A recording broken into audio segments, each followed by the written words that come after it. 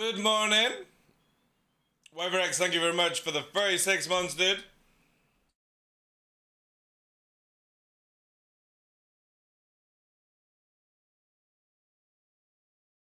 I'll be with you in a second, guys. Just having breakfast, dinner, lunch, whatever the fuck it is.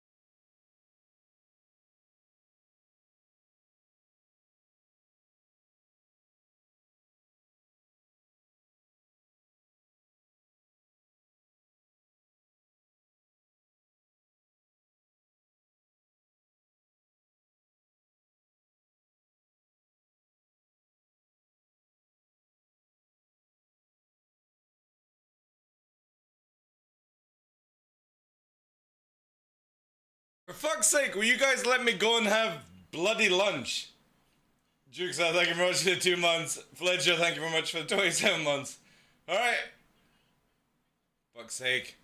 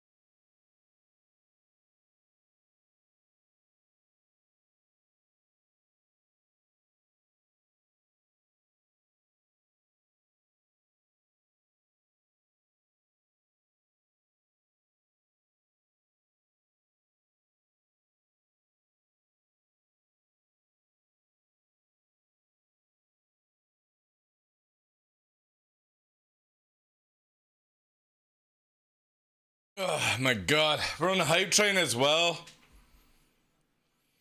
Ah! Oddworld, Zaman, Mr. Tuvo, Miss Cell, welcome in, guys. WiverX, thank you very much for the 36 months again. Edison Trent, welcome. Oh, sends to you. Jukes out, thank you very much for the 2 months. Let's share some egos and hunt some feeling, baby. Fletcher, thank you very much for the 27 months. Appreciate you guys. Joe, welcome in. This music, I know.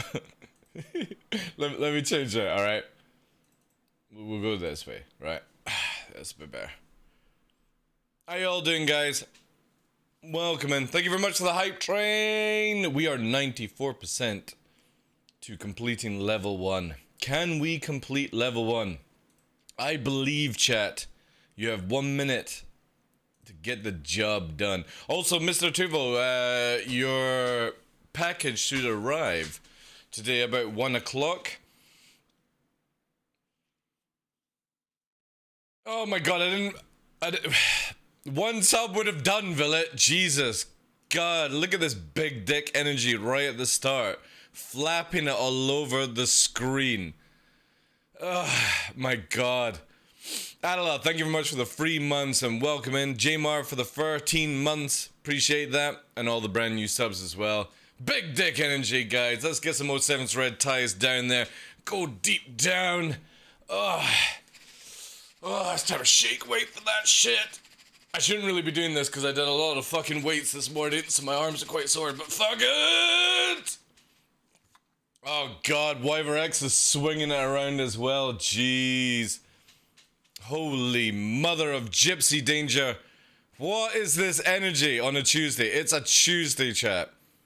Mr. Rabbit, everyone, Jay Walker, thank you very much for the 3 months. WiverX dropping 5 gifted subs as well, guys. Big dick energy, level 3 completed. I don't have the energy for this. Oh, for fuck's... What? What the absolute deuce is wrong with you guys? Oh, you've already got it. Nice, nice. Do you like my special signature, Mr. Tuvo? It's quite clever, isn't it? Blasty McNasty also dropping 5 gifted subs, smashing level 4. Can we complete a level 5 before 2 minutes is out? Must be the music. I know. Fucking hype train already. Like, seriously, what the fuck is going on? Alright, boys, that was a great stream. I'm 8 minutes in. I made enough money to go and get some lunch. Take care, guys.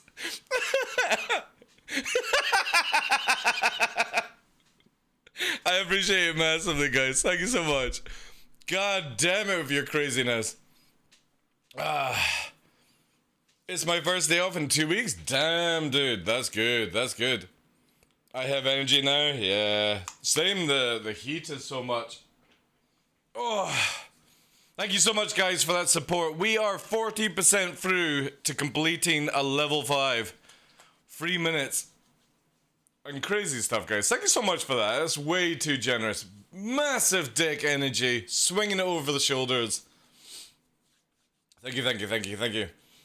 Oh. Whew. Oh.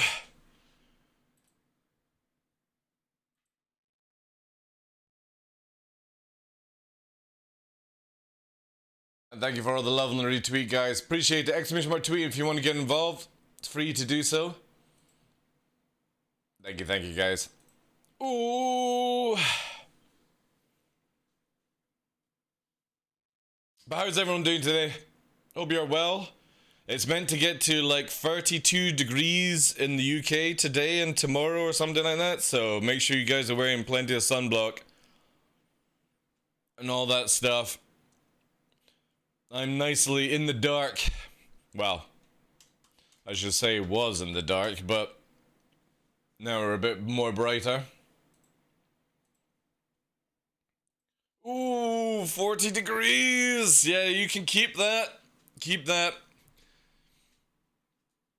Thank you again, guys, for the level 5 hype train. That's crazy, man. Crazy, crazy stuff. Way too much energy.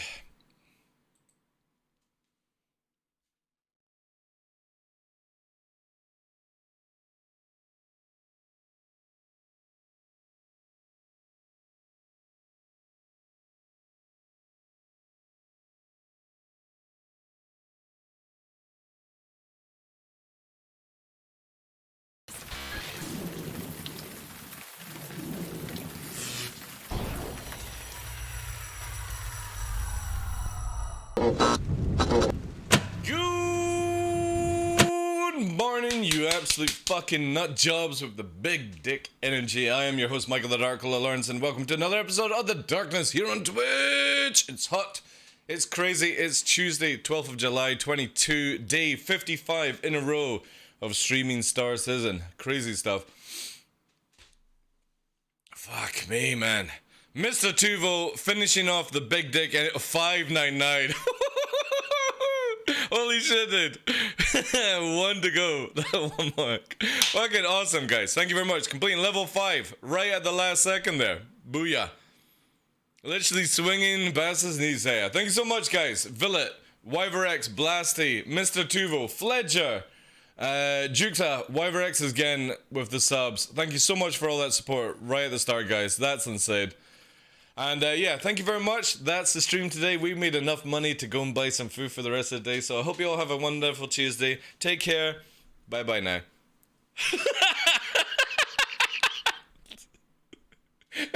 If only it was that simple, you know what I mean? If only, chat. It was that simple. Thank you so much, guys. That's insane. Like, level 5 hype train, literally before we even start. Crazy stuff. Oh, crap. I forgot a cloth for my eyes so I don't get the hay fever stuff. Back in 2 minutes, guys.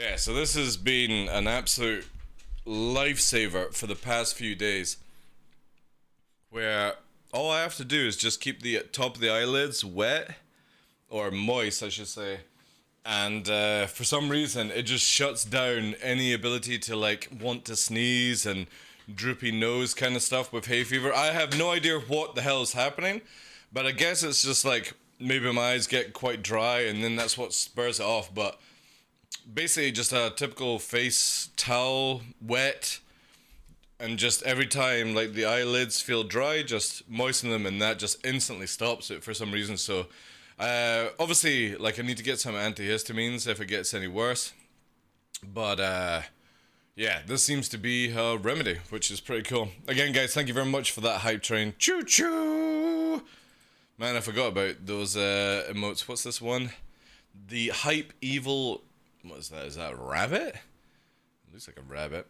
Thank you, guys. Appreciate that love. That's mental. Hope everyone's doing well. Welcome in, Villet, Blasting Nasty, Oddworld, Mr. Tuval, YverX, everyone, Zayman, Jukesa. Hope you're all well, guys. Appreciate all the love. But yeah, Mr. Tuval should have got his red tie that was sent in the post. He didn't want any of the other stuff, which is fine. That means that it literally will be put away for another time, I suppose.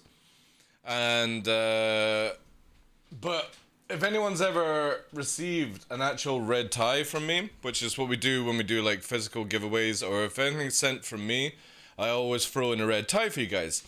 Mr. Tuvo got his one today, and I do have quite a special little signature that I do, because obviously I could just sign it with my own name or something like that, but I actually put down a clever way of doing TDL, and yeah, I think I've only, like, you guys have only ever received like 3 ties, so they are quite unique. Like, there's not many in circulation. I think there is about, what, 3 or 4. We definitely need to try and get a few more out, but I was looking into like a merch site for another company, and they seem to have a website that's really good quality and stuff, so I'm gonna do a bit of like checking out on it, but we might be able to get something really fucking cool done. But I'm not gonna tell you what it is, because I need to sort of see what number we would have to try and sell or something like that to make it work. Sometimes these things with merch can always be very funny, where you have to like pre-buy like 500 sales or something like that, and for me that would be impossible. So I need to like find a company that'll do like 10. 10. That will do. Anyway, back to Star Citizen. We're on day 55 in a row. Hopefully we will get P2 maybe this weekend. It's kind of looking like for next weekend, so roughly about maybe the 21st, 22nd of the month. Did some guide stuff last night. Need to do combat guide on TheDarkLaw, but I was doing stuff with my alt to get the skin for that one, because obviously my alt is the low flying one. So yeah, it's a good quality tie too. Mine's already packed for me to go to USA. Nice, dude. Nice. Yeah, and the ties that I send out are clip-on ties, and the reason for that is when I worked on the doors in Edinburgh when I was a lot younger, when I wore a red tie, literally this lady, drunk, very nice, just walked up to me and just went, And that was the end of me ever using made ties. It's always now clip-on whenever I do that stuff. Never will I put anything around my neck to be choked like that just for the sake of fun. Hi, Lulu. How you doing today? So Luna was a silly lady 2 nights ago. We went for a walk on the hills and she decided to chase a full-grown deer down the hill. And then she got lost. Isn't that right? Come here. She got lost for a split second. I saw where she was, but because of her old age, she isn't that right, little scruffy? She just was so tired that she couldn't see where I was with Nova. So we had to keep calling her, and then she turned up, and she was, "Hi, Nova. We were talking about you. What do I owe this pleasure of floofs? Yes. It's ready to chill time. You've had your chews. Nice." So yeah, that was quite amusing. Luna showing off her age, chasing after a full-size deer for whatever reason. She never, like Nova stays on the lead. Luna's off the lead. Because Nova will literally chase it to hell and back. Can you please stop sitting in front of the light? I don't know why you have this obsession of sitting in front of the light. Off ski. That's it.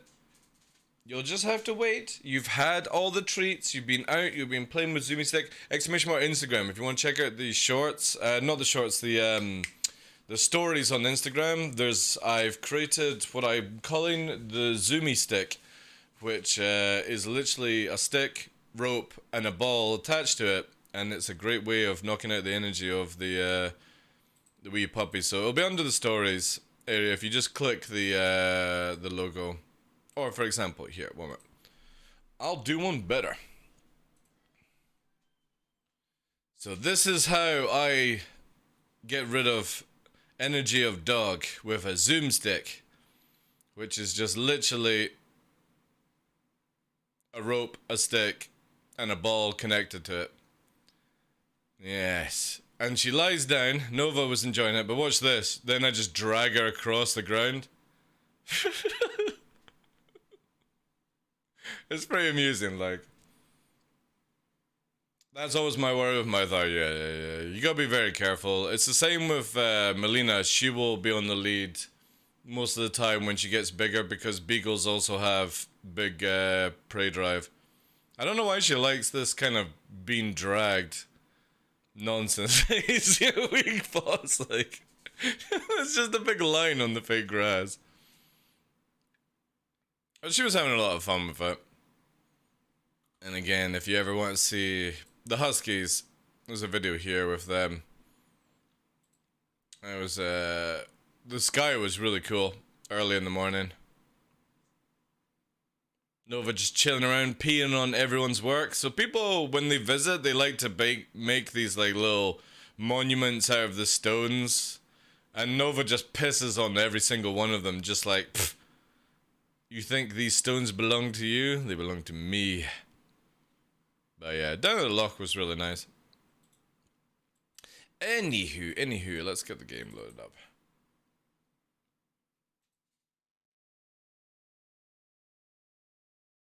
Yeah, again, there will be times, like, always, like, if you're ever letting a husky off the lead, just remember that, do it in places that you're well known and stuff like that. Always keep a husky on the lead because, no joke, the problem you have is, especially if you've got like farms and stuff in the area, is they will see the deer or the rabbit, they will chase after it, and then they spot the sheep in a field or something like that. And again, the last thing you want to hear is a fucking clack of a gun just because you want to have the dog off the lead. You know what I mean? It's just not worth it at times. And that's with any dog, not just a husky, but any dog. Just take them to a place where it's like locked in, secured, if you have to let them off the lead, or just get a bike out and start doing it that way. But yeah, there's so many times I've heard stories of people losing their dogs because they get shot by farmers. And the farmer has full right to do it, you know. I just don't ever think it's worth it. That's why whenever, like Luna, she's at the age now where she's off the lead a little bit. But when she sees a sheep, she's just like, fucking no, can't be bothered. But obviously 2 nights ago, she was like, this full-size deer looks like something to chase. And she only chased it for 5 minutes. And then it was just literally, she couldn't find her way back because we were elevated and she was like down on a hill basically. And she was just too tired to come back up.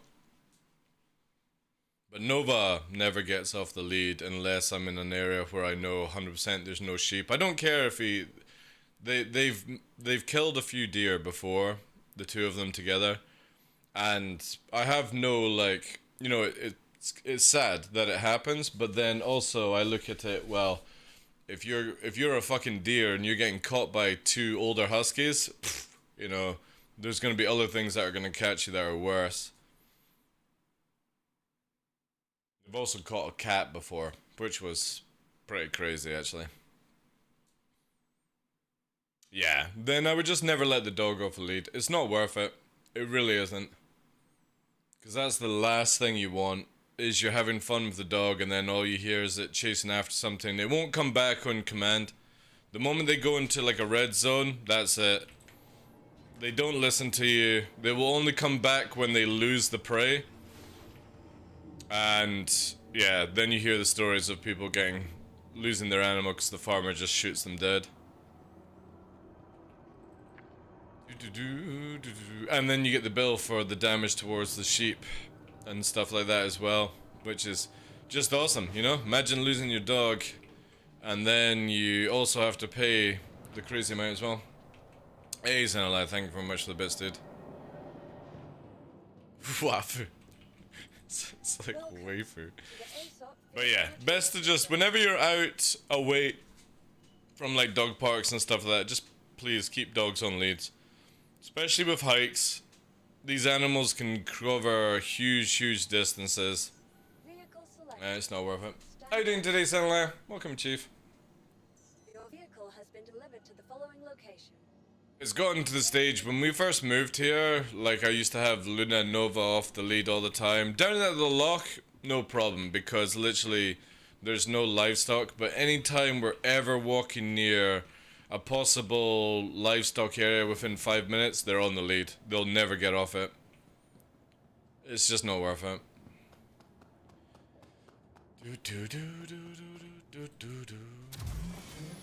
But today, actually, some cool stuff arrived in the post. Oof. I was talking about this a few weeks ago. Oof. Oh. Oh shit.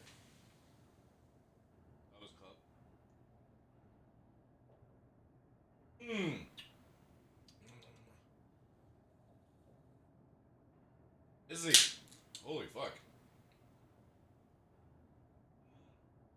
Well, it would have been a bit settled by now, but obviously not. Oh, that's good. It's been a while since I've had the sneak cans brought in. Like when I tried to do a purchase last week for the peach stuff, I tried to get the cans. Ice cold purple storm. And the great thing about them is how neat you can put them away. Oh, a Verpal? Well, that's another thing we will be talking about, but not anytime soon. Not in... How the hell did we go from an instrumental trance playlist to whatever the hell is playing right now?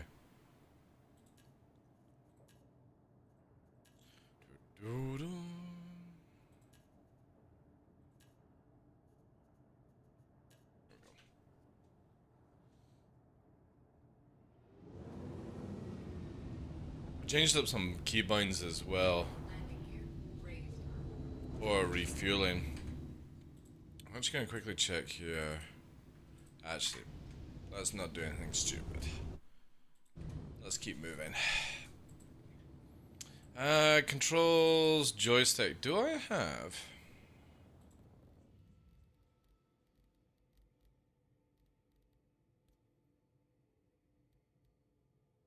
That's fine. Docking it doesn't have, right? No auto land. What's cycle configuration again? Oh yeah, I know that one. Yeah, never mind. Okay, cool. No need to do anything then.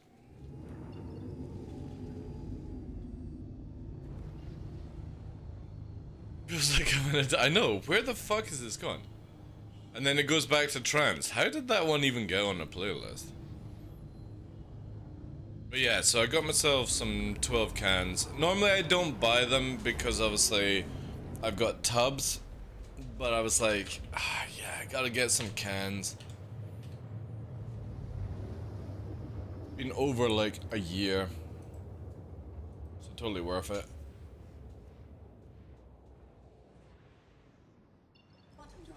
Also, I noticed like so many people following the channel the past like couple of days, so I massively appreciate that as well, guys.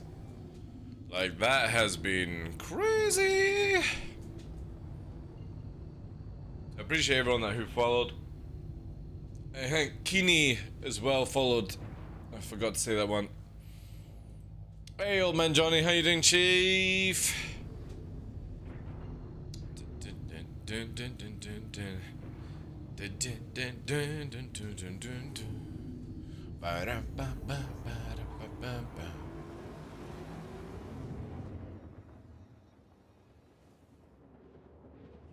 Alright. Be okay. Network was a wee bit dodgy today. Thank you very much, guys, for the love on the retweet. Exclamation mark tweet. Appreciate the likes, retweets, all that stuff. Dropping comments massively helps with the algorithm. Thank you, thank you, thank you. You're good? Nice! That's what I like to hear, boys. Right, we've only got a few minutes left of this, so let's get to the prize of being here. That's it. Roll her out, roll her out. I put a link in our video in community chat on Discord, guys. If you guys know Snake Eater or Jesse, Jesse's really finished his ATC or whatever they call it in America for his pilot's license, and the video in community chat is he's gone and bought himself a fucking his own plane, and he put a video out earlier on with it. It's fucking dope, man. So jealous, but to do something like that in America, sorry, in the UK, it's just so costly. And where I live, there's no ATC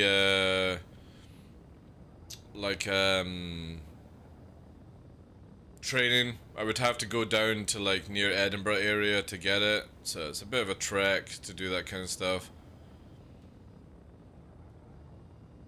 That's definitely something on the cards. If I ever get to the stage where I've got a little bit of excess money, I know what I'm doing now, and it's definitely going to be getting my pilot's license. But unfortunately, it's very, very expensive. It's like £1,200 for 5 lessons. You need roughly about 25 lessons, and then the tests and stuff on it. So it could easily be like a 20 grand, 25 grand kind of thing. So unfortunately, it's going to be a slow process, but I would like to have my license by the time I'm 45. So I got 5 years. 5 years to get my license, and then hopefully we win the lottery and I can get my own plane as well. That'd be sick. And then I could fly. I could go and see people in Germany. I could fly to see Senalaya. Be like, hello. I've got my own plane. It would be so dope. Obviously, maybe actually no. Well, no, I could, but I would have to fly to like London, I suppose, first. No, actually, wait. No, I could. I'm pretty sure it says no, but no. Okay, no, I would have to maybe refuel at like Newcastle, and then I could cross. Yeah. No. There's no way I would be able to afford a Honda Jet. I'm talking more like wee Cessna, you know? I mean, depending on lottery, you know?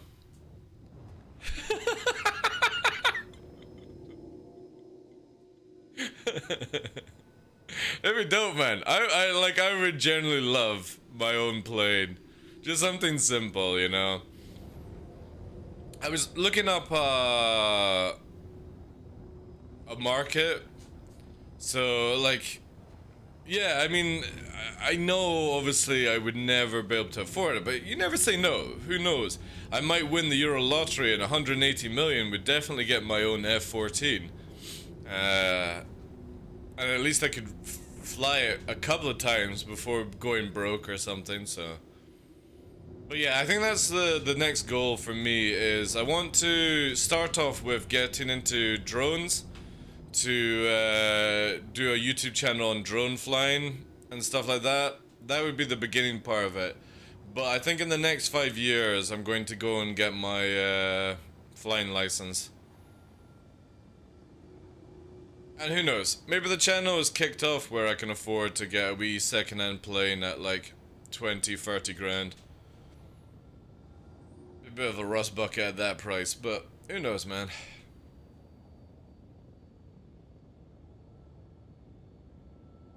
That's the goal, though. I need to get airborne. Solo.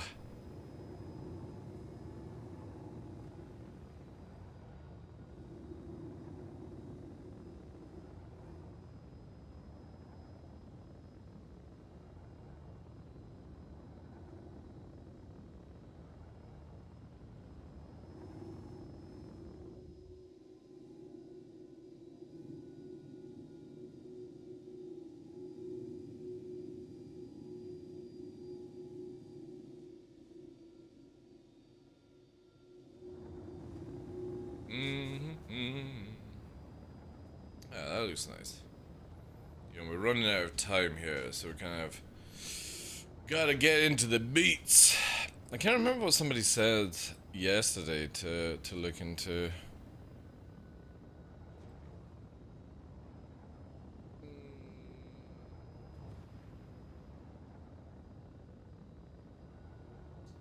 What should we do?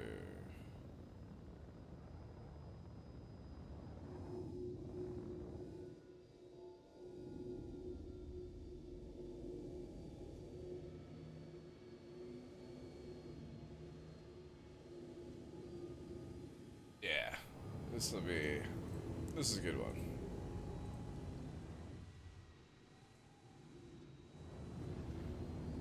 Is this planet being glassed or something?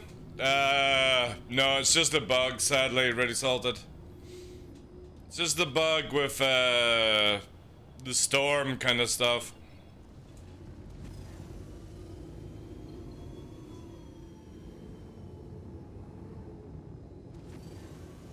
I don't get it too often, it's only on one particular storm.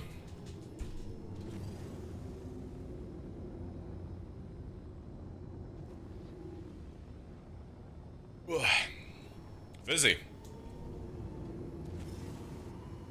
Oh shit.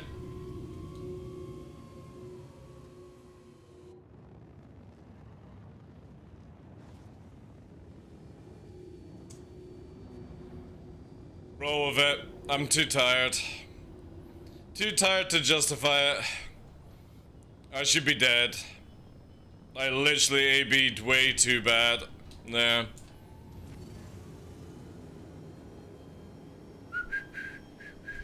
I should have just let her glide.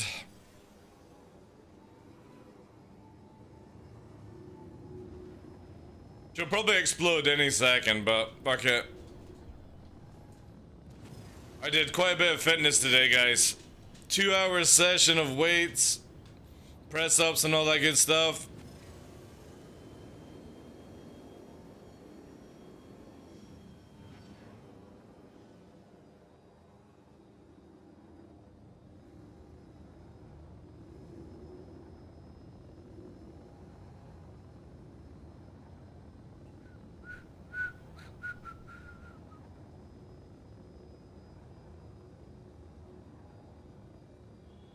An ounce of pain.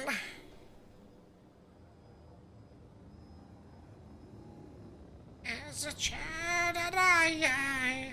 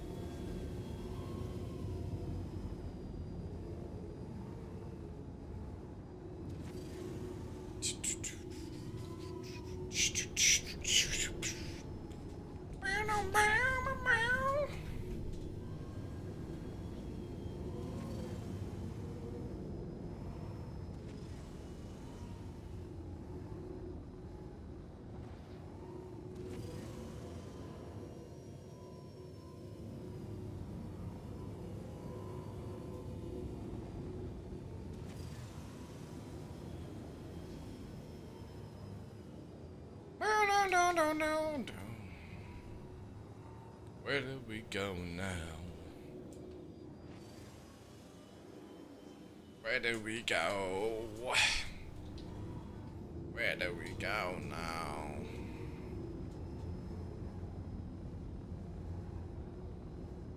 Where do we go now? Ay, ay, ay, ay, ay, ay, ay, where do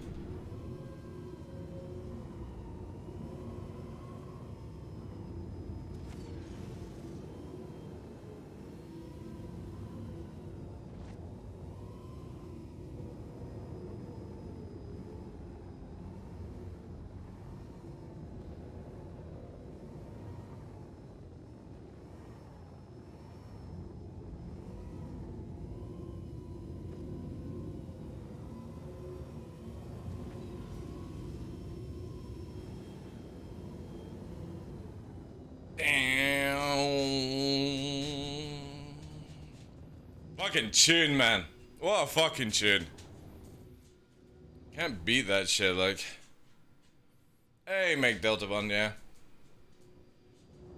Oh, damn epic tune. I know, it's so good, eh? Do, do, do, do, do. Apparently there's a Thor version. But, you know, whatever.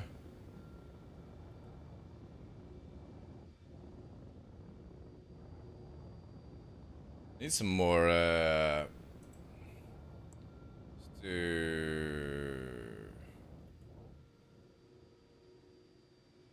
say.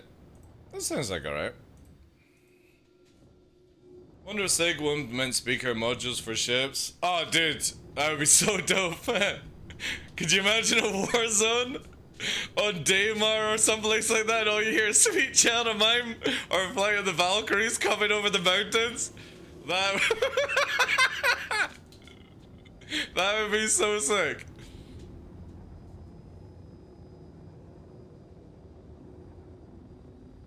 But then I think it would get too trolly as well. So maybe they don't want it to be that distance.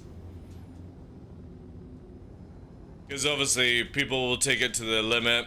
It means also like streamers would have to mute their VODs and stuff like that, you know.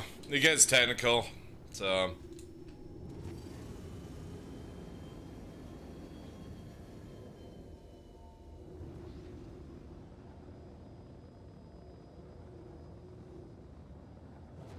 Oh, you like that? Yeah, high speed flying, I know there's multiple ways to do low flying, and I get it. A lot of people like other ways and stuff like that, but for me, there is something about fucking blasting at like what you would do in a normal jet kind of height and then the crazy shit down below.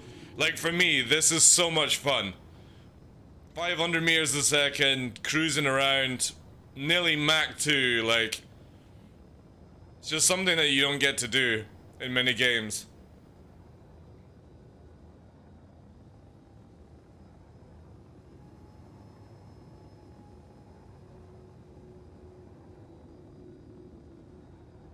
And when we get control surfaces, I can't wait to see what we can actually achieve.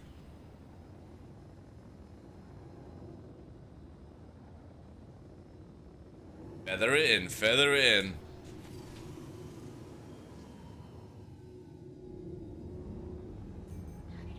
Hydrogen fuel at 75%. Please contact your nearest ATC dealer.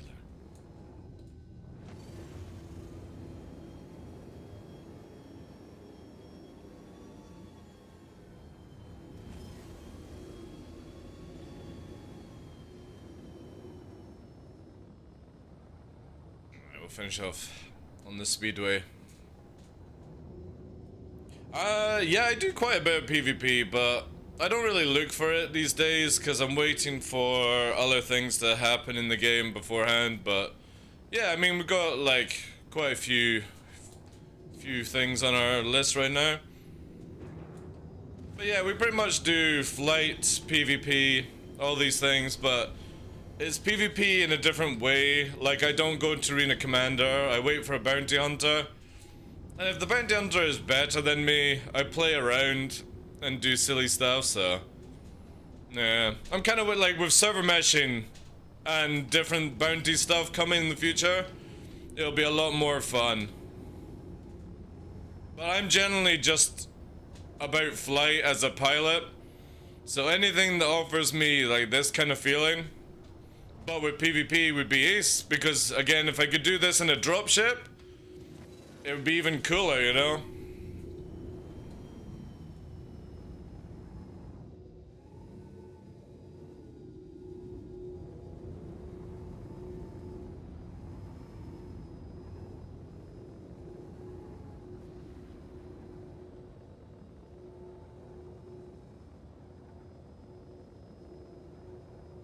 I'm waiting for CIG to bring in more stuff. I'll get sweaty into PvP when they sort their where they want the game to go.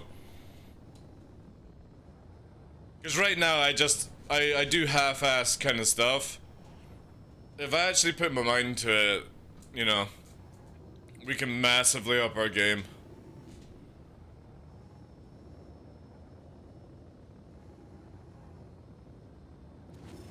Alright. Engage.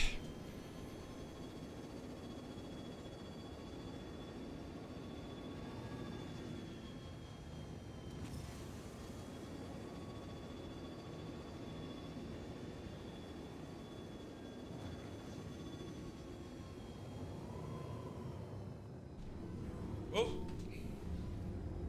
Oh. That was a little dodge. A little dodge on that one. It was actually because my right stick came loose. Ugh. Actually, it needs to be a bit like that. Give me 2 seconds, chat.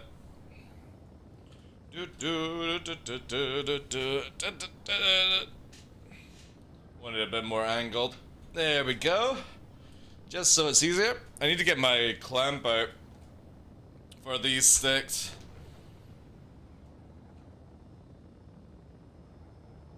Basically what I do is get a big like thingy-bob to lock it in place, and I haven't bothered recently to do it. Sadly.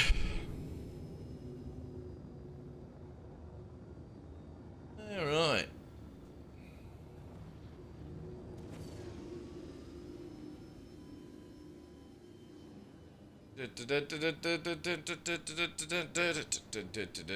How big is your org? It's like 10 people. I don't openly recruit. I more headhunt, but obviously you can apply at !QQOP or there.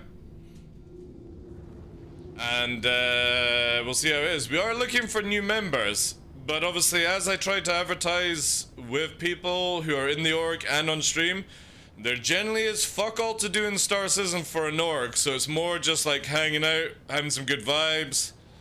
You know, do a bit of practice here and there, jump town here and there. Most people are doing RL stuff right now. Like Mr. Tuvo is just about to move to America. You know, Greg is playing some Tarkov. And I just basically like cruise around and stuff like that, so. But always on the lookout for more people. Just depends. I'm new to the game. I am new to the game to apply for your org. We don't actually have, like, the only stipulation I would say is, like, if you're a month old or something like that, McDelta 1, then there's a lot to learn, but, again, like, the way we do it is basically, it's kind of like on PvP. Now, there are some occasions where we let people into the org for other reasons. Like, if you want to be a gunner, for example, or FPS, then I can't exactly go no to that sort of thing. But anyone that is wanting to be like a flyboy or a pilot, the way we do it is we'll basically take you in, dogfight you a bit, see where your limit is just now, and how much of PvP you actually understand. You don't have to be a fucking hotshot. We just need to see that you understand how to PvP. And nobody in the org is going to teach you that, or like up it until we can actually see that. So that's probably like our limit that we go on just now. Again, I'm not looking for hotshot pros and EPing fucking wannabes, you know what I mean? I'm looking for people that work well together in the same sort of time zone. Understand that RL is most important, all that jazz. Because again, the flight model, the weapons, everything changes over time. That it's easy for us to adapt when it does come. It's about bonding. If you don't have people that can take criticism, jokes, you know, stuff like that, you know, we take the piss out of each other a lot. If you can't handle being in a group like that, then I would say don't apply. But we are looking for more members. I would love to try and get like another 5 in by the end of this year for server meshing. But obviously, like I said, there's not much to do in the game, so it's pretty much just flying and the odd sparring time. If they actually allowed us to do more Arena Commander stuff, like private matches, it would be such a good, useful thing for orgs.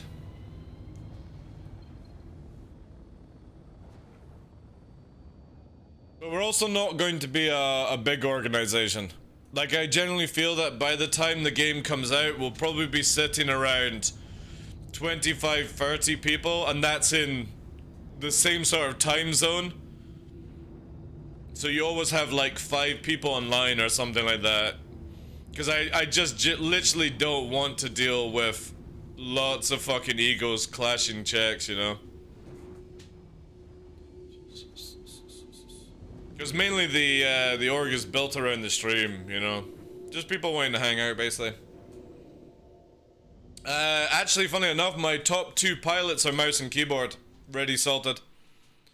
My top 2 pilots, if you ever see Fresh flying with me, he kicks the fuck out of people in Arena Commander, or not in Arena Commander, but people that go to Arena Commander. He just does PU stuff, he doesn't sweat it out, and he's on mouse and keyboard and pedals, and he just dominates the shit out of people. It's fucking crazy how good he is.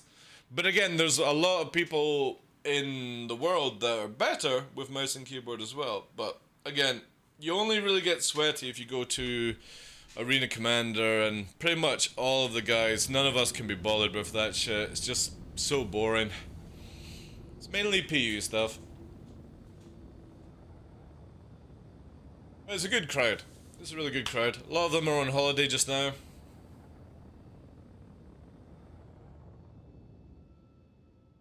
Funnily enough, actually, the best way to get into PvP is mouse and keyboard. Ready salted. Back in a sec, guys. Just quick bio break.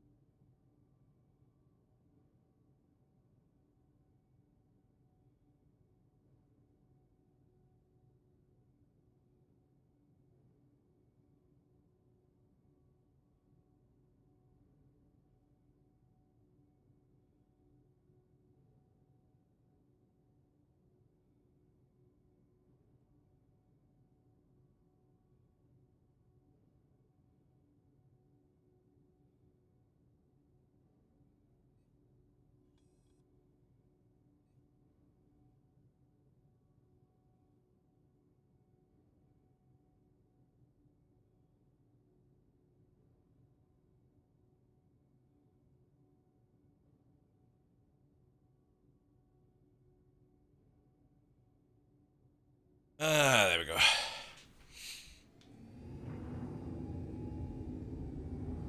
Oh yeah, it's why, like, again, when I say to people, QQOP does not recruit people for being good in the current flight model or anything like that. It's just general knowledge. Because the flight model is going to constantly change until CIG dial it in. And it's why right now, we actually recruit people who are more into like FPS and gunner sort of positions, because we've got plenty of flyboys, but obviously we would like to have more things on the field at times, and I'm somebody who can either fly light, but I would actually prefer to be flying heavier ships. So we've got Greg who likes gunning, but it's a great way to learn, like, people adapt to our gameplay when they're a gunner, because they hear comms and all they have to do is just sit in a turret and be happy with that for the start. Move this quickly. Hey vegan, how you doing, Chief?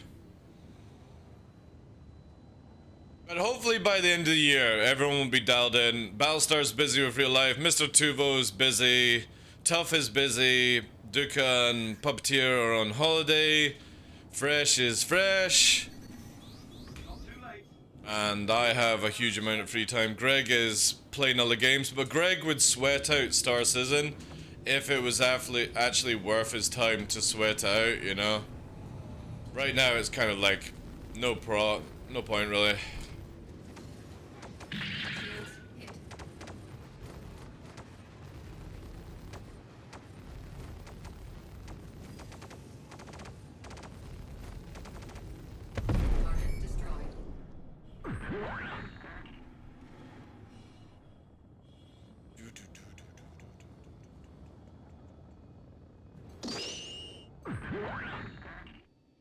But we will be taking on more people. But obviously, the biggest thing that we have in QQP, we've always had a lot of people wanting to join QQP, but we are exclusive, which means that if you're in another organization, or if you've got friends in another organization you're going to play with them. We have no interest in you. It's literally one team, one game, because a lot of the time people split into other organizations. And for what reason, I have no fucking idea, because generally it's always the same people playing together anyway, so why not just make one org? But everyone wants to be a fucking leader of an org, you know what I mean?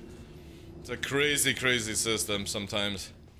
So that's one of our biggest stipulations is, you want to be in QQOP, you are in QQOP. You get caught in another org, you're out, you know?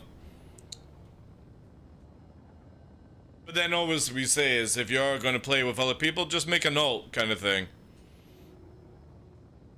But it will get to the stage where splitting around in multiple organizations is not healthy for any player. Like it is in other games, you know. And I've seen people in like 10 organizations. It's like, what the fuck, man? Where is your loyalty at that stage? Oh, I don't like the war that's going on with this org, I'm gonna go and swap to my other org and have a casual life, you know? I have a feeling that's gonna bite people in the ass as well when it happens. I don't think you're gonna be able to escape those kind of things. Either that, it's just gonna be really, really cheesable, you know?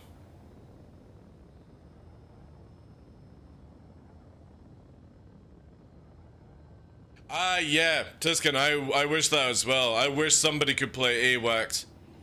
It would be so dope, man. I'm hoping we get that in the future, but until the radar changes come in and all that jazz, I doubt it, you know? Because the radar is meant to be getting revamped completely, and... Yeah.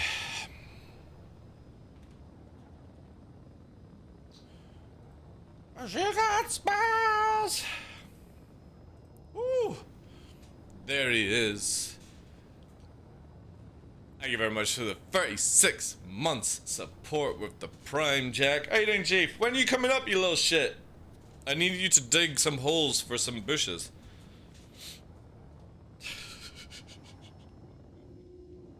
Thank you very much for that, Chief. How you doing?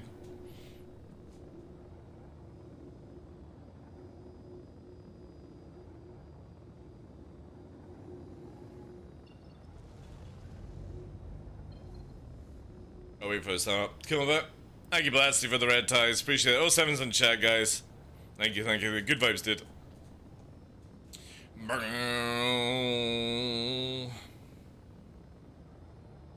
Burn type paradise.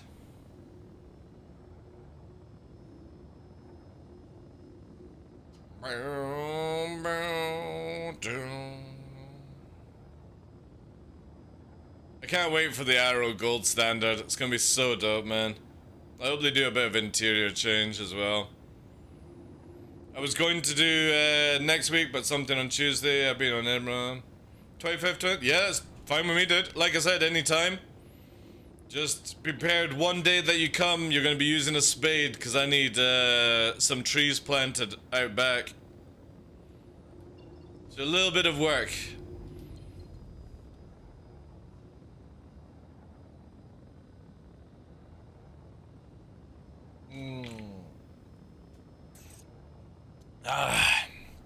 Woo!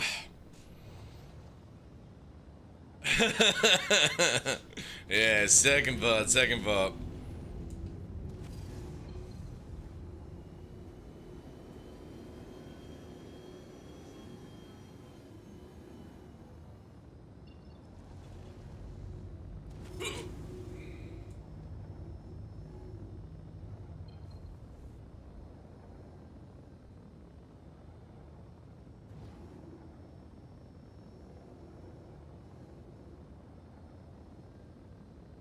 Girls are pretty.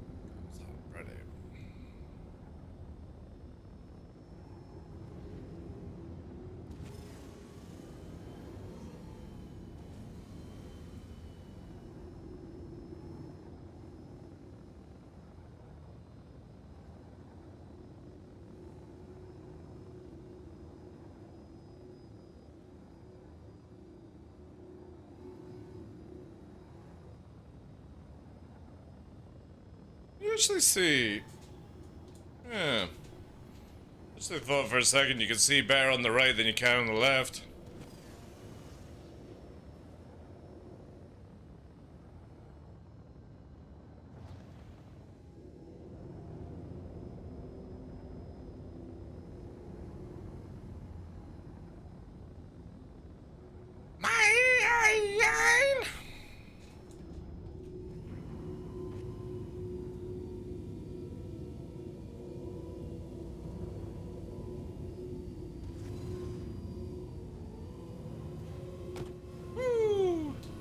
Bit of a blind one, that.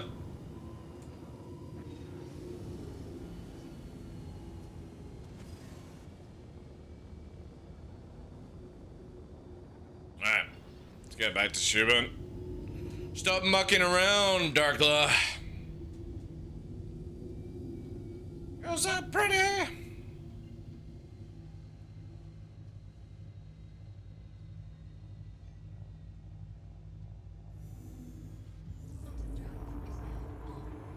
Up in the Highlands right now, ready salted.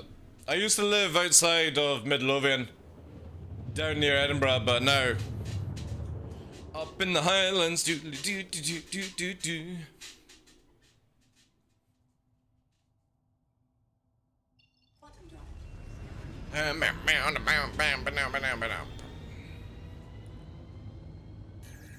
Uh-oh. That's not good. That was not a good sound, chat. That was somebody targeting me. How far are we at? Okay. Let's start pre-flaring.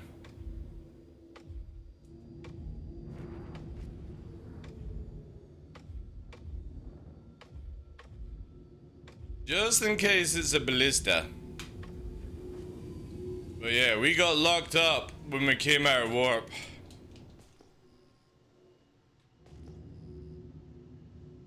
There we go. Let's quickly repair. An Avenger Titan. Donde estable la biblioteca?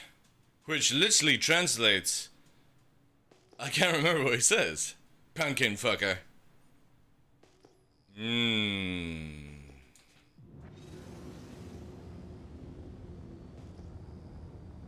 Fox free?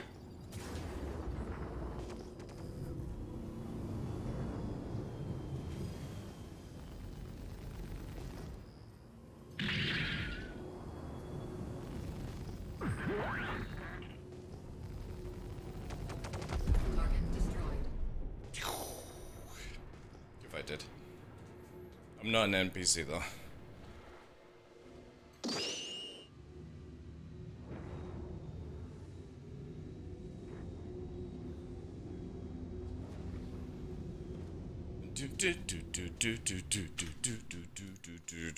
No, it's just free flight. Sadly, ready sod. Because of CIG, it's mainly CIG's fault, where they don't actually say you're doing a PvP mission, and most of the time people are like, alright, cool, I'll take on this one target for 40k, you know? And they don't realize it's a player. And I personally feel that CIG should be the ones that label it as PvP so people know. Because I don't think it's fair that somebody... Like, obviously, if you're chasing PvP, then awesome, you know what I mean? But when you're not chasing PvP and you don't realize it as a new player, it's not fair, in my opinion.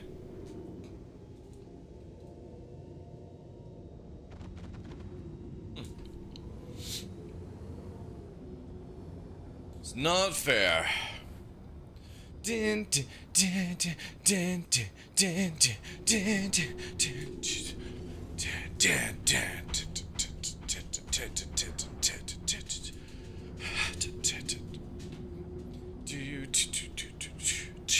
Montage.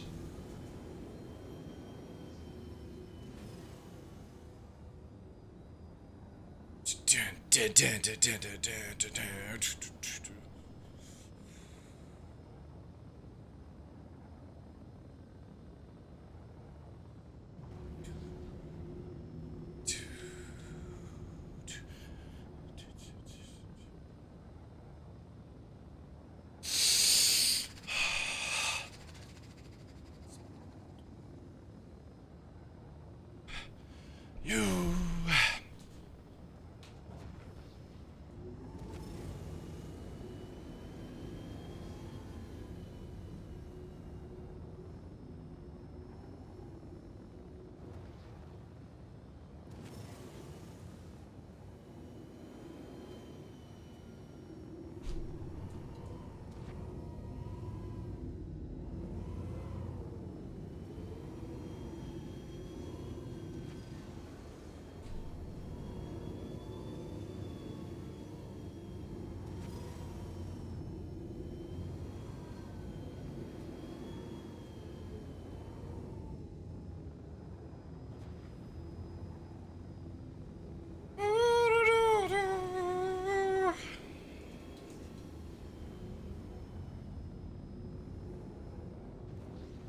More porn signs?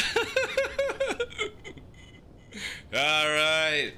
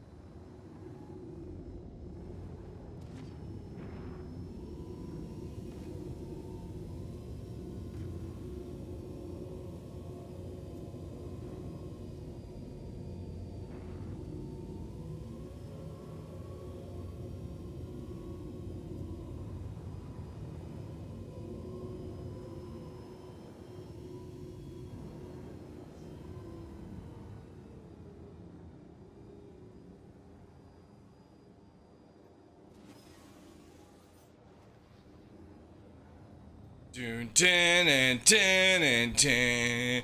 Dun, dun, and dun, and dun, dun, and dun, and dun, and dun.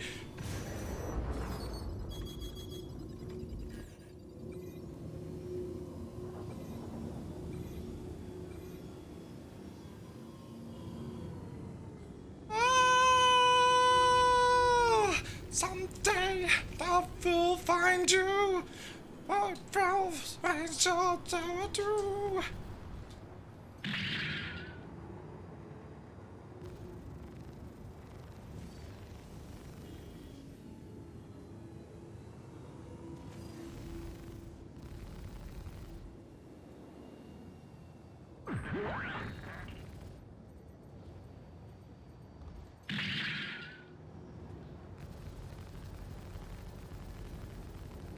Target destroyed. If I did.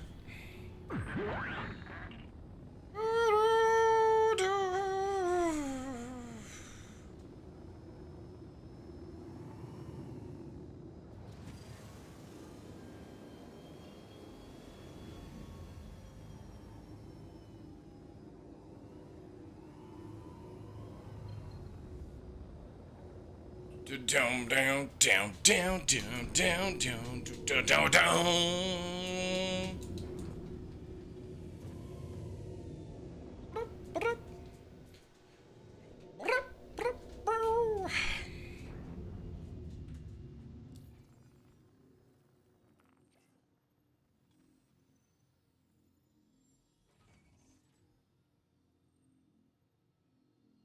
Solo Curry? I actually like that one. Yeah, unfortunately it is, yeah.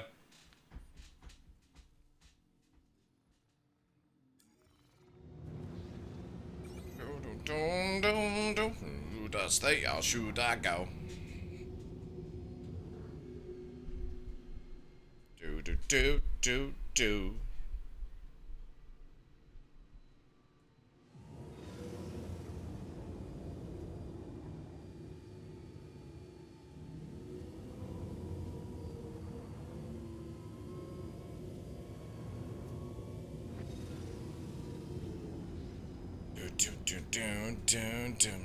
Let's stay or should I go now?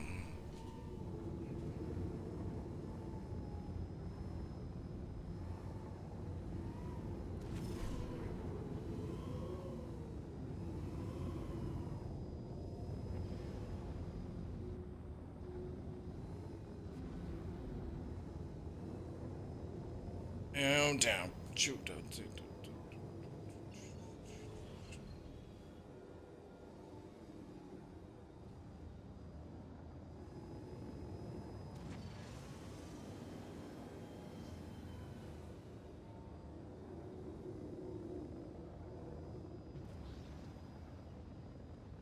Shoot.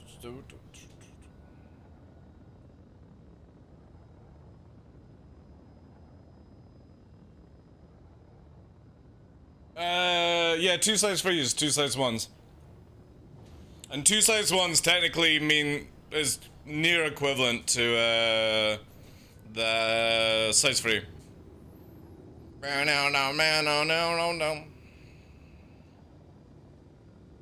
It's gonna be a lot easier to kill in 3.17.2 because right now there's a bit of a hit detection bug, which does slow down killing at times, which kind of sucks. No, don't be double. So hopefully that will get fixed.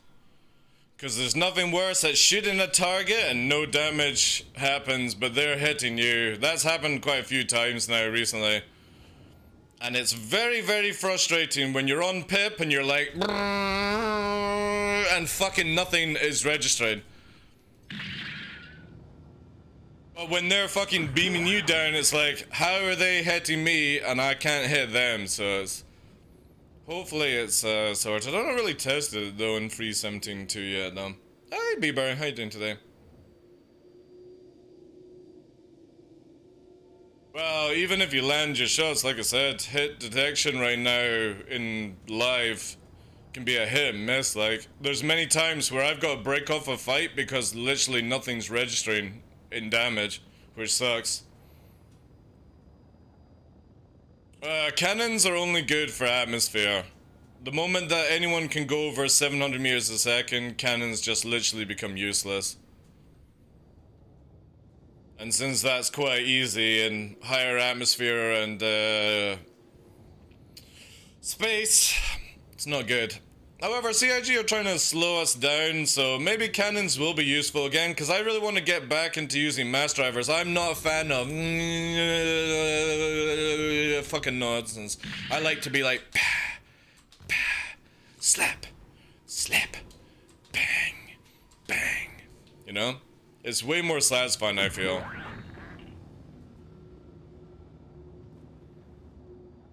But cannons are in such a shitty place, you know? And even the new blade cannons are not that impressive, to be honest. Cannon repeater. Just give us cannons.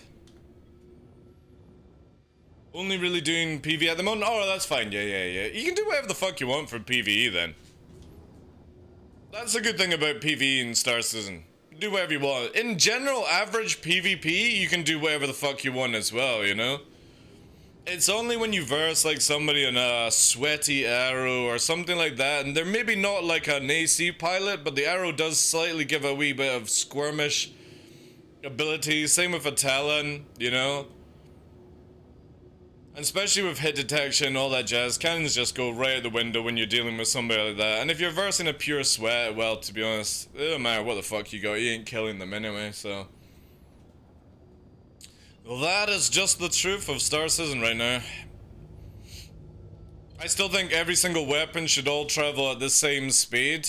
So repeaters, cannons, shotguns should all travel at 2,000 meters a second, even with the slowing down.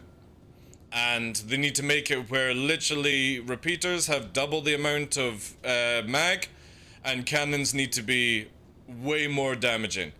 So as I'm slapping you with a one shot, you can just literally beam me down continuously. And I have to avoid that, and you have to avoid my one shot. Well, not one shot, but you know what I mean? Like, my fucking situation, you know? Oh, that fucking rock was going into atmosphere.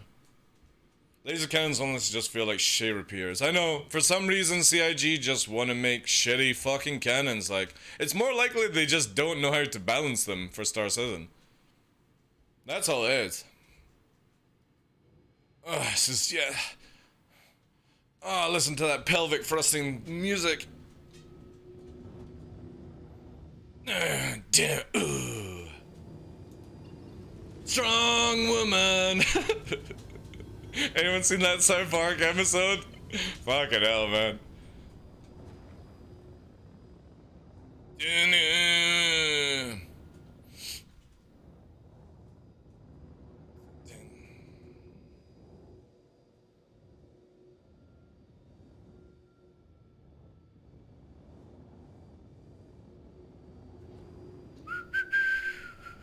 So it's down. Woo, barrel roll.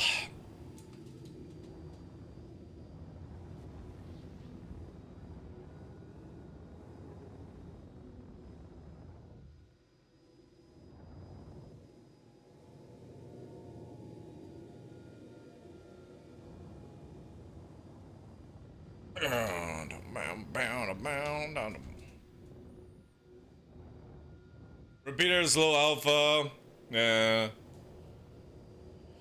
Again, I really don't know how CIG are gonna sort it out. It's kind of annoying, but whatever, you know. To be honest, Donkey Bong, I would be totally down for that shit as well, dude. I would be down for that shit as well, but again, we used to have that with C-78s, and it was, CIG just had it so broken where you could literally one-shot a power plant and a shield gen. So, obviously I'm down for that, but it needs to take way more shots, or else it just becomes OP and boring. It's down.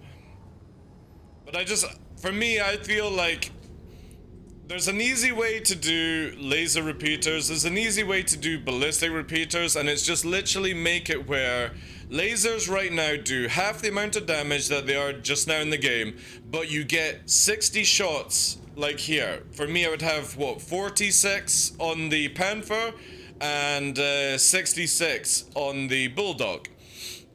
And this allows somebody that's not really, you know, into PvP, maybe even just lower it by 25%, but somebody that's not good at PvP be able to do this, but it needs to be a lot weaker. And then somebody that literally has a little bit more aim time has a very low rate of fire. So with cannons, all they do is they give you 5 shots. And then make the regen slow, but make it where the damage is high. So I go bang, bang, bang, bang, and I'm like reloaded, you know? This allows people to do the beaming effect, but it also allows you to bring some heavy hitting as well to punish people that are not moving correctly, you know? And this also goes towards NPC shooting as well. And that's where I would love cannons, repeaters to go with. I want it where repeaters are it's like a suppression weapon. It just constantly riddles people, but it's not just, oh, you're dead in a few seconds. It's so boring. Especially if you look at, like, how fighters work in real life, you know what I mean? It's basically, they put you on the crosshair and within a split second you're dead, you know, or your wings ripped off. Now, that won't work for an MMO. And that's why you have that stuff in DCS and not in Star Citizen, because, again, this is an MMO. So you have to have people with HP and stuff like that. It's the same when you're riddling the NPC boss. You're having to put a full fucking couple of mags into it because it's an MMO. It's a boss, you know. So I understand that CIG don't want it where somebody like me who spends a lot of time in flight, the moment I get on your crosshair, you're dead. That would be shit for this game. So I'm completely agreeing with that doesn't need to be part of Star Citizen.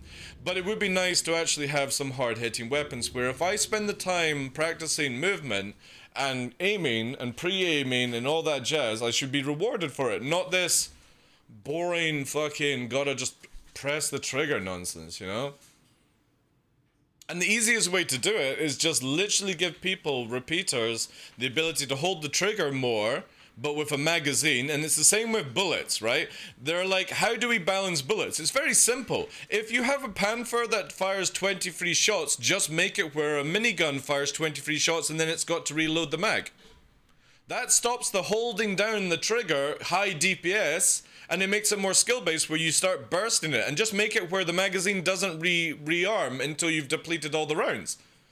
It's so simple to do ballistics, and then you can give people 500 rounds, 1,000 rounds. Because again, they can't just go, hold the trigger, nonsense. They have to go, oh shit, I've only got 6 rounds, I'm gonna wait 6 rounds here to reload my magazine. Or maybe you have to be out of combat for a period of time to let it auto-load or something like that.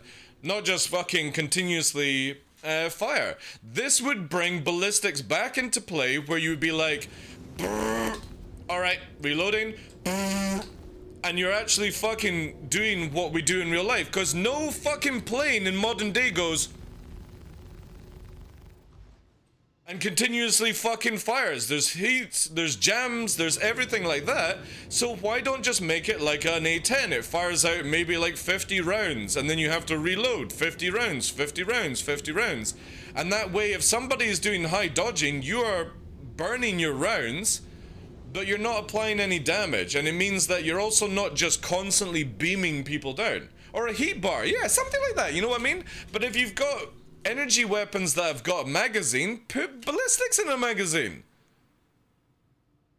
And it would be dope as fuck, man. And then CIG can do something cool, which would be literally make it where ballistics do fuck all damage to shields, but they do high damage to armor or HP, hull, and make it where lasers do high damage to shields, but do fuck all damage to hull. Or they do damage, but you know what I mean? Not just where it's just continuously this flat angle of damage. Make it where you have to use lasers. So I'd be going into a fight and I'd be going like this, right? I want to burn somebody's shields really fast down. So I would be using my Panthers and then going to ballistics. Brr, brr, Stuff like that. And actually having it where you have to have mixed loadouts, not just one loadout. Or some, if you're flying in a wing, you have one person with all lasers, one person with all ballistics, and do it that way where you go, right, the shields are down, fire. And that's it. But everything in Star Citizen is just so fucking unathletic. And it just doesn't work, you know? And it's boring. It's such boring gameplay.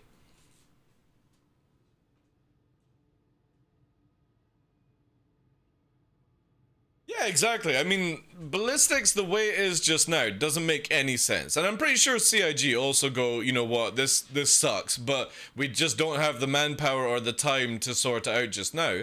And I would imagine down the line we actually see it, where ballistics might be tied into the triangle, where, for example, you also have to, if you want to reload your magazine, you have to do power like this. And this actually would be a cool mechanic where, say for example, the power triangle for here is only designed to reload. That's it. And that means that you concentrate on shields and movement, right? And you're like, oh shit, I need to reload. I have to go here for a split second.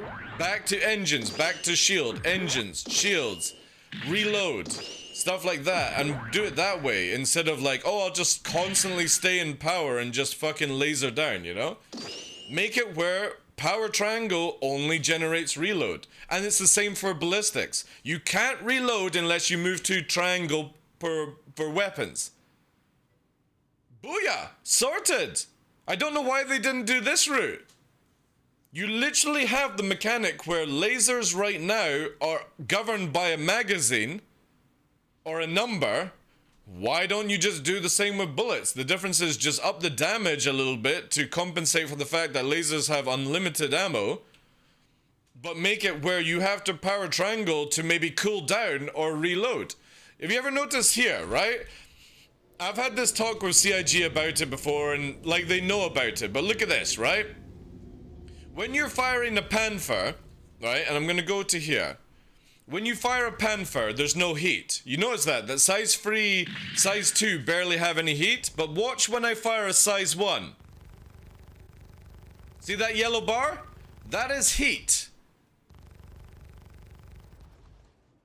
And it barely fucking works, right? You can see how it's fucking up some of the rounds.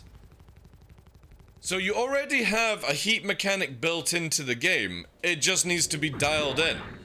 And just make it where literally everything has a heat mechanic. If you hold the trigger down on lasers, it stoppages it, and you then have to switch to power here to reload and cool down the weapons. Not give you more shots or up your damage or anything. This is how, here, you reload and cool your weapons down.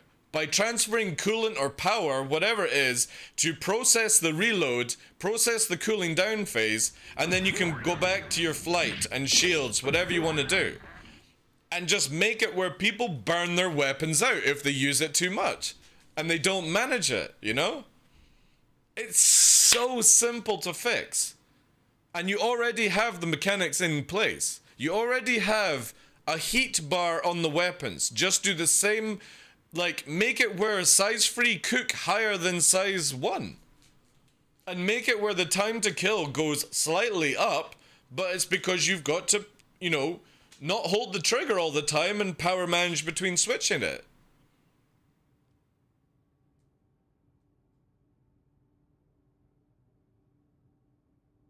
Well, Edison Dread, that's for future, yeah, I get that. But you know what I mean? Like, it's not difficult for CIG to basically allow people to have loads of ballistic rounds and just govern it about reloading the mag or overheating the module.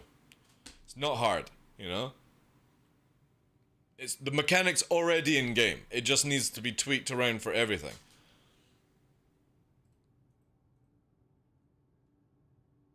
Yeah, make it where your coolers have a better effect. Like, make it where it doesn't cause stoppages or something like that. Again, I'm just spitballing. I'm no coder. I don't know how long it would take. But you take the mechanics that are already in the game and you give CIG 6 months to do something. There you go. Right on the table. That's how you bring out ballistics and lasers working, cannons, all that jazz. Make everything travel at the same speed and just make it where for cannons you get 5 shots and then you got a massive reload time. Ballistics, you've got plenty of ammo, but you're governed by a magazine and overheating. Repeaters, lasers, you're governed by a magazine and overheating.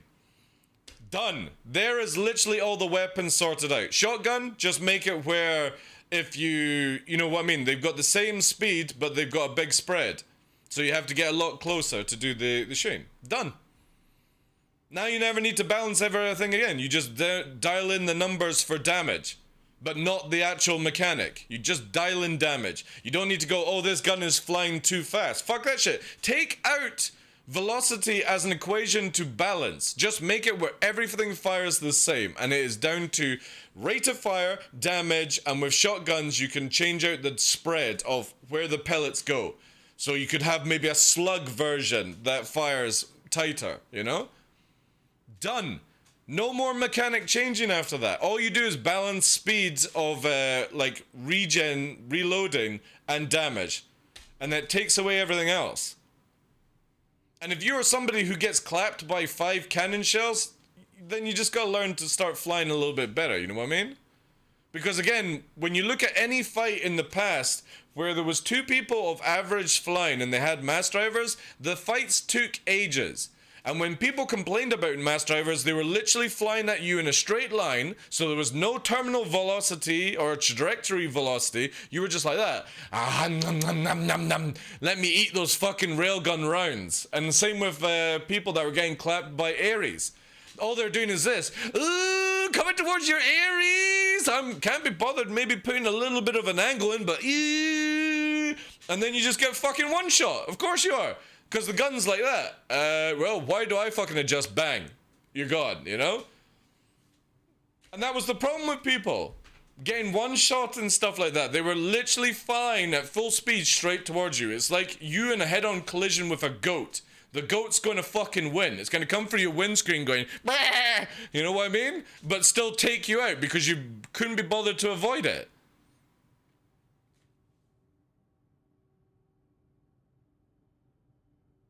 And it's such bad balancing. It's such bad balancing because, again, when you look at the majority of players, all they had to do was be like, oh, why am I getting one shot? Why am I getting hit by cannons? Oh, wait, I'm flying in a straight line. Maybe if I strafe to the left or right, I might dodge some rounds. Woo! Shit, I wish I had known that a couple of months ago, you know?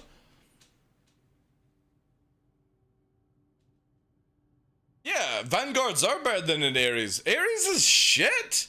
It's so shit. It's only good at killing a fucking 890. Because again, if somebody goes, oh, it's good for killing a fucking hammerhead. No, it's not, Buttercup. You get 2 talons with the size 4 ballistics and you kill the hammerhead in seconds. Whilst you're going with your Ares Ion, and you're getting fucking flack, these 2 talons just come in and go, and you're fucking gone, you know?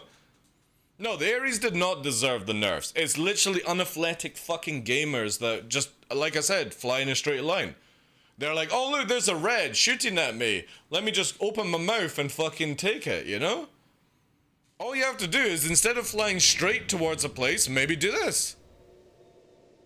Look, just do this as you're approaching somebody. Instead of going, nom nom nom, soak up your damage, nom nom nom, you know?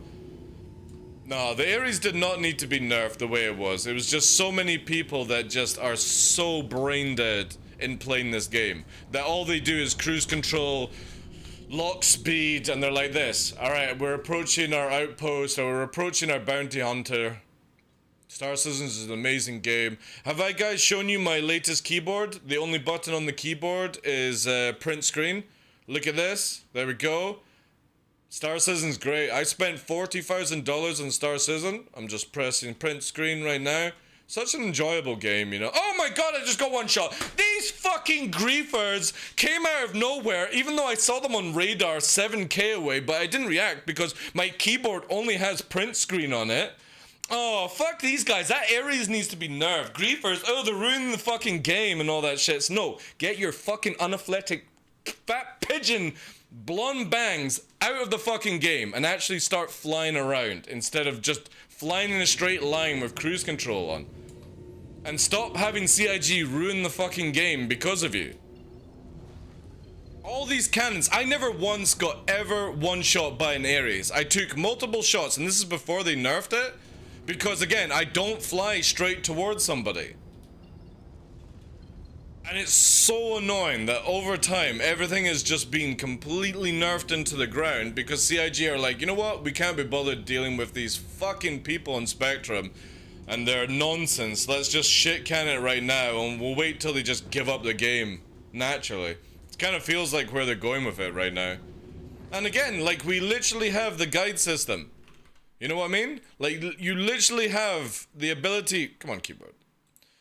Right now, we go to, what, Spectrum? And they're promoting skins that you guys can get. You literally go here to the guide system, and again, like, vehicle combat if I was doing it. You know what I mean? Done deal. And then you learn a bit about the game. And if your organization is not telling you about these things, get a fucking better organization. Or find somewhere better to go to, you know? These are the major things that people should be thinking about. But generally, I've only seen, like, I've managed to one-shot a couple of ships, and every time that I've one-shot somebody in the Ares before it got nerfed, was they were generally flying in a straight line, or they flew past me where I just predicted the shot where they're going to be in a straight line, because they couldn't be bothered to turn or fly. They're literally just cruise controlling towards Grim Hex. Oh, I got one shot. But here's the annoying part, right? If people didn't know this, when the Ares first came out and people were getting one shot, it's because we also had fucking shield holes at the same time. So literally your one shot was passing through shields and one banging people at certain times. And CIG fixed the shield holes and nerfed the Ares at the same time. Because people were complaining about getting one shot, and it was nothing to do with the weapon. It was to do the fact that the whole projectile damage was bypassing shields. Because again, I never ever got one shot by an Ares.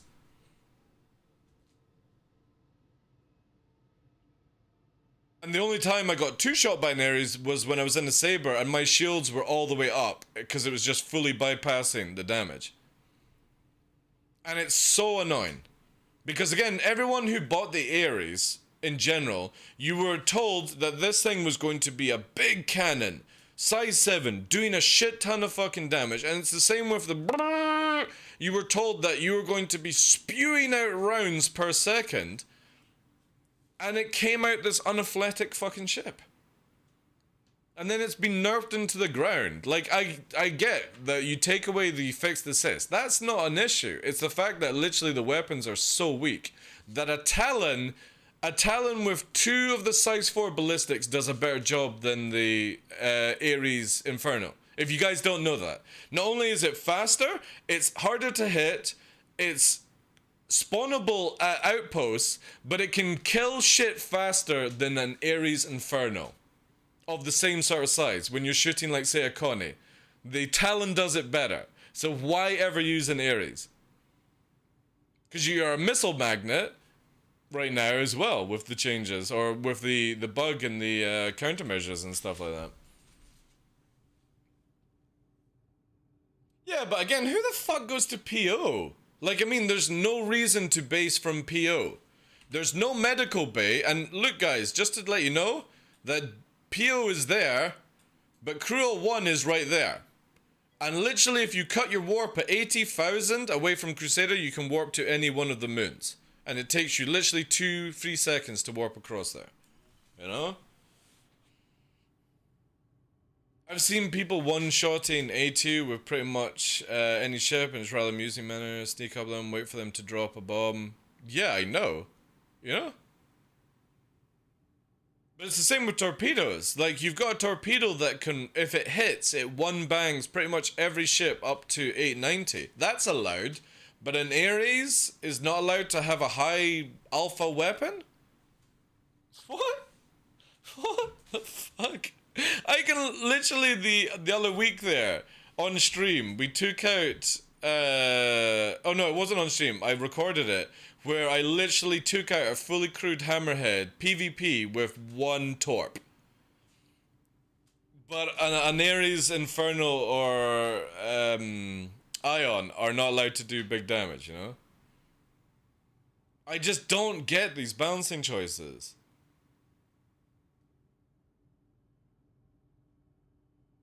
Yeah, exactly, Freaky. It's mental. And again, I wish CIG would just dial it in. Get the job done. Dial it in. Don't sell a ship and then literally shit can it and then bring in some developer that goes, oh, well, you know, heavy fighter, the Banner Defender is a heavy fighter, the Super Hornet is a heavy fighter. It's like, oh my god, you know fuck all about your game.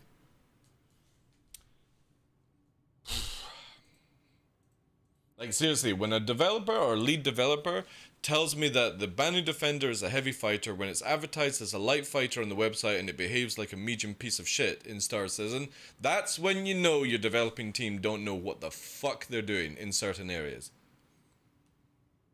And that's a big, big issue for a video game. When somebody does not know the ships they're creating, or how they play in the verse, how they're treated in the verse, what they get up to and all that stuff. Just, oh look, our stats on NPCs look really good. Oh, the PvP stats look fine, you know? It's like, no, you can't look at that shit. The Hammerhead is in a shit place, yeah, I would completely agree with you. Hey, Astro. The Hammerhead is really bad. However, the Hammerhead is also broken where it's very, very fast in atmosphere and very agile in atmosphere. So, really, the only fear that you have are multiple talons with these ballistic guns, or a torp. That's it. Yeah, they were going to increase turret ranges. There's no bonus. I don't understand why CIG can't create a bonus to weapons. I don't give a shit, right? If you put a rhino on a talon, or a rhino in general, and you got the 1400 meter shot range, right? I don't give a shit if you take that weapon, you slap it on a turret, and it goes up to 2.4. And you go, well, how does this do it? Fuck knows, it just has advanced tracking or something like that. Put in the lore that the moment that these weapons are attached to a turret, they get a bonus because they get strapped with laser fucking precision fucking guidance or something like that. Who the fuck cares? You know? Just make it where that, like, a fighter has to come into the kill zone of Hammerhead. The Hammerhead shouldn't be going into the kill zone of the arrow.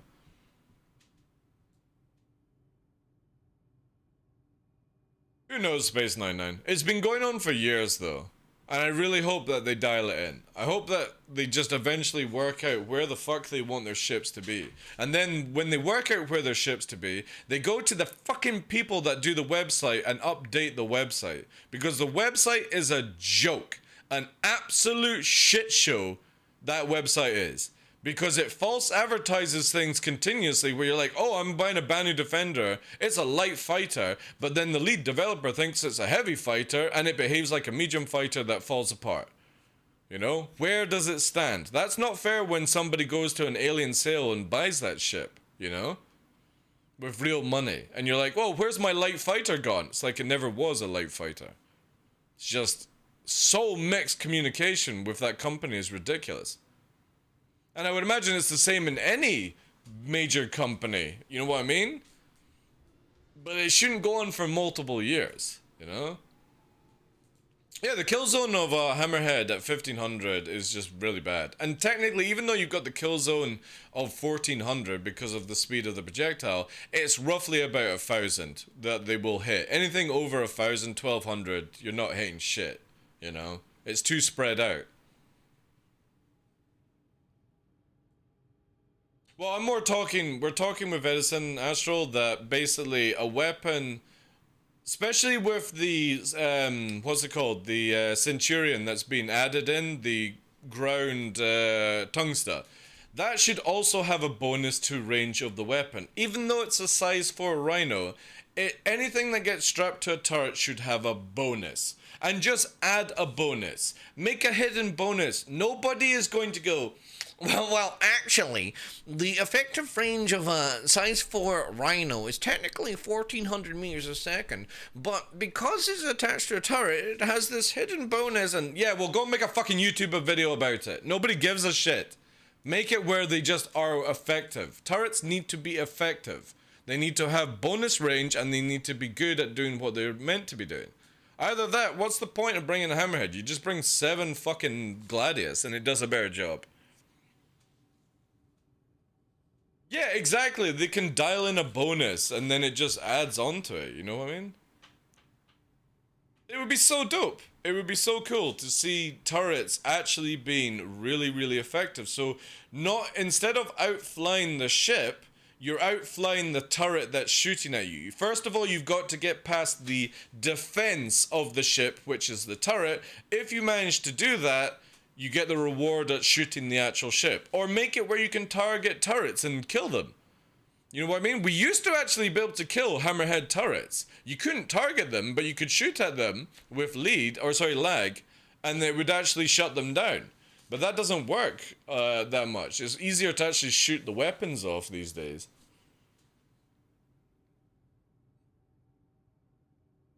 But again, obviously everything that we're talking about is, you know what I mean, like CIG probably know about this. I hope they do. Because it's very worrying, again, when they make these videos and the developers make comments like that, and they probably don't mean to make the comments like they do, but it's very worrying when you're like, this is the person in charge of this area and they don't even know what the fuck they're talking about, you know? Turrets have an extra hardpoint slot and you can equip components and modify there. Yeah, exactly, Albert. I just don't understand why it's so difficult.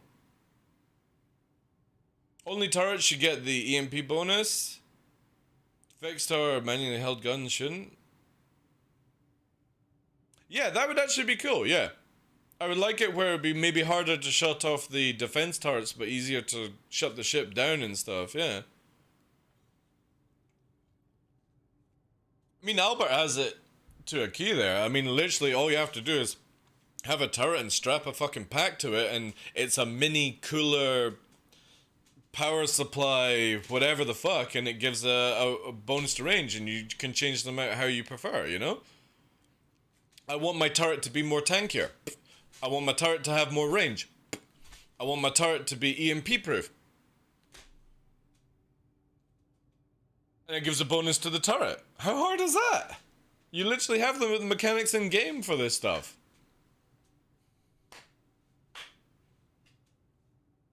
Well, that's what I'm talking about, Ready Salted, where literally you could take individual turrets and just put a module in. One module. You can either choose to be good at EMP, defense, good at range, or give a bonus to range, give a bonus to rate of fire, a bonus to make it where your turret is a little bit more tankier, and just make it where they can only have one system.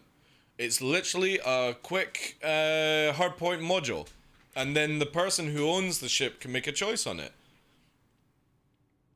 And then that would solve people's problems. Because again, you can't have a turret where it's got amazing range, anti-EMP, hard to kill. It would just ruin the game in balancing. But if you, as an owner of the Hammerhead, had a choice where I would like to have more range, or I would like my turret to be anti-EMP, when my power supply goes off on the ship, my turrets don't die. They've got their own power support. You know what I mean? That would be a very cool module to add in, and it wouldn't require much effort. Plus, as well, they could literally make it where it's an invisible stat, or an invisible module, you know? You don't need to be like, oh, I'm going to open up the fucking Hammerhead turret panel and change out the fuck. You don't need to do that. Nobody cares. Because again, a lot of the time, you could make it where it's consumable or something like that. And then that solves all the balancing problems because it's down to the player's choice which they would prefer. And they've go, oh, well, I can't kill these people, but my turret's a lot more tanky, or it doesn't shut off an EMP. Booyah, you know? And if you want more range, you can have more range, but you can't have all the other things. And again, it's not difficult to add in a small little module on the back of a turret.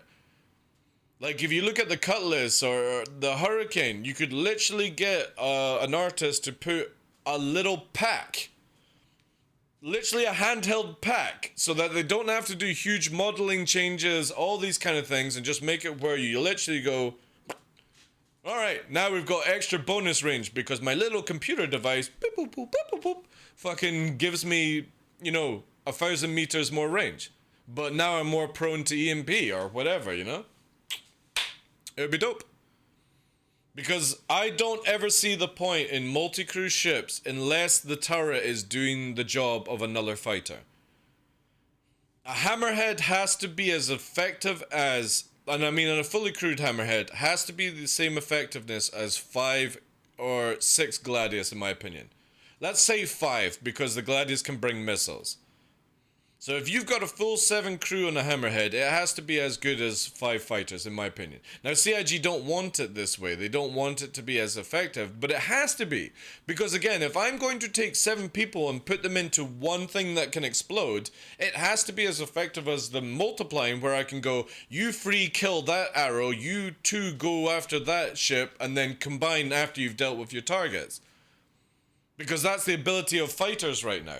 And the moment that we get carriers and stuff like that, or the Liberator, it's when you go, whoa, I don't need a fucking hammerhead, because I'll literally just take all my fighters and I'll just shit on people all over again. And people are like, oh, I'm so bored of fighter meta. I'm bored of fighter meta. But CIG don't do anything to make it where I am more like, oh, you know what, guys? I've got one good pilot and I've got one good gunner. Let's put them together.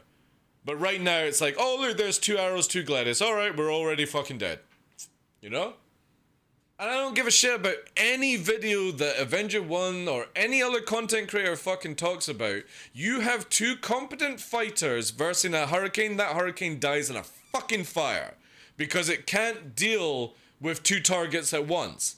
The pilot's trying to aim at an arrow and the arrow's like fucking dodging it, and the turret's trying to kill a target and they're not coordinated, or they focus fire and whilst you're focus fire the other person's beaming you because you're distracted and you play chase and games like that. It can't be like that. There's just no point to these ships. And before anyone goes, oh, but yeah, fuel will be a thing for Pyro. Again, we're going to be getting the Banner Merchantman very soon. We're going to be getting the Liberator that can carry fighters. So again, like, fuel range means nothing very shortly. How about a dial for turrets where you can choose between higher frequency or additional range? That'd be kind of cool, yeah? That'd be kind of cool. Again, these are just spitballing ideas, but turrets need to be as effective as a second fighter, or there is no point to it. When you see a cutlass, like literally a cutlass with a gunner, it's laughable. It is laughable. A 1 arrow can dominate it to bits. Because you just literally go in the blind spot and the turret's fucking useless, you know? A coordinate 2 fire squad against a single Hurricane is pretty tough. No, it's not, dude. It's not. If you've got 2 skilled pilots that know how to deal with Hurricanes, the Hurricane can't do fucking shit against you, dude. You literally sit out of its kill range. One person takes the damage, the flak, the other person beams. When one person takes damage, they move out of kill range, which is like 1,600 meters, regen their shields and come back in again. The only time a Hurricane is actually really effective if it goes really low to the ground, and that's it. Rest of the time, it's a fucking joke. It's not that you can kill it fast, but again, if you have 2 pilots that know what they're doing, it won't kill a single fighter. Cutlass is laughable. Yeah, that's true. Hey, Trip, thank you very much for the Prime, dude. I appreciate that. Can we get some red ties in chat, please? I'm gonna quickly go for another bio break, and we can continue on. It's the same with the Scorpius. The Scorpius is an absolute shit show right now. Because if you actually move the turret back to try and shoot behind you, it takes so long to get to the front. This is why the Hurricane is a much better thing. But again, like, if you know how to deal with Hurricane's effective range, you can have one person play distract as the other person beams. You know what I mean? And then if you bring in a third person in a Mantis just to sit in a 20-kilometer away bubble, again, the Hurricane, it becomes useless, you know? Have you tested a trained 5 crew Hurricane against another? Hurricane can only have 2, so why 5? You're talking about 5 Hurricanes versus 5 fighters. Then you're talking about 10 versus 5. You know what I mean? I'm talking about 2 fighters versus 1 Hurricane. That's a 2v2 in my eyes. Or what would be the point of the hurricane? This is truly why the Redeemer is simply the best fighter in the game. Funnily enough, in 3.17.2, it is actually really, really good. Anyway, back inside, guys. Keep the convo going.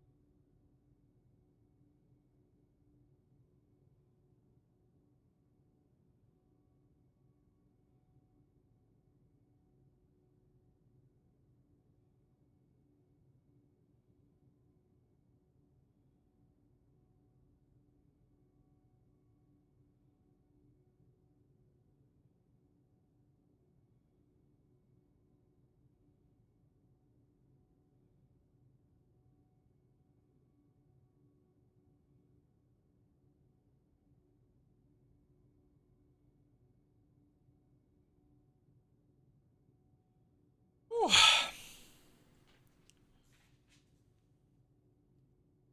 So are we saying one trained arrow can take out a hurricane with just one gunner? No, I'm saying two trained pilots in light fighters can shit on a hurricane.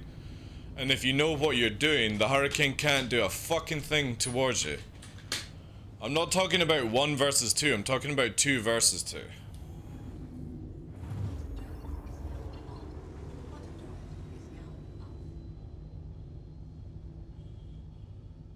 My base, I completely disagreed.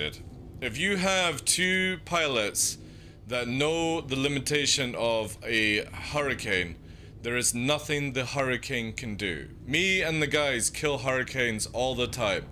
And we never lose anyone because, again, you literally play bait and switch. The hurricane cannot kill 2 fighters at the same time. I'm not talking about a good hurricane pilot and a good gunner. I'm talking about a hurricane versus a team that know what they're doing. Well, they can't make one single fold or they die? What the hell are you talking about, dude?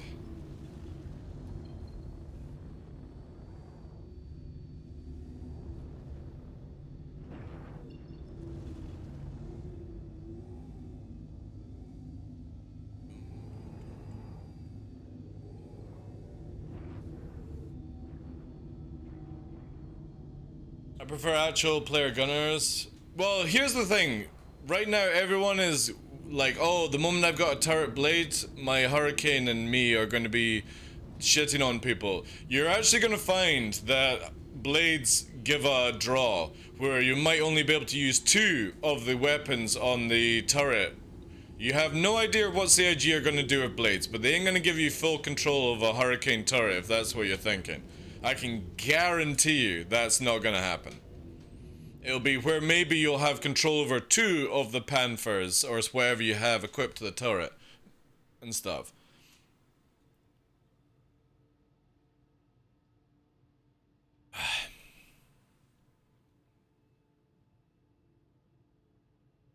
Let me let that in there.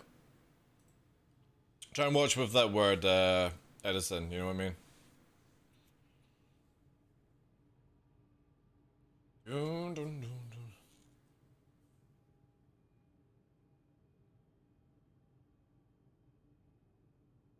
Also, CAG says the Hurricane can't slave the turret to the pilot. Well, again, a lot of things change, guys. I'm not going to go on information for the future, because again, future of Star Citizen is unclear of where they go with things.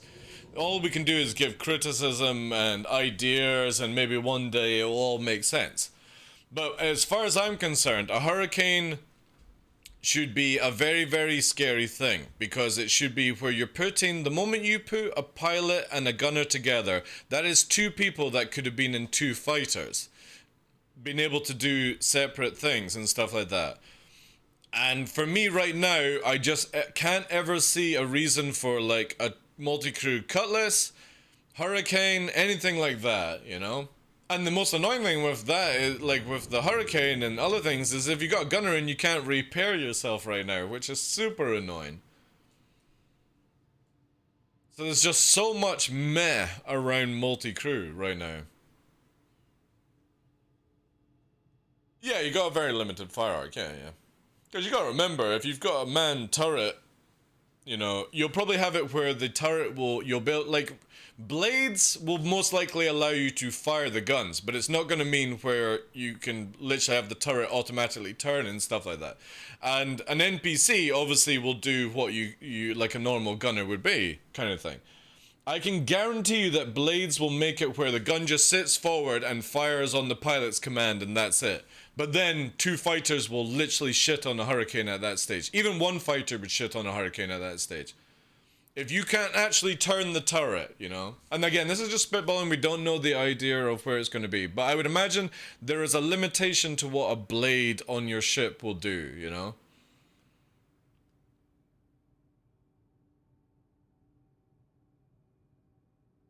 Yeah, I think you're thinking about the Redeemer, Space 99. The Hurricane is no bigger than a Gladius, dude. It's small. It's like under Scorpius size. It's not huge. It's also very, very fast in atmosphere. It radius fights better than anything I've seen. The weakness is the moment that pilots can drag the pilot to go into a spin in atmosphere or space, you can literally orbit the motherfucker, and it can't do anything because the pilot, you're then against a turret that has 4 size 3s, and again, it can't shoot 2 people at once. So if you have good pilots, you can literally have somebody bait the gunner to waste its rounds whilst the other person beams the thing down. The only advantage that the Hurricane has at that stage is to literally warp out. But we have a video of a guy, I'm not going to name who the streamer is, but they were like, we were playing offline, I was just literally sitting at OM1, and the dude came in a Hurricane, and was like, oh, we'll fucking easily clap TheDarkLaw, and he warped into myself, Fresh, and a Mantis, and they got fucking wrecked, because they couldn't warp away, and they couldn't kill any one of us in the fighters, you know. And obviously, we go back to where Mike Beast was saying, you know, if you've got a good pilot, you got a good gunner. That's a different story, right? But we're talking literally about a Hurricane versus 2 decent pilots. The Hurricane can't do shit in that situation. You know, you need a really good pilot and a really good gunner, and I feel that when you're putting 2 people into one ship, there needs to be a bit of an advantage. Or at least range bonus or something like that to the turret, you know what I mean? And that's the conversation. You have a really good pilot and a really good gunner, and they work well, they got good communication in a Hurricane. Yes, it's very fucking scary. To an average player, and even to an experienced player, it's very, very, very fucking scary. But, like I said, there is only a certain period of time where the pilot and the gunner can actually shoot together. And personally, this is me, I wish you could take the guns off the pilot and up the capacity of the gunner, giving them more shots. I wish that's how it worked, because I would instantly sacrifice the pilot guns to just always have the turret in position where it could beam a lot better. And that sometimes is the same with the Scorpius. The Scorpius would be so much better if it was just literally the pilot getting into position. And you could leave the pilot with missiles, like it is with a, like, if you look at a pilot for a hammerhead, the hammerhead pilot should just always be focusing about getting the gunner in position. That would be overpowered?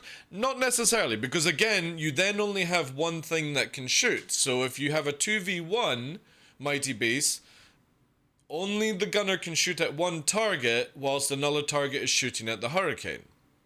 It wouldn't be too overpowered. And we're not talking about giving it double the shots. We're like saying, say it's 200 rounds, make it 250, you know? It's actually, yeah, it's lower DPS. The difference is that you focus on getting the ship into position for your gunner, not the pilot trying to add a tiny bit of DPS, you know? Exactly, Senelaya.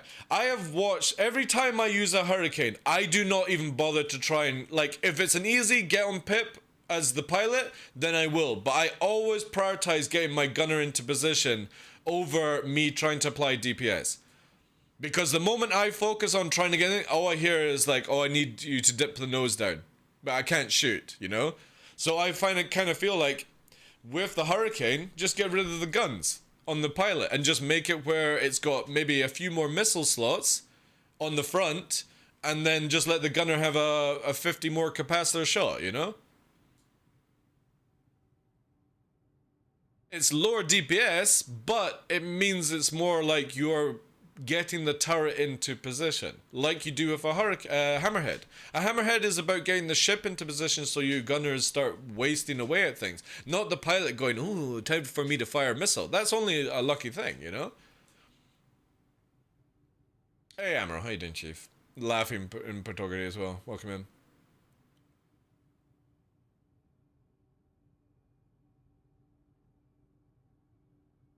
But again, I generally feel that the Hurricane could, or every turret I feel, could just use with a boost. You know what I'm saying? Actually, no, before we leave, let's just get refueled.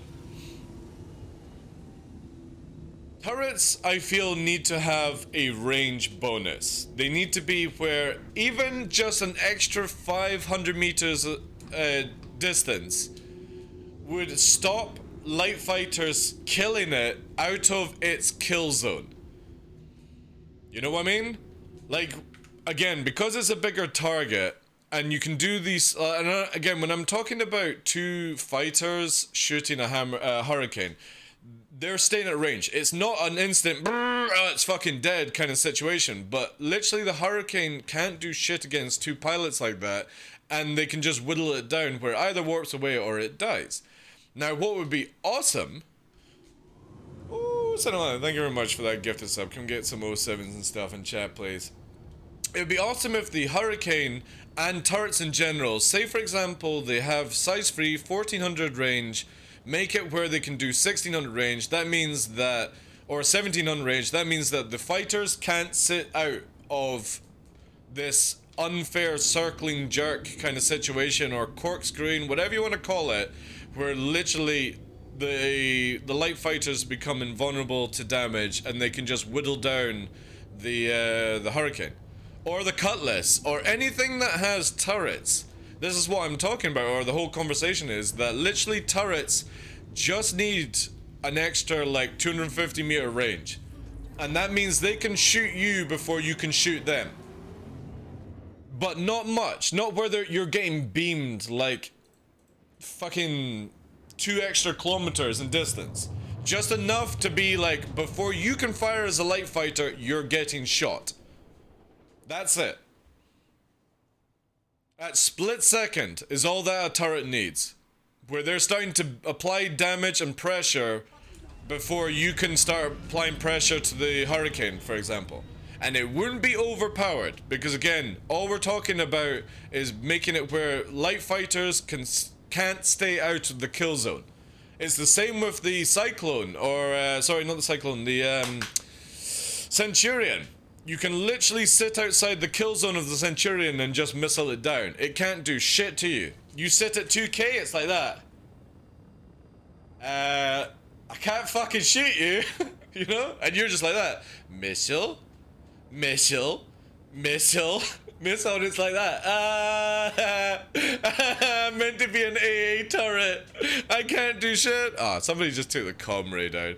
No, that means no bounty hunters. Fuck's sake. Alright, I'll find another server. Whilst we just got sun up, we'll go find another server.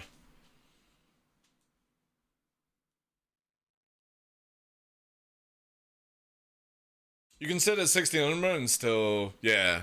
Again, this is where turrets definitely need to have a range bonus. And it doesn't need to be crazy stuff. It just needs to be where I can't sit out of your kill zone. You are sitting in my kill zone before you can fire. That's it.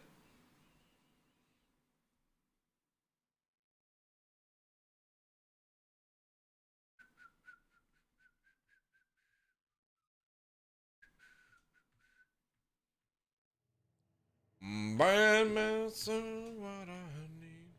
Whoa. Ready, salted. Freaky. Keep it civil, or you both will go. Just a fair warning, alright? Welcome to have a discussion, but keep it civil, please. That's all I ask. No slapping dicks on the table, because my mods will always win in the dick competition.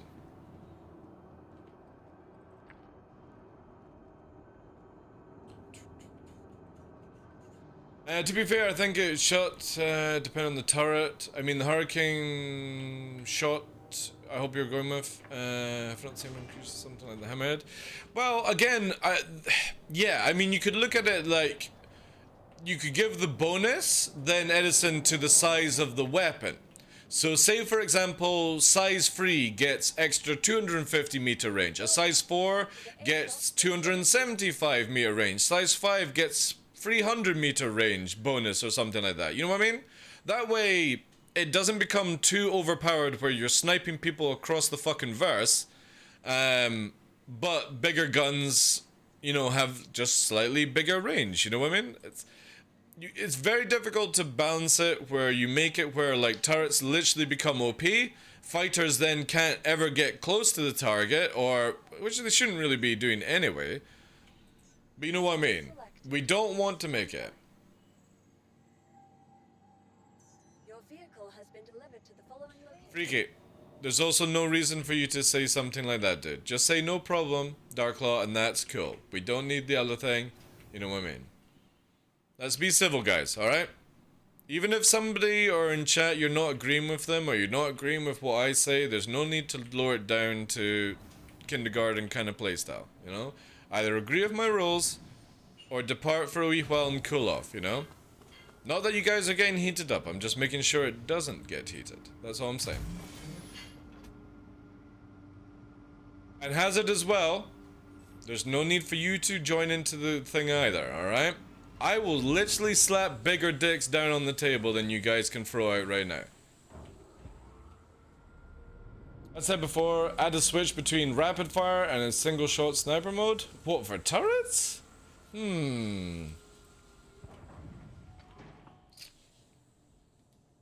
be an interesting one. Hey Henkin, how you doing, Chief? Again, guys, let's just keep it civil. Let's keep it good vibes. I like the conversation, but nobody ever needs to get heated or upset or anything like that. It's super, super easy, guys.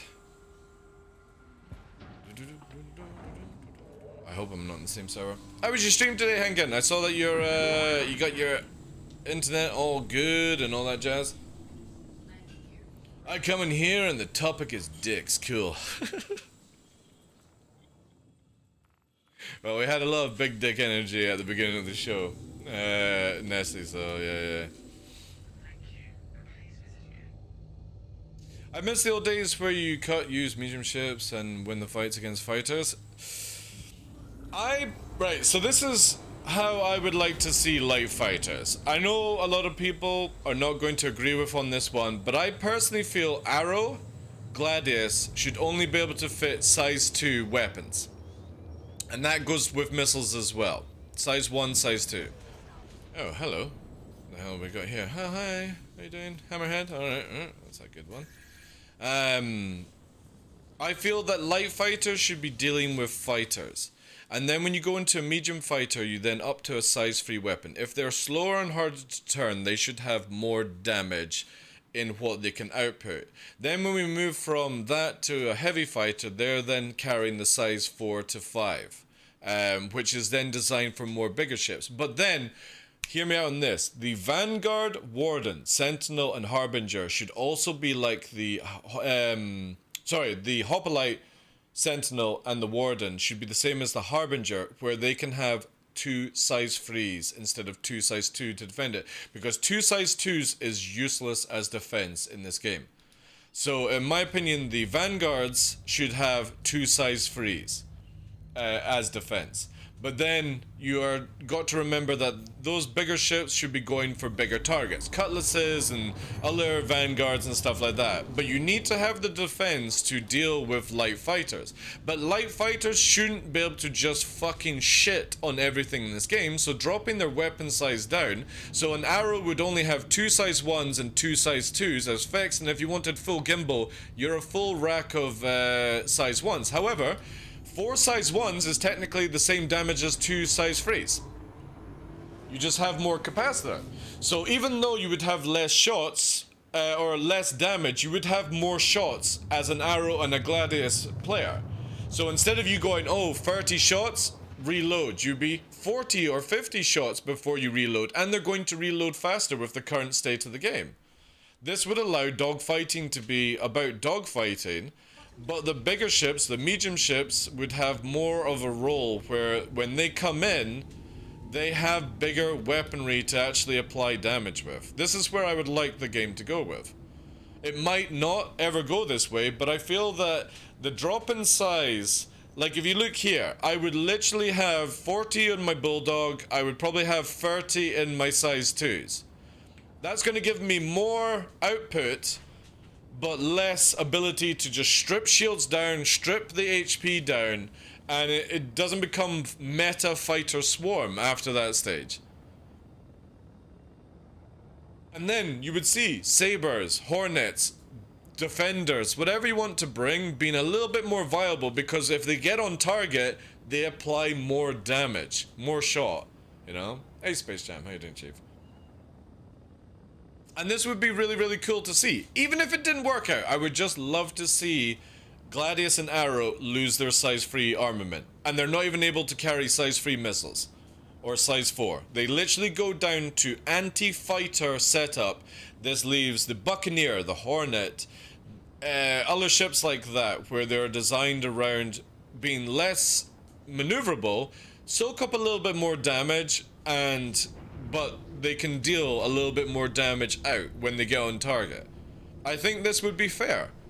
And I can't see anyone in Arena Commander caring about it, because again, even if they're just flying the arrow and the gladius and the blade, they're still killing each other, just not killing each other in a few seconds. It's a bit more of a dogfight. Not a big deal, you know? But it does sort of level out the playing field if you stop having these fighters being able to carry size 3. Or reduce the shots, whatever, you know? Ah, good old can of sneak.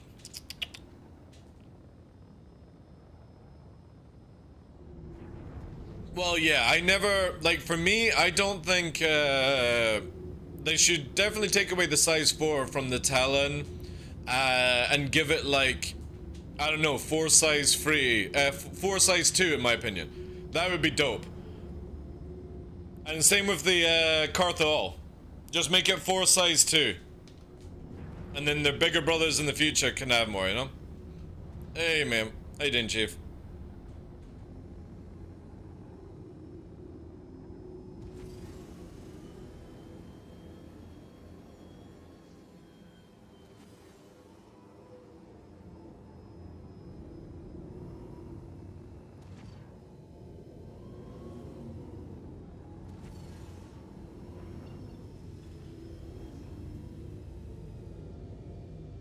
Good.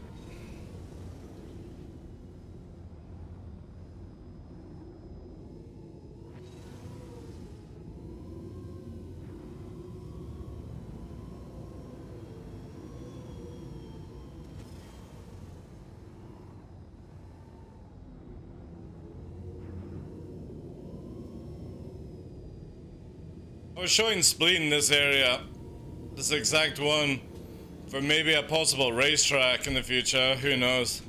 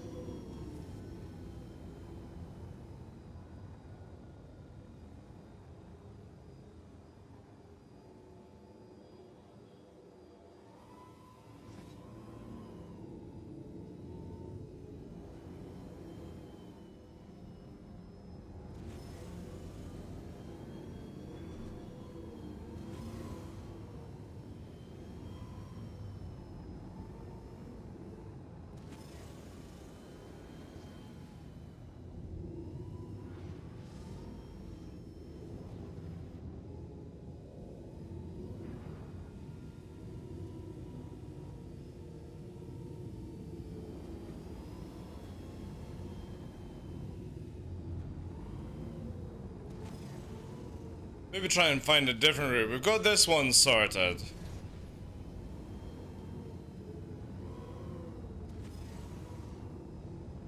Maybe let's go right here this time.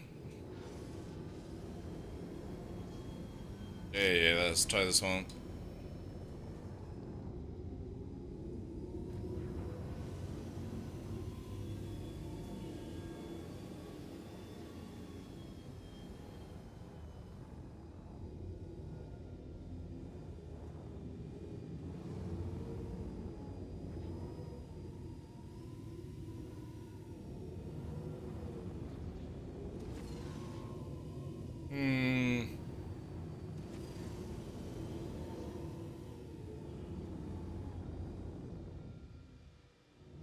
Interesting. Which way?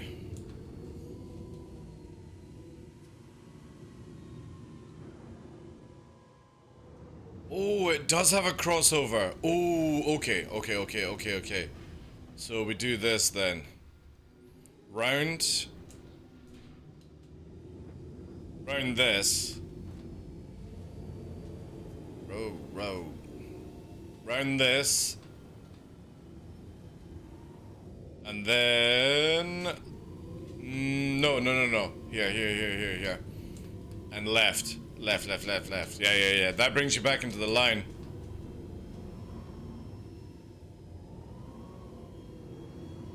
And then up here. I got it.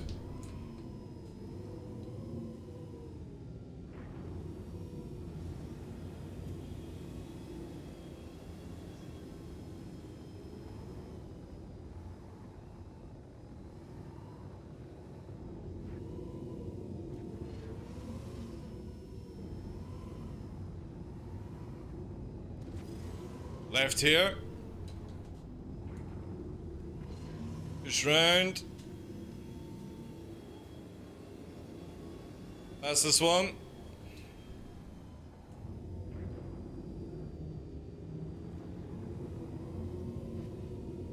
Let's push it this way and see how this one would work out. Nah, we won't go hard on that left egg. Yeah. Alright. I got it.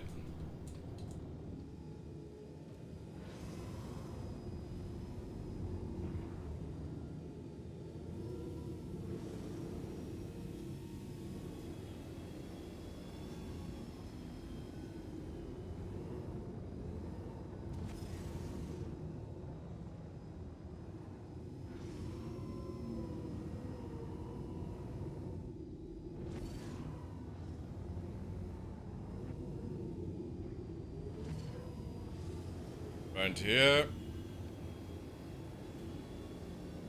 Down. Woo! 2 seconds. Hard through here. Yeah, this is it, boys. We can call this the crossroad. Or whatever they want to name as.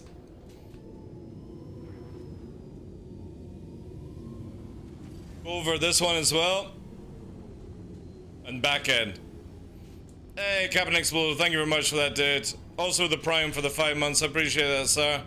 Can we get some vibes in chat, please? Those 7s. Thank you so much for that, dude. Alright, this is the circuit.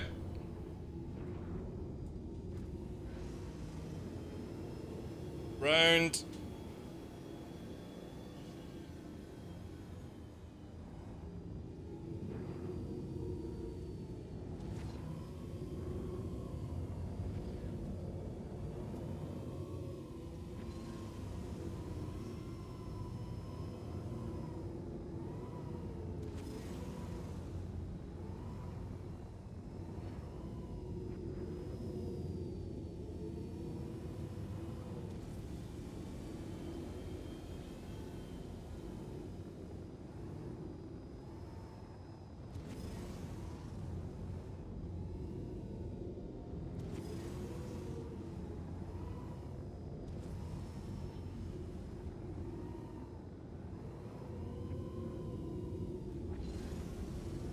Still high there. Let's try and see if we could shift the weight around. Down here, into this. Yeah, this is so fucking dope.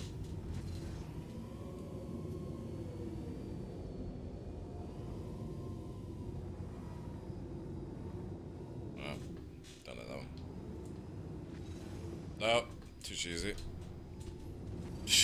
Nope, definitely too cheesy. Oh god, no. Run TMC. What the fuck? Yeah, fuck it, screw it. I do like Run DMC.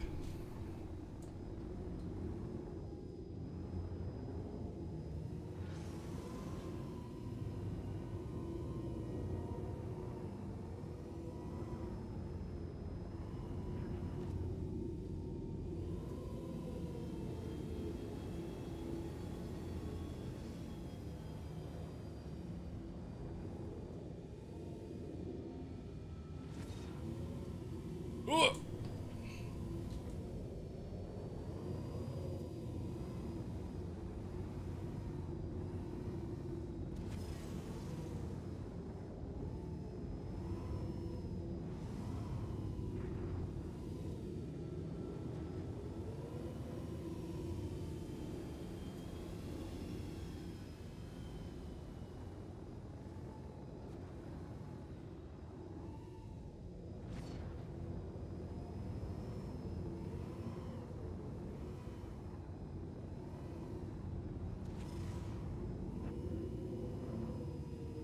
That was too much of a swing.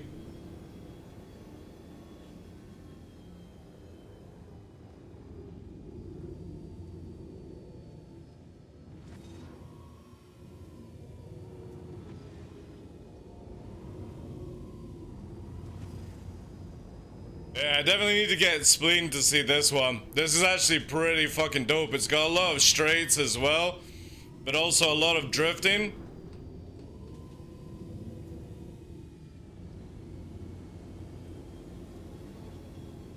But yeah, 2 straights and a couple of turns. It's good, man.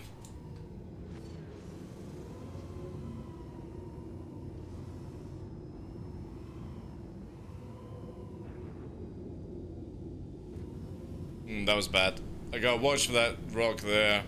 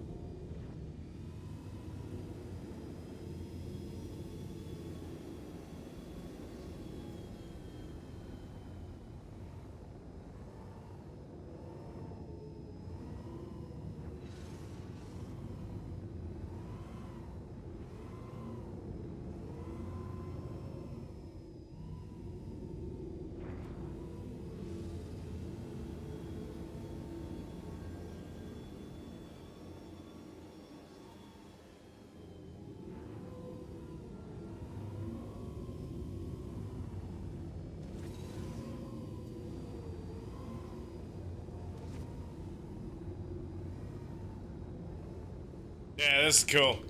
Alright. I need to sort of map this out for the dude.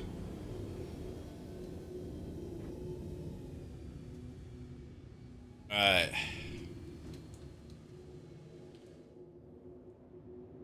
I need... Yeah.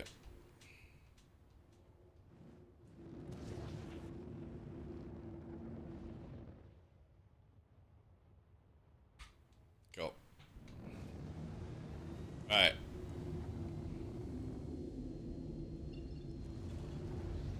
98. 98.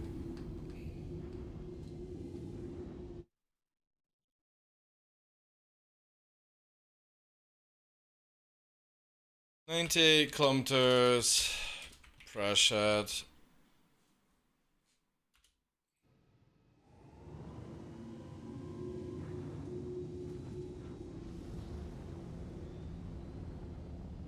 And it's the edge of the grey line, so yeah. Yeah, I can find this one every single time now.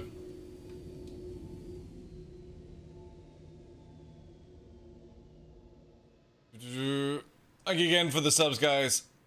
And the follows as well, appreciate that. Fit, thank you. Seb Keen, hope I'm saying that right. Captain Explode, thank you very much for the gift of sub. And also the 5 months on the Prime, appreciate you guys. Thank you, thank you, thank you. And X Tech? Oh, I have no idea how to say the name, but thank you very much for the follow.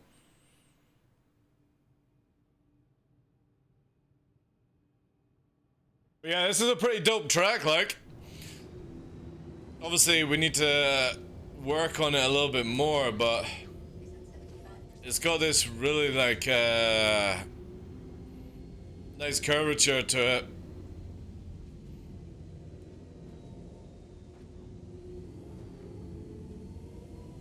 We could make it where you start here. Again, it would be pretty much this line that we go. You got a really, really good strong start. Then you've got the chicane.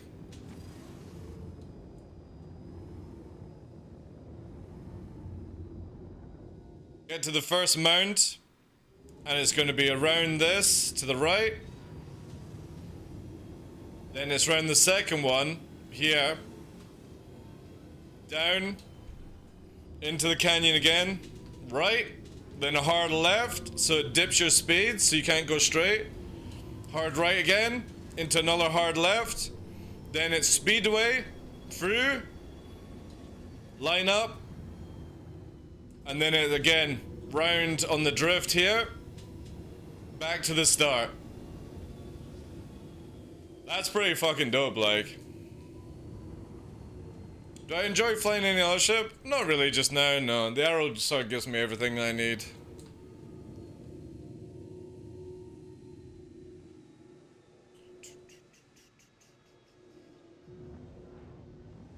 Wonder if I can incorporate another way.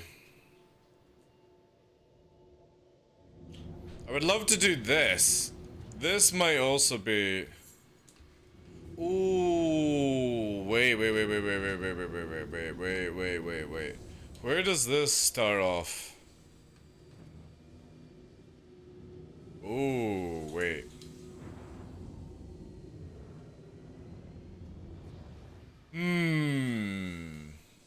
I wish this area was a little deeper.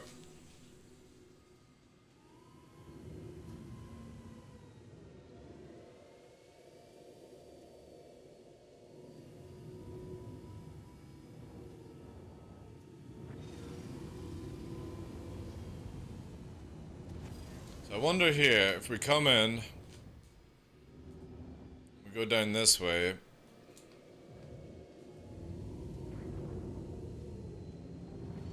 But instead, what happens if we go... Oh. Around a hard right. Ah, see, if only it just went canyon here, this would be so sick. Because what I'm wanting is it to just join up with this other angle here. and then bring us into this one. Because this would literally chicane. So you got a left here. Then you've got like either whatever way there. Then it would across to what we were doing beforehand. Just a bit more of a drift. Like that. And back onto the straight. It's a shame there's not just a connecting canyon there where my crosshair is. Like just down that path there. Like here even. If there was just something that connected this, like it chicaned round and brought you to this. That's all we need. But if CIG wanted to, they could add in some metal which would give you the route. But that's a lot of canyon twists in this one. Defender? Defender's good, yeah. It is good. I need to show Spleen this. They might be able to do a better course, but I think it's pretty dope, especially as you've got a couple of hard checks.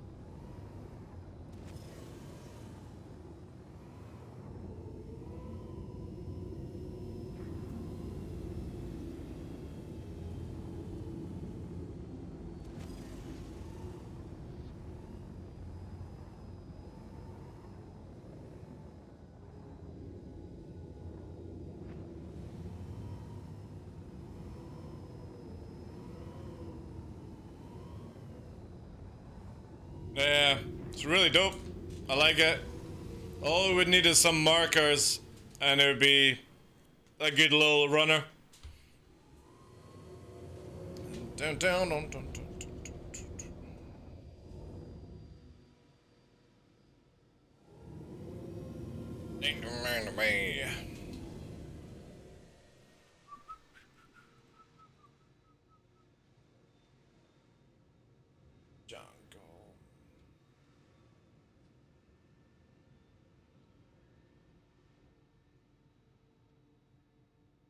The Defender's good. It's just, the moment, like, I kind of feel like they need to make the HP on the arms a little bit more. But that's just me.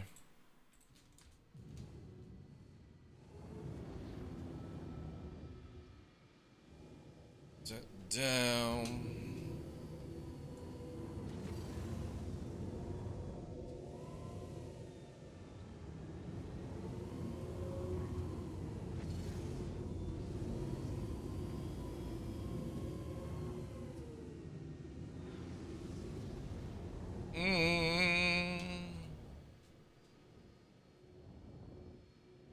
Yeah, I know, Jack.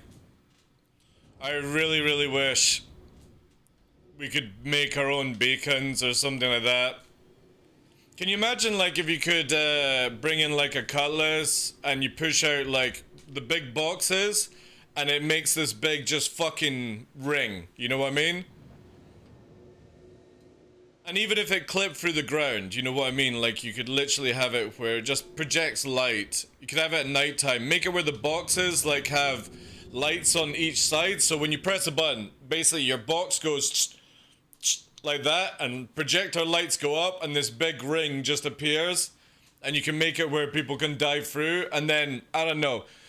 Since we've got now lights that are color-coded, just make it where you can literally press one on the side, and one will be, like, fucking green or red or whatever, and then yellow, and you just make it where or it has like a number 1 or 2 you can type in, because we've already got keypad on the jail, you know what I mean? Or to unlock certain things you put a keypad in. Just make it where when you press 1 on it, it just makes a big fucking 1 sign or something like that on top of it, and then we can make our own racetracks, you know? It'd be so sick. It would be super sick, that's for sure. Oh, for anyone that's sort of like interested in it, you know? Interested in it. Ooh. Did not think it was that low. We'll need to repair in a second, but I want to finish this song.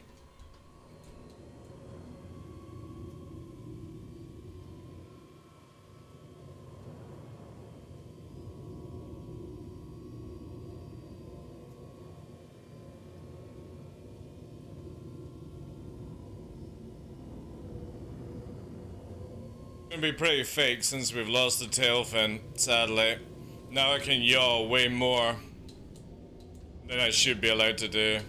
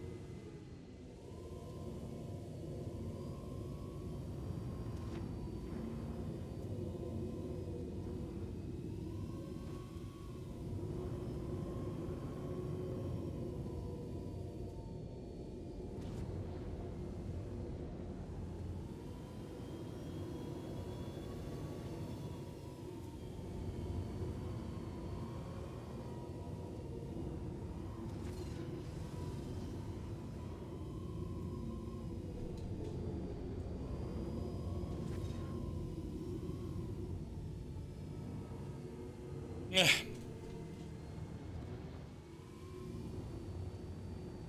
Do you remember the tail fin? It's so fake with what you can actually do the moment you lose one tail fin. Like, the arrow should never be able to do what I just did there. But the moment you use a tail fin, it just has insane yaw ability. And it's so fake flying.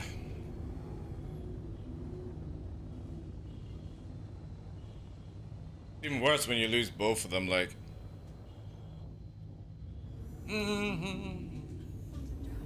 Won't you? Yeah, exactly, yeah. I think it's like, for me, it's cool like if CIG makes tracks, but I think the best tracks are gonna always be player made, you know? And if they would just give us the ability, like I said, a box, you have to deploy it, you have to do the work, and it just creates a course, and you just have to go through check marks. It'd be really cool, actually. I could literally set up low flying courses just to teach people how to low fly.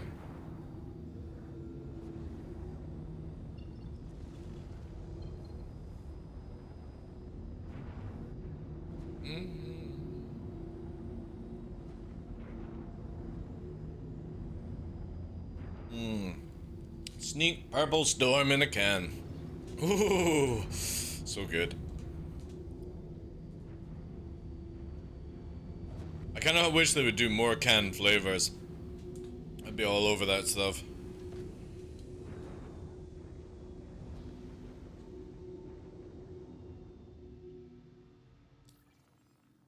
You have to pass? Yeah. But like a built-in system as well, where like it keeps your lap time, would also be really cool. I don't know how they would be able to do that, but I guess they could incorporate some stuff that they got from the Arena Commander racing track. Maybe that could be worked on. Who knows?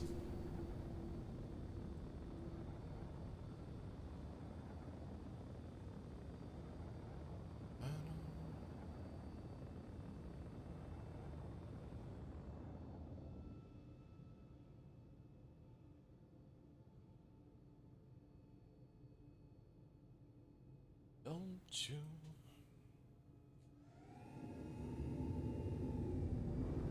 Oh, I know. I'm looking forward to when Rangers come in. Finally get the ability to use the Biker Mice from Mars theme. Launching at the back of a ship and stuff. Alright, take care, Ankadid. Appreciate you being here. Sleep well, Shin. Sleep well.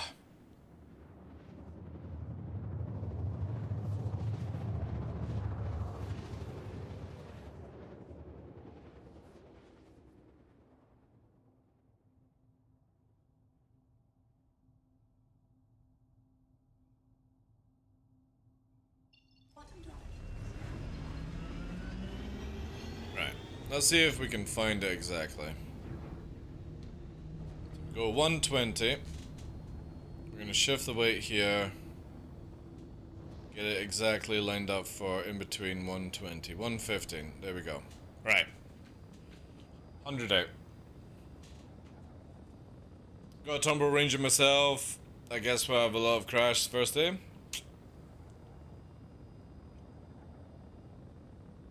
The good thing about the Rangers is, you know, that CIG for free 18 are bringing in more like physics and rework for the Cyclone to make it where it can't like cling to the side of walls, and when it falls out of the ship it's not invulnerable, and all these things. That means that when they actually get around to the Ranger, it might actually have a pretty cool lean system in, you know? Maybe. Who knows? Right. Yeah, actually that. Let's talk about more bikes. We'll do this one for you. Brum. Brum, brum, brum.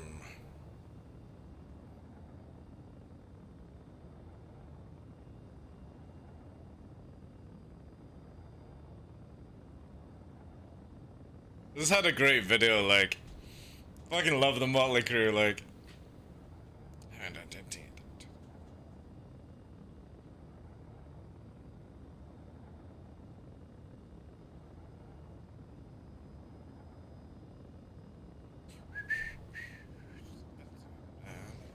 Girls, girls, girls.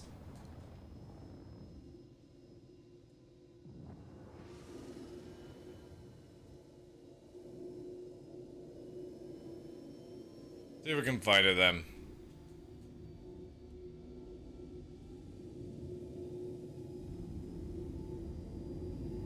Ooh.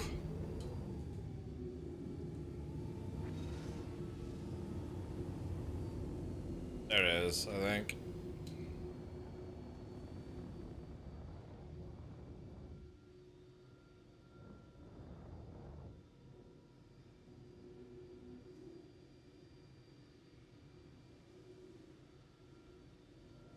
Oh yeah, okay. Oh, too far.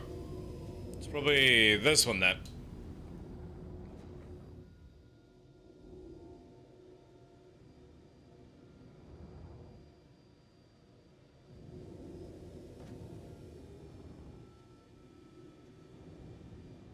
Good go. Yeah, there it is.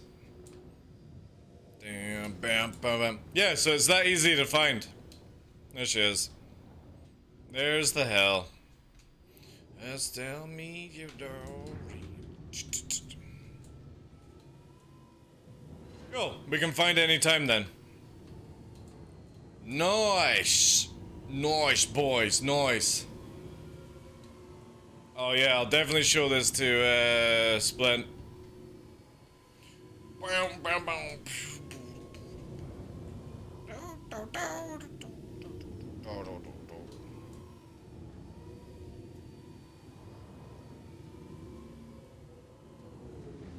See if we can find something else we can do. Ooh.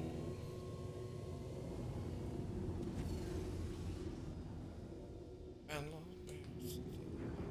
lots and lots. Girls, girls, girls. Bodies.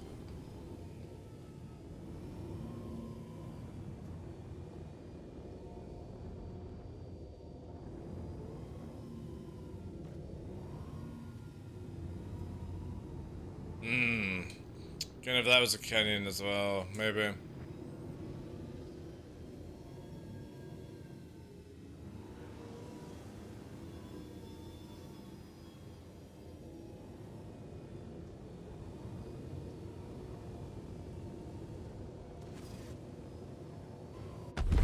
Ooh, bit too low. Bit too low. Alright. Now let's try again. See if I can find it. I need to try and find the exact heading.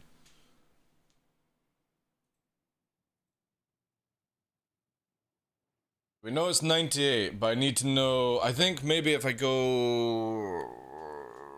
110, that would be a little bit closer to get to the thing. I might miss Tokyo Drift Novas.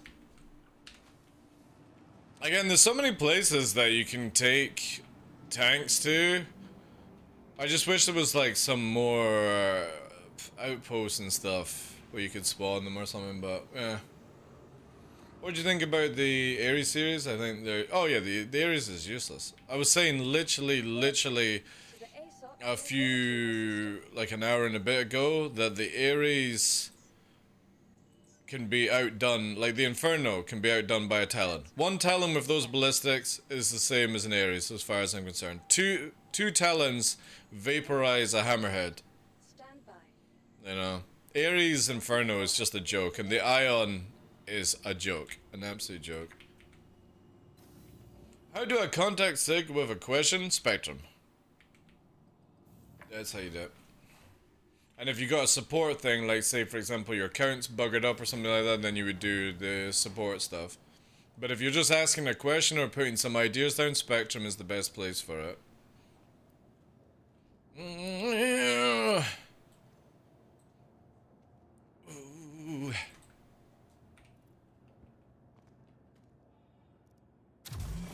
Wasting away.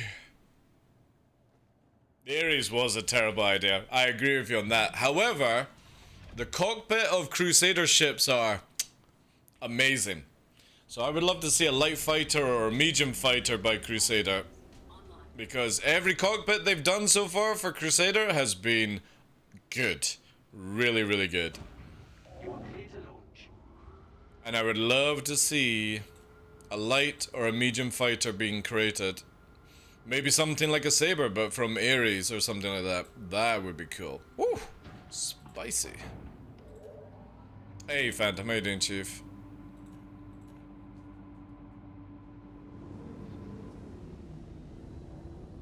The website is for doing a support ticket. I'm pretty sure there's just a button that says support on it. I use the concierge area, but I have no idea how you do normal support, to be honest. How's your day, Phantom?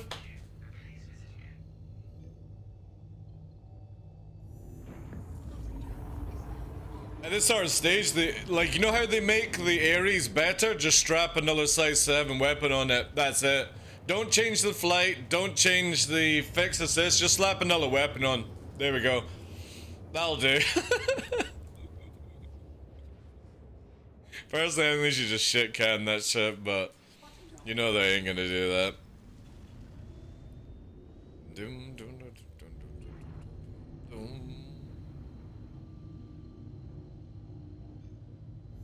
Alright, we need to make this perfect then.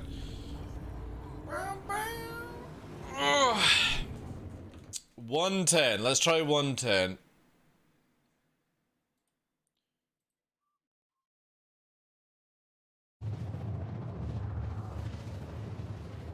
Yeah, there are issues with the PTU. The moment it goes to live, guys, there's a wipe. So, within 1 or 2 weeks, guaranteed.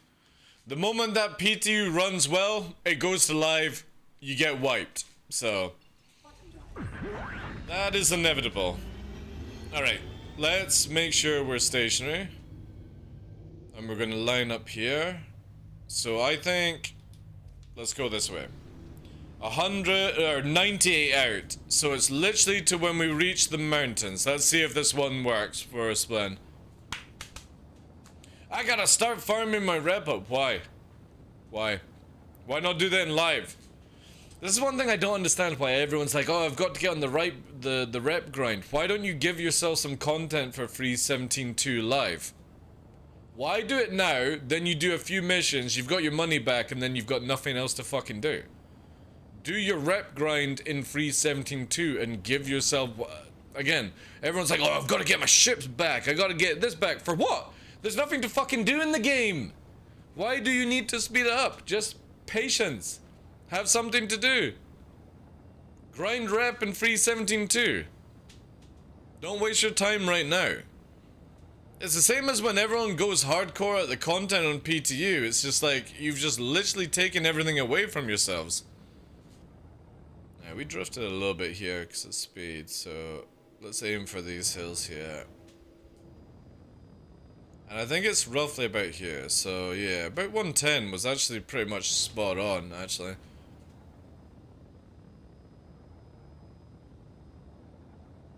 Yeah, I would just literally, I've done nothing, no grinding, nothing like that, because I'm gonna wait until 17.2 is out and then just give myself, it's the same with like all these derelict sites and jazz.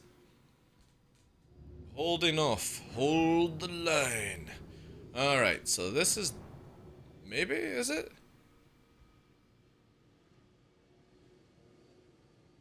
No, it's not. So, let us see. We are at 100. So, is it left? Let's try and find it. We know it's in this area. All I have to do is find the mountain that has the curve, and that's it. You know the route.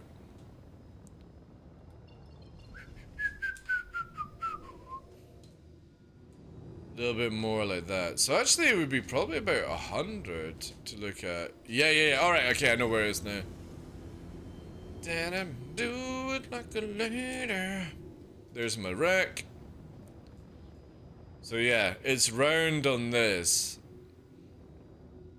And it's there. Not where my body is, there. That's the corner there. So yeah, maybe 100 is the angle to find it. And this is the start right here. So again, like, even if I get to the general area, I can always find the start. It's not that difficult between keeping in 120. But I think actually probably best to do 100 to 110, and that would bring you into the corner here. This is where you need to be, so, and that should then be 94, yeah, so 94, 95 will make it, actually, 95. It's probably about a good 95, eh? Ooh, pretty much spot on, 95.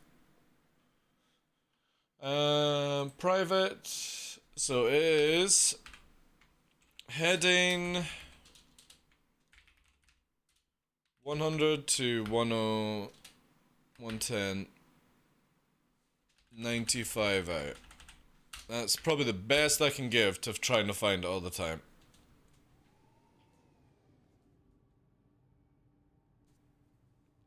I'm not grinding, I'm gonna grind in 0.2. Yeah, because you guys know that we're also maybe, obviously it's not confirmed, but maybe getting a wipe for 318 as well.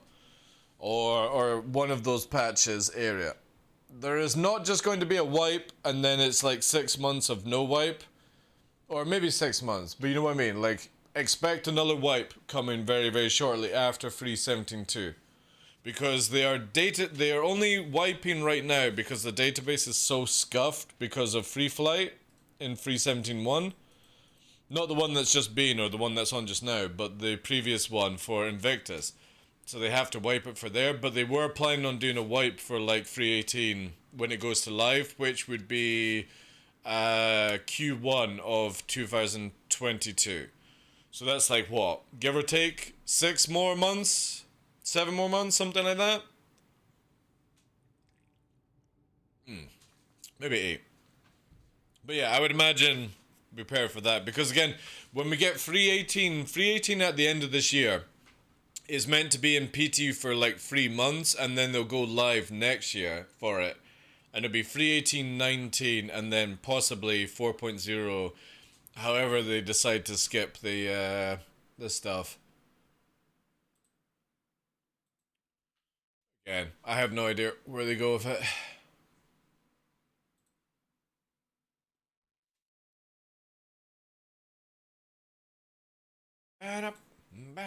Do it like a lady. Right. Awesome. Be nice chill day. Again, guys, you guys have been super, super generous right at the start. I have to give them more props. Wyverx Blasty, Mr. Tuvo, dropping all the 5 bombs, and Villet as well. Fucking crazy, guys.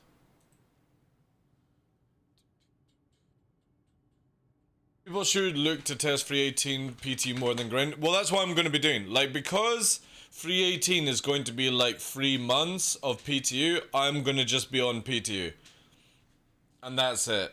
I don't see any point in playing live if PTU is going to be open to everyone. Just go in. And then just go crazy, because the great thing about PTU is you can wipe anytime you want to go and test things out. So literally either play it legit or however you want it, or just wipe whenever you're like bored or something like that. But yeah, like I just don't see the point. I personally feel what CIG, if they were sensible, they should bring down live when it goes to open 3.18. That's how I think they should do it. They just bring down the live servers and just keep it 3.18 PTU for 3 months. And then just literally say we're going to be wiping it when it goes to live or something like that. And then people be like, cool, let's go and test out some of the new stuff. I can go and buy other ships and all that jazz, you know. Yeah, they definitely need to get 3.18 right. And especially 3.19. Hey Morgoth, how you doing, Chief? But next year, like no joke, I'm very, very excited for next year's Star Citizen. I don't obviously want to get into that weird, I'm hyping myself up too much situation. But if this tech comes out and it actually has like a good breathing range, so when it gets deployed in PTU, then it'll go live Q1 next year. And then I would imagine summer next year is about the breathing range, you know, a good 6 to 9 months. Boys, man. I am very, very interested to see that part unfold.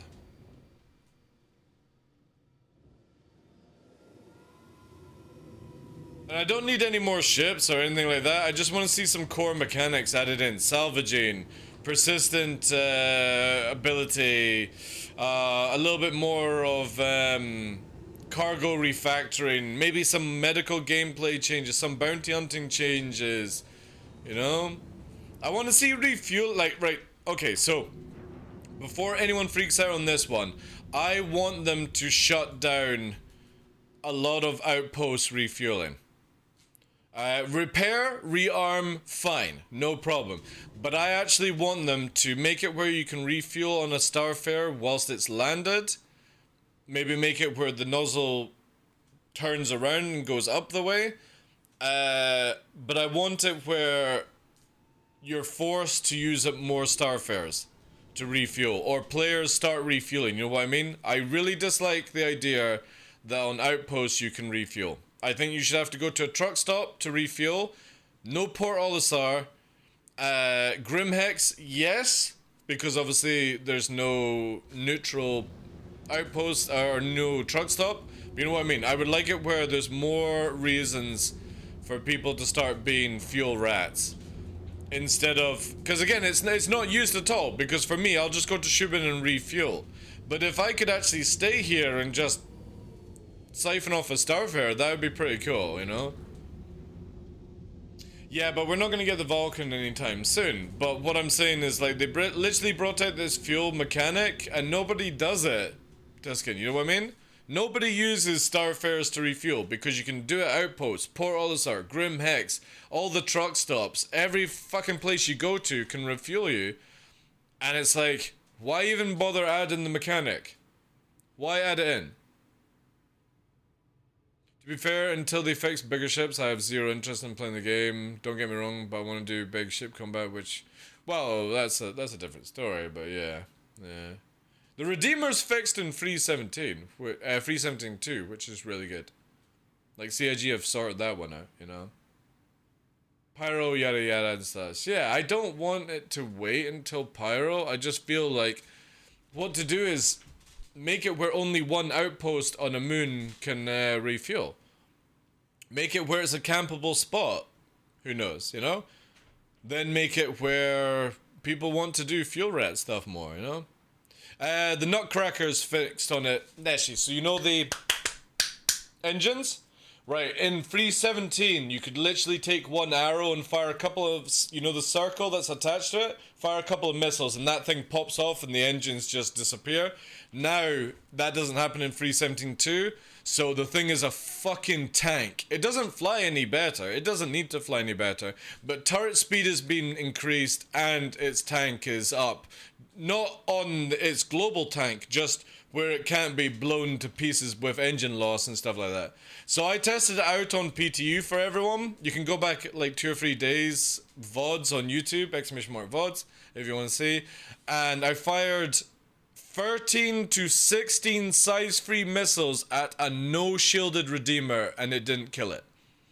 13 to 16 size-free missiles on no shields. I had them turned off, and it didn't kill it. So it's very, very chunky. Very chunky now. Because obviously, the major problem was the wings were just falling off it far too easily.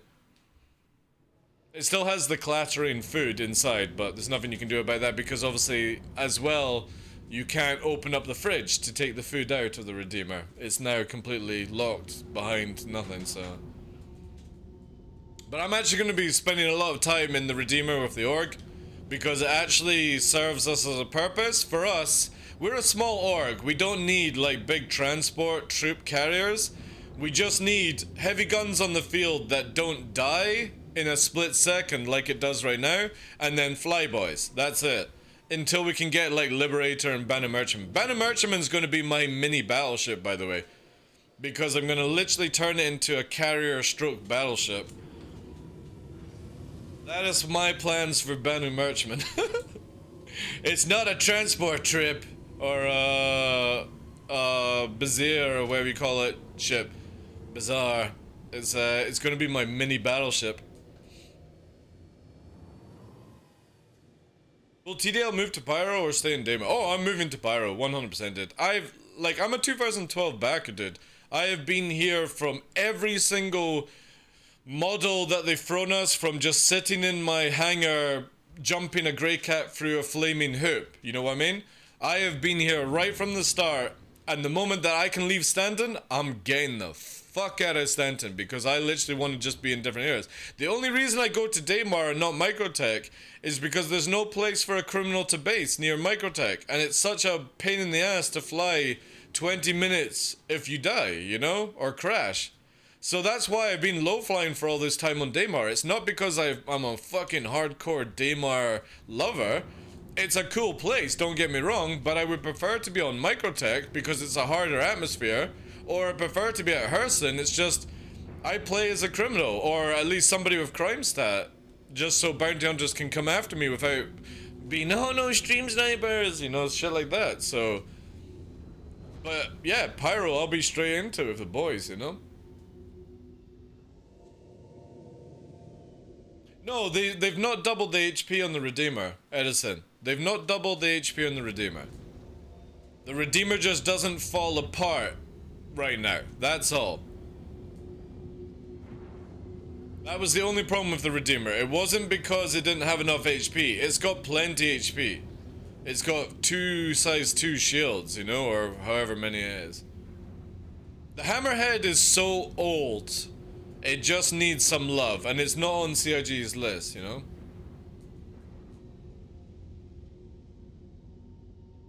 In 317.2, it didn't get any more HP, dude. It's the same stats as 317.1 right now. It's just the HP, or the HP on the wings. The global HP did not go up. Yeah, but that doesn't matter. You got to remember that the ship, even if you've got all these parts combined, and it says 45, so look at it this way, guys, right? If you don't know about Star Citizen, even with the arrow, right? If I just put all my rounds through the cockpit, it dies in a split second. But if I hit the wings and the thing, it takes a little bit longer to kill. It's the same with the Redeemer. It's the same with any ship. It has a collective amount of HP, but if you focus fire on a certain area, these ships die very, very fast. They're not big behemoths of HP. It's just because people spread damage out and don't focus fire. It's the same as when we kill cutlasses really fast. Like, sometimes if you spread the damage on the cutlass, or take a Carrack, for example, you've got to shoot the Carrack in 3 different places to kill it. You can't just beam it in one area. It doesn't die that way. You've got to kill in 3 areas. And it's the same with Redeemer.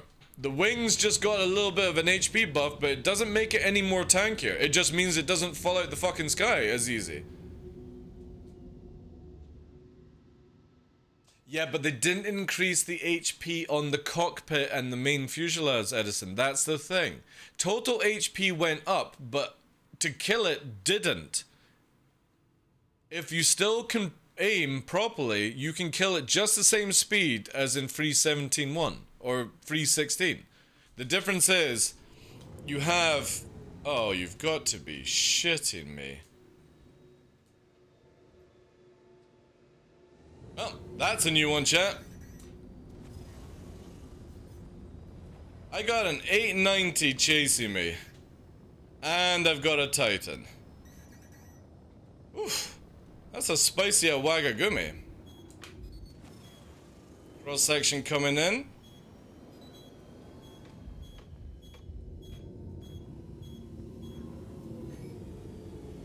Right. So 890 is there. Let's blanket this.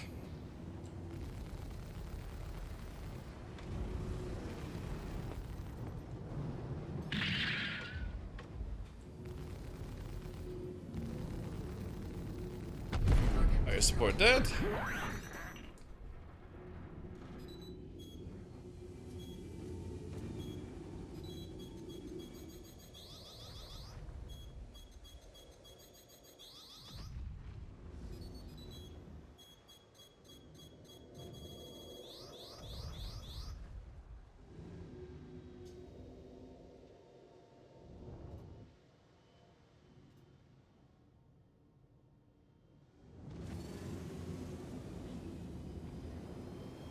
La la la la la la la la la la la la la la. Do do do do do do do do do. Ba ha ha ha. Ooh.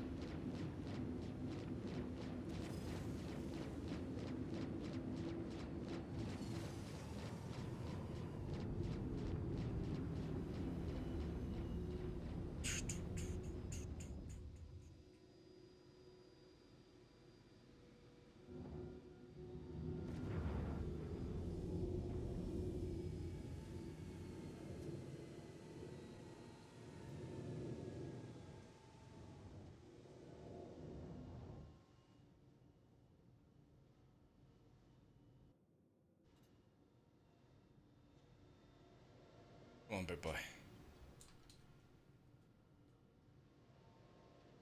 Mmm. Ooh. Yeah.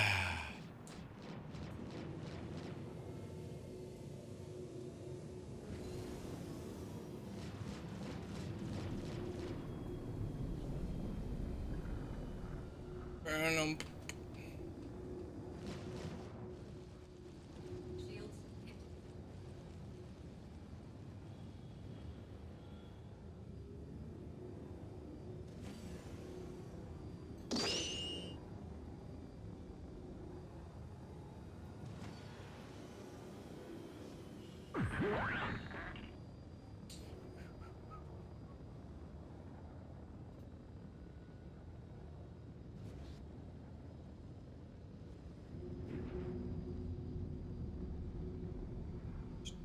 Shields hit.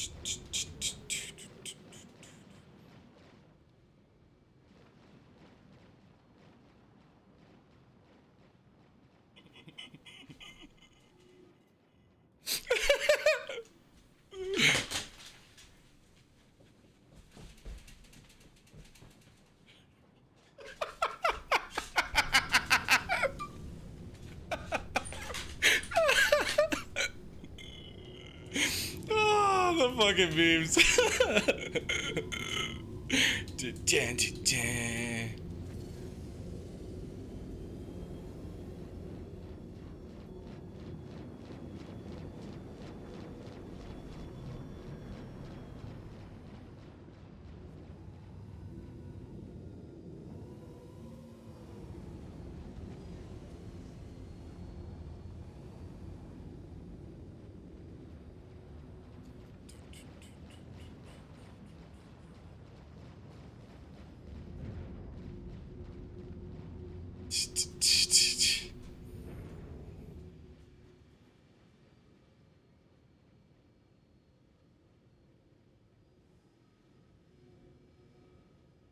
Who says this? Here's some other. I know, I know.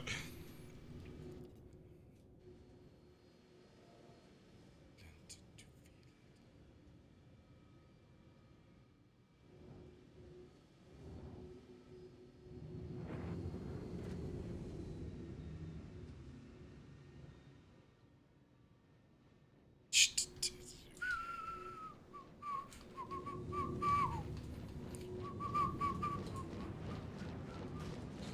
hit. Hydrogen fuel is at 75%.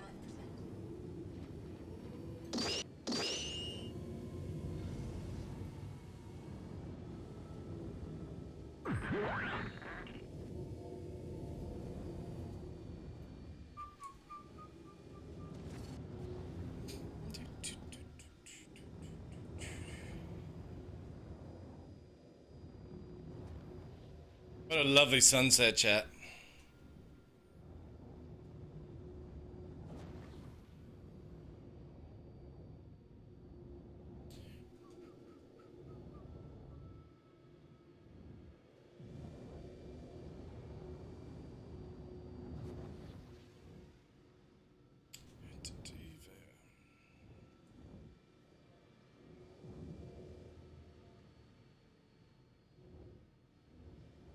Ding, ding, ding, ding, ding, ding.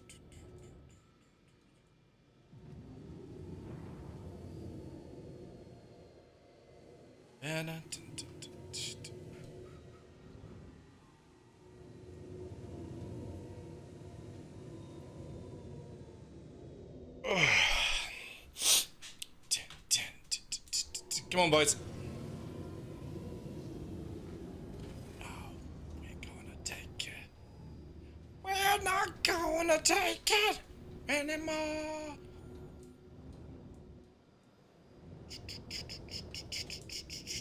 Whoa.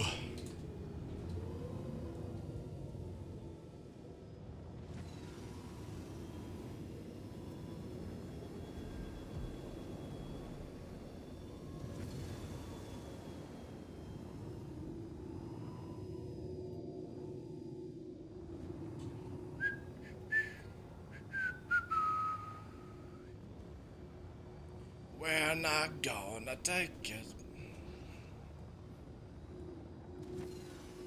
We're not gonna take it anymore. Where you guys going? You had enough? Oh, what a shame. I think they've had enough, chat. Nah, it's not worth my time to shoot it, dude. Not worth it.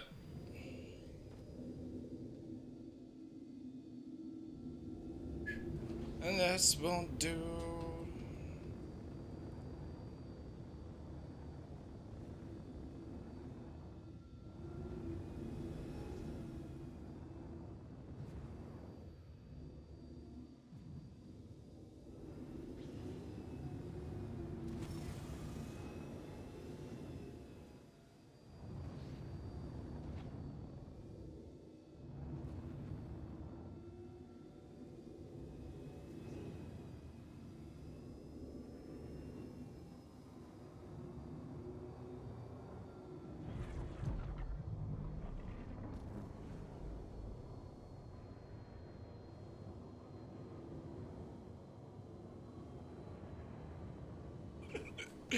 Hello, boys!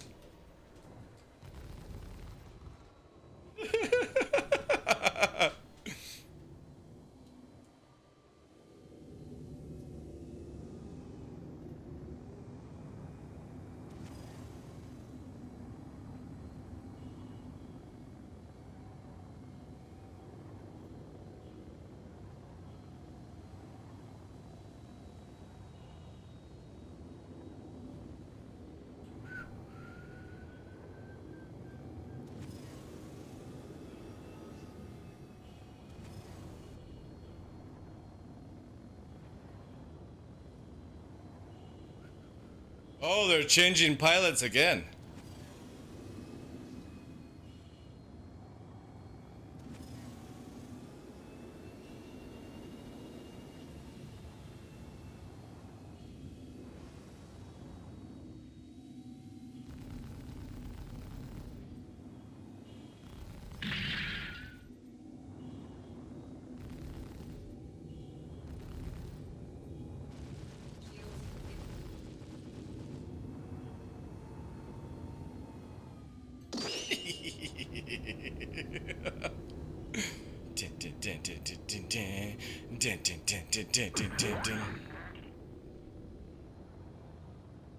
Bow, bow.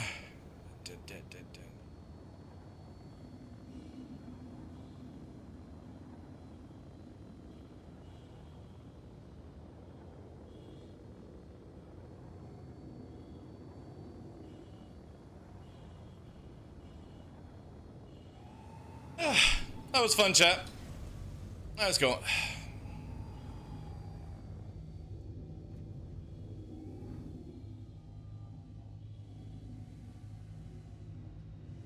That lovely red nose on it as well, chat. You see that? Look at that big red nose. Oh, that's a juicy repair, boys. Ooh.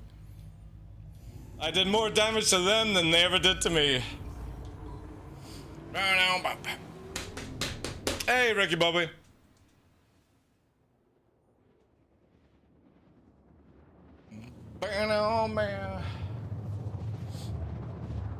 I know, Metron. Yeah, I agree with that.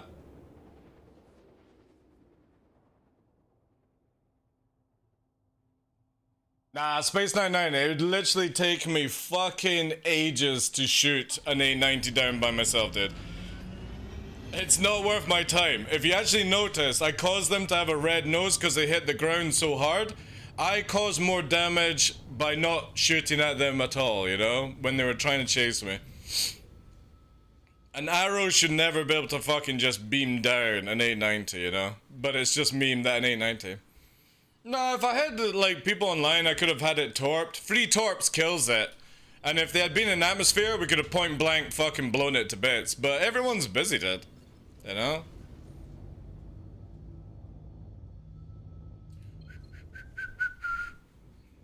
At the end of the day, they've got to spend a good few thousand on repairs, so... Not that it matters with the wipe coming anyway. It's just sad that a full crewed 890 hide behind HP and their fucking fighter gets absolutely obliterated. You see that?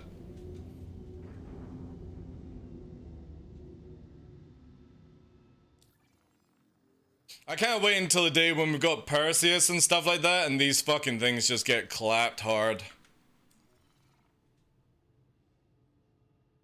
But yeah, it's always boring because again, they've literally got 4 people. If they had come at 4 fighters, they would have probably killed me. But with all of them in an 890, it's just like, pff, shit, man. You guys are playing the wrong fucking game. Like, chasing after an arrow low flyer in an 890 ain't gonna work. Like, hey, GI, how you doing, Chief?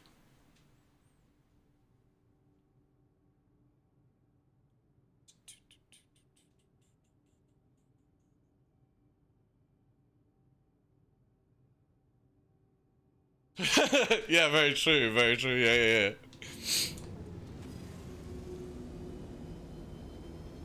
Today, so just chilling? Nice. Good to hear, dude.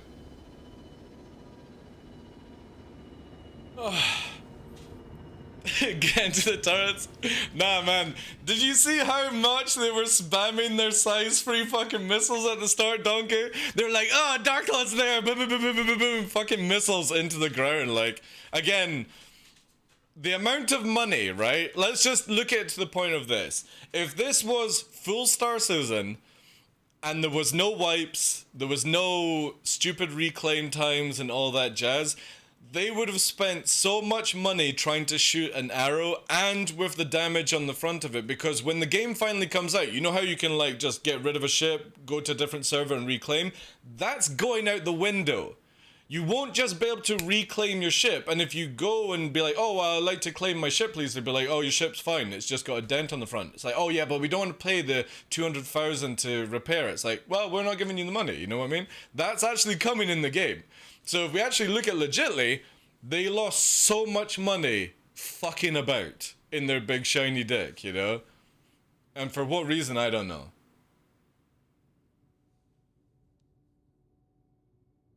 Oh no, they didn't know how to fucking use the missiles at all, Edison. You saw them, they were using remote missiles from 6K into the ground, dude. I sat behind a wall, you know? They're still pelting away. It's just everyone's like that, spam missiles, spam missiles, spam missiles, you know? Crazy stuff. Anyway, bio break.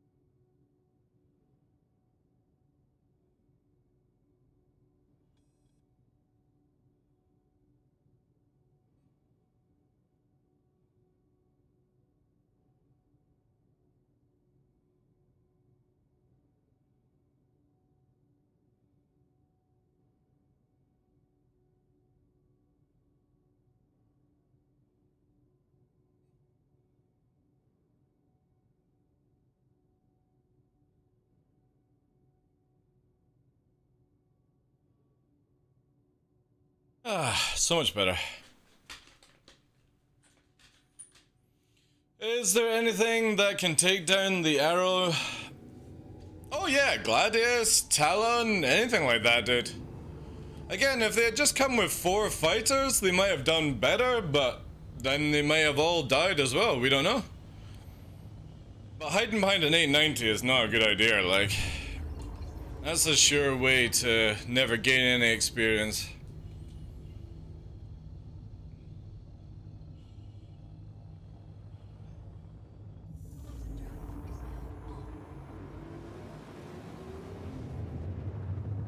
We use rattles? Nah. Again, missiles are not that difficult to dodge.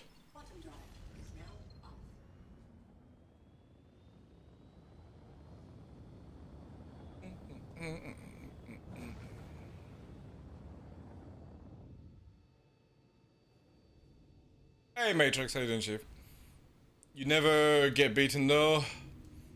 Well, I play the game differently, Space 99, right? So first of all, I'm not an Arena Commander pilot, right? I'm a PU pilot. Secondly, going or losing a fight, like where you die, is not worth it for me as an ex-Eve player. I look at it that I either kill you or I get away. That's the only outcome when you fight me. You know what I mean? Like, I am not going to just die for the sake of dying. I never played EVE Online that way. I will never play Star Citizen that way. So, as I'm not hunting other people, they're coming after me. I don't need to be into like a 1v1 honorable fight. And a lot of people will type in chat in game like, oh, run away, coward. It's like, I'm minding my own business flying around. I might be a crime stat, but I don't need to just die just so you get your fucking money. You know what I mean? Where's the fun in that? But I also don't need to be an alt F4 criminal that just, you know, does these things. I'll go back to Grim Hex and I'll fight there, and if I don't fight, you know, I'll play around and do stuff like we did with the Talon. I couldn't win against the Talon yesterday, but I didn't warp away. I literally just dragged it around for a bit to see exactly what the pilot was like, you know? It's the same with the 899. I'm fucking around with it. They could get my shields down, yeah, but that's about it, because I'm not allowing them to do anything more than that. Survival in this game is way more important than just dying in a fire.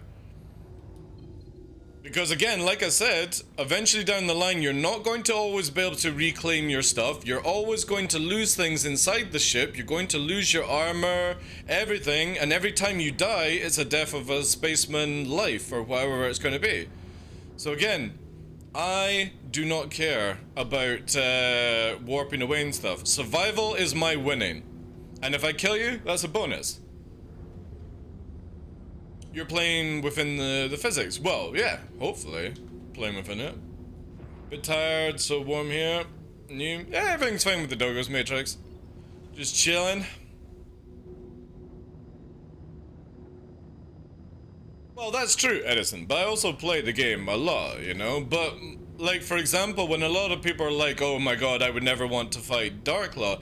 DarkLaw isn't actually that good at the game. I can fly really well, and my situation awareness is above, well above pro level. The difference is, my aim is really bad, so that's my weakness. That if you have a better aim, and you can keep up with me, you will kill me. Quite easily. But also I watch for when these things happen, where the moment I can't kill somebody and they're doing way more damage, I'm out of there. Like, I'm not gonna sit around and let somebody, you know, chest beat and all that kind of stuff. I'm gonna play the game I want to play.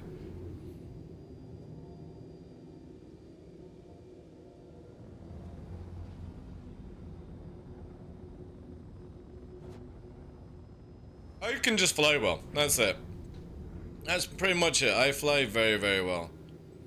And that's all I need, because again, when they have server meshing and all that stuff out, you're not going to see sweaty pilots versus sweaty pilots. That will be an Arena Commander thing, and I just have no interest in that whatsoever. It is just so dull. Now, however, if they finish off the flight model, they sort out their weapons and give me a reason to actually work on my aim, then yeah. I'll spend a lot of hours working on my aim. So you take somebody that can fly, strategize, and then give them a name? Yeah, that's going to be a different story then. But right now, I just don't give a shit, you know?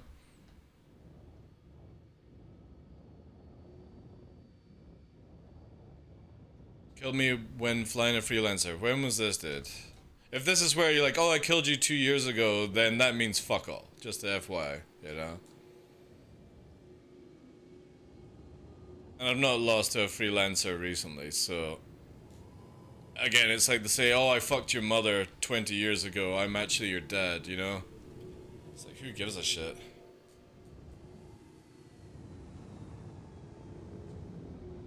Way back, yeah, so it's irrelevant. Irrelevant. You wouldn't be able to beat me nowadays. If you've not killed me within the 6 months, anything is just irrelevant at that stage.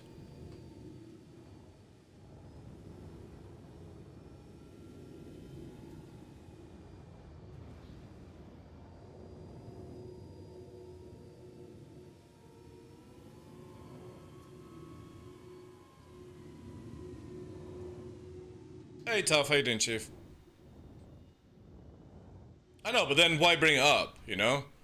I killed you one time in a freelancer, but this was 5 years ago. I mean, you know what I mean? It's like, why even bring something up like that? It's just irrelevant in the state of Star Citizen.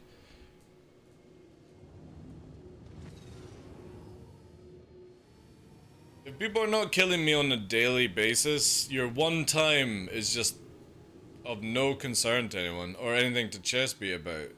It would be where you're constantly killing me, you know? Then that might be something to care about.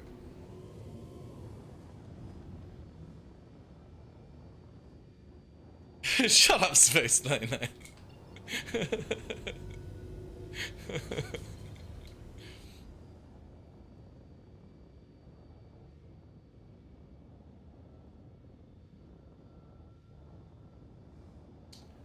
Live or die, the story continues? Yeah. Again, I have a really good KD ratio in EVE Online because for me, losing a ship was not something that I wanted to do. I didn't want to spend ages grinding money for new ships and all that stuff, so yeah, if I can't, like the way I always look at it, if I can't get you down within the first like 15-20 seconds, and I don't have a wingman to back me up and stuff like that, I'm out of there, you know? I literally can't be bothered doing the sweat dance of attrition. It's the same with versing the Arrow yesterday. The Arrow had a shotgun, a railgun, and a couple of neutrons. And every time its shield went down, the dude was running away, like 4 or 5k running away. And then he would do one lucky shot and hit me. Now, over time, 20 fucking lucky passes, I would eventually die from being hit by a ballistic. So it's like I just warped away and then me and Fresh clapped him in the atmosphere when he couldn't run away, you know? It's that simple. Why die to somebody that is doing some weird shit in the game when you can just lure them into a trap, spank them, and then fucking go on with your day, you know?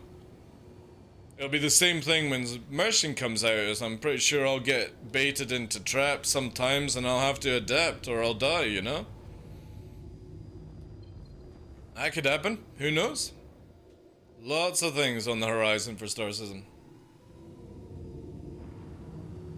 Oh, I would imagine so, Edison. The moment that you have big repair bills, all that jazz. Again, this is a survival MMO, space game, whatever you want to call it. Losing your ship or dying in FPS is not actually a good thing. Not because that you've got to go and get all your ship and stuff again, it's the fact that literally it's time. And you're not going to just be able to spawn back in Grim Hex and get your ship again. That's not how the game works, you know? You don't just go, oh, there's my console, insta-spawn my ship. That gets taken away from the game, FYI. The idea is you're meant to get your money back and you're meant to go to a dealership to buy another ship from your insurance. And you get the stock fit back, you know? That's the plan with insurance. Or at least the last time I heard that was where it was going. You don't just get a ship constantly spawning, because the idea is the game is meant to be connected around NPCs moving assets around and shops being used and stuff like that. It's not just go to a shop and buy an M50 once, it's going back to that shop to buy the M50 every time you lose it. So crashing into places is not a sensible thing. And then there was something about insurance fraud they wanted to do, where if you claimed insurance all the time, they would eventually add way more time to it every time.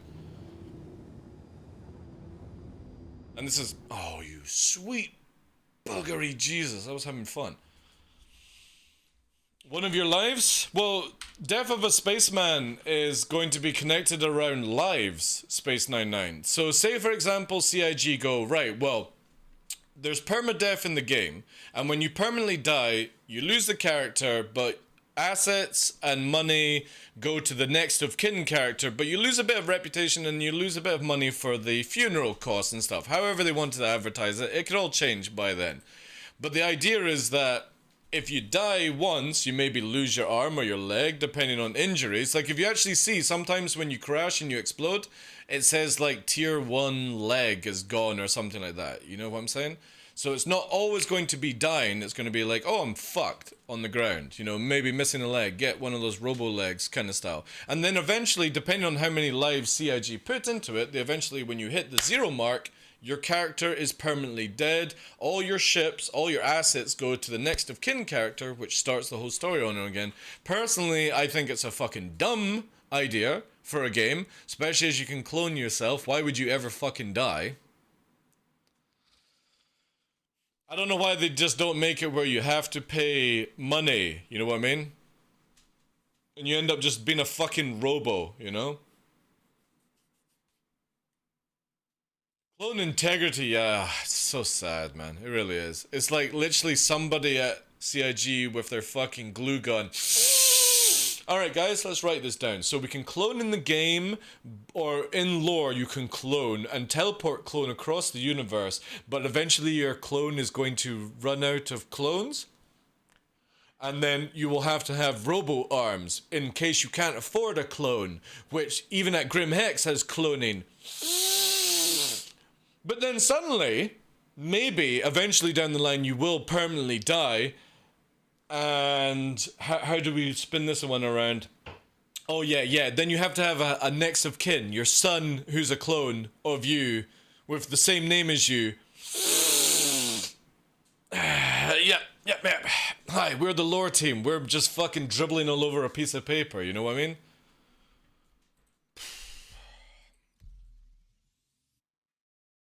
When did making every aspect of the game a massive pain in the ass become fun? I don't know, dude. I don't know. Personally, I think it should just be... Take away the idea of permadeath and just make it where you have to pay for your clone every time you respawn. That's it. They did it in EVE Online. Why don't you just copy the same thing? We can get into... When you die, you get a new clone, but you have to pay a huge chunk of money for the fucking clone. You just don't get it for free. Boom! There we go! Money sank... And no more permadeath fucking jack-off bullshit that Chris Roberts wants. Jesus fuck. Man, just literally go out into the wild with a stick and a fucking pair of pants and do your permadeath that way, you know? Yeah, exactly. All they had to do was to copy the same thing, man. They're literally about to have a fucking Lego jack-off competition with EVE Online, Tiskin. Have you seen that, guys? It's literally this weekend. EVE and Star Citizen are collaborating where they're about to have a Lego jack-off. And, just be like, hey, bros, you got a really cool system with your cloning? Can we copy it? Yeah, bro. Lego away. Done. Fucking here we go. No more fucking nonsense about permadeath and oh my god, if your clone runs out of 5 lives or 6, let's make it like a cat, or 9 lives. Time for me to get my furry on, you know. Fuck's sake, like. This is a video game. It doesn't need to be a fucking maths test to try and work it out. Your insurance claim has been sent. Vehicle selected. Stand by. Your vehicle has been delivered to the following location. Please visit... Yeah, but again, Space 99, you're looking at it from a point of view where it sounds cool on paper, but when you practice it, it's not going to be fun. It's not going to be fun. You know what I mean? You've gone through 5 of your lives and 1 more life. Oh, you're about to be moved into a new clone that looks like you, which is called Dave, even though your name is Dave, and it's going to be called your next of kin clone. You know? Why not just literally make it where, oh look, I've lost an arm. I can either choose to clone it or robo it up for fucking hardcoreness, or I can't afford a clone arm, but when you put the clone on, there you go. And then eventually you become either a full fucking cyborg, and then that's it. Everything is lost after you're finished. And it's your choice to fuck it up if you know. That would be a hardcore permadeath system. But this permadeath system literally sounds like you just spunk into a jar, fucking hope for the best that your clone's not going to come out completely distorted, and that's called your next of kin. Whoa, fucking great gameplay, like, woo, can't wait for that. All systems online. Just literally make where you have to pay for your clone and implants like Eve did. And that made it scary enough to die. Booyah, fucking done. Case closed. Move on to the next mechanic. But you're gonna have people be like, oh, cool fucking robo arm, how much did that cost you? It's like, oh, I wanked off a fucking Banner merchant female, you know? She was enjoying it, so she gave me a robo arm. Oh, wow, that's so dope, man. Yeah, look at my fucking little fucking arm that I got from this alienoid or something like that, you know? Fuck off.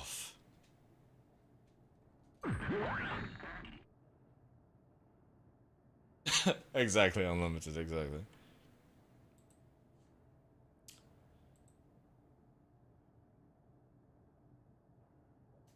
Good game. Good game, chat. Good game. It's literally just fucking hung up as well. I want the Mobiglass to see how many times I die and how many ships I've killed for Discord. A lot of people don't want kill stats. For me, I don't mind that, you know what I mean? I would love for them to add kill board into the game. Man, this is literally frozen up my PC. I can't even close this fucking junk down. There we go.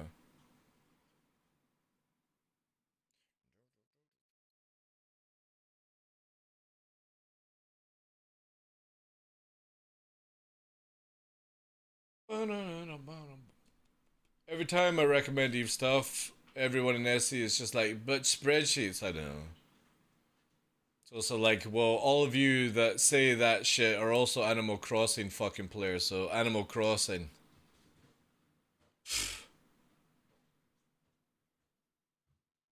You can spend fucking 3 months in Eve. It's nothing about spreadsheets, it's just you're so unathletic, like. You were the last kid to be picked in a fucking football team, you know? It's just how it is, boys. Someone's gotta be the fucking, you know, Zeta.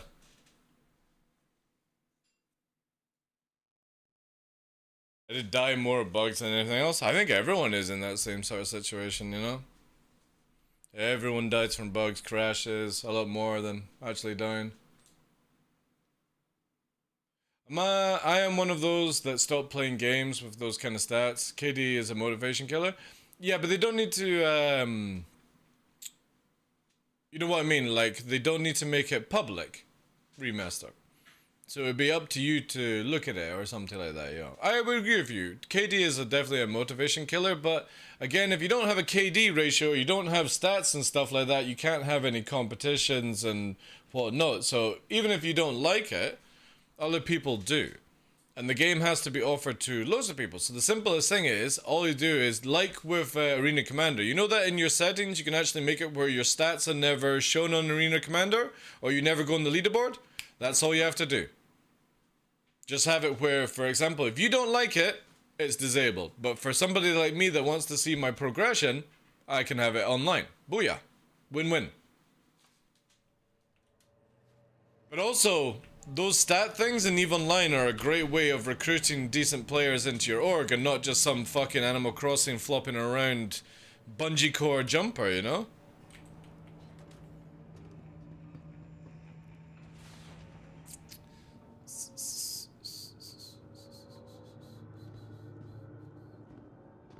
Again, it depends on where they go with it, you know? Sure, if it's possible to disable any visual side of it, I'm happy. Yeah, exactly. Well, I mean, you can already do leaderboard. I go into Arena Commander with my main and my ult, and I've got leaderboard disabled, dude. I don't care about having stats shown or anything like that. I like, for me, it's not important. I only use it as a tool to help out with certain things. But they could do that the same with the leaderboard thing, you know? But here's the cool thing, is they could add it where basically NPCs are added to your KD ratio. And then that gives you a really nice look on things, you know?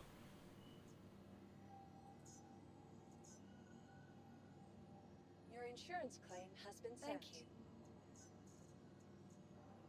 Your insurance I'm claim running down has been moved to our storage facility. Vehicle selected. If Eve wasn't just all about null AFK farming, I would still play Eve. Delivered to the following location. True.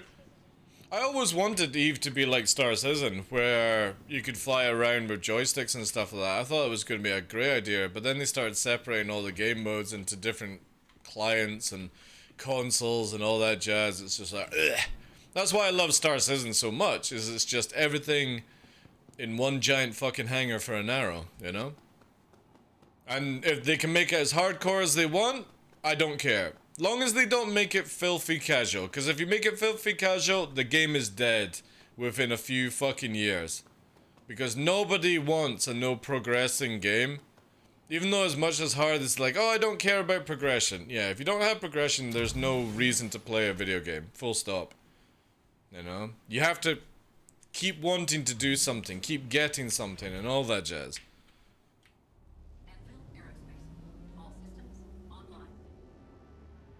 And I think CIG will probably do a really good job of balancing out where it's easy to get into the game with a lot of sort of hardcore elements that it's your choice to do. Like, again, it would be, Pyro would be like a hardcore zone or something like that. You know, it's your choice to go into the hardcore zone, but we're not forcing you to go into that gameplay. Same for PvP. Like, eventually down the line I want it where you go to like a war zone area, and that's where PvPers are. So people that are picking up missions and don't know that I'm a PvPer don't get killed and don't get frustrated with the game. It makes it just fair for everyone. We just obviously have to get to that stage, you know? If somebody doesn't like a kill board, they disable it. If people want a kill board, they have it.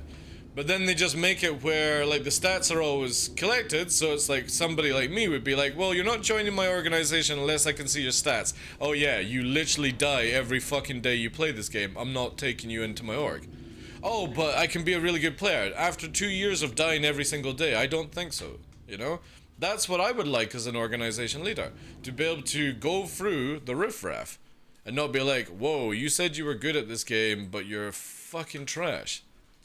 It's like, you know what I mean? I think you're a cool person, but you're dreadful at video games. But you said you were on a fucking esports team. And I've had those applications, you know? I've had those applications where I've literally had somebody say that they were esports fucking material in this other game, and then they come into Star Citizen. It's almost like they're covered in bubble wrap, rolling across the keyboard, hoping for the fucking best. And it's like, well, where's your esports fucking talent gone? And then the excuses come in. It's like, all you have to say is you're a shit player, and I may actually consider taking you. Personally, I think we need a Neve-style high-sec. Oh, that's coming. That's coming with Pyro. That's coming. Pyro is definitely like a null-sec Eve thing. Maybe like a 0-4, you know, or a 0-2. And then Vandal Space will be like null-sec or something like that. You know what I mean? But I want the game where, for example, if you are a casual player, you don't like PvP, there's all this for you. And then if you want to delve into maybe middle ground PvP, smaller organizations, and then there's the big spoils for bigger organizations, bigger fights, and it allows you to choose where you go in the game, not where it's like, oh, you're in Stanton, take everything into the face kind of situation. Nobody wants that in the game. And we should get that the moment that they start adding in more systems. Pyro will definitely be, like, if you've ever played Eve or Elite Dangerous, it's a little bit less secure. Well, to be honest, it's fuck all security. So imagine it's 0-0. And you are going to have to learn to either band together or, for the love of God, make sure you've got a fucking kinky tail in your butt plug so that people know, you know.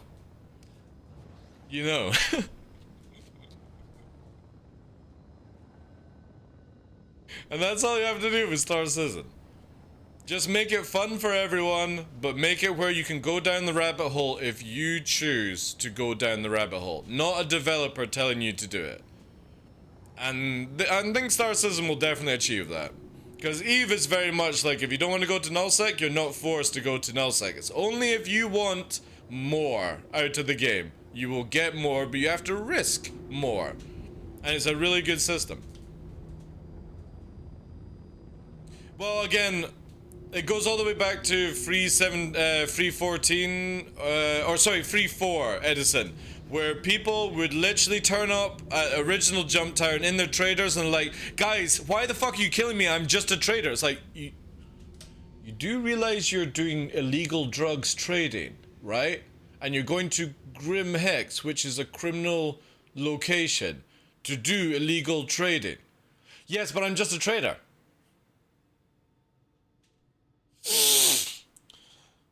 Grim Hex is now a blue zone, and if you take the left pill or the blue pill, it's alright to be a drugs trader and no crime will ever happen to you because somehow the UEE say long as you destroy the box by selling it at Port Olisar, instead of going to Grim Hex, you are free of being a drug trader, even though you're trading drugs to Port Olisar, which is totally going to dismantle. And that's what you've got with Jump Town 2.0. The developer literally goes, how do we make it good enough for our unathletic players to get involved in conga line in their blues and stuff like that? Oh, I know. Let's make it where you're trading drugs, but the UEE are destroying the drugs. Ooh. Well, then why don't you just have the guy in the ground shoot the drugs and then get paid a little bit of money every time they destroy the drugs? No.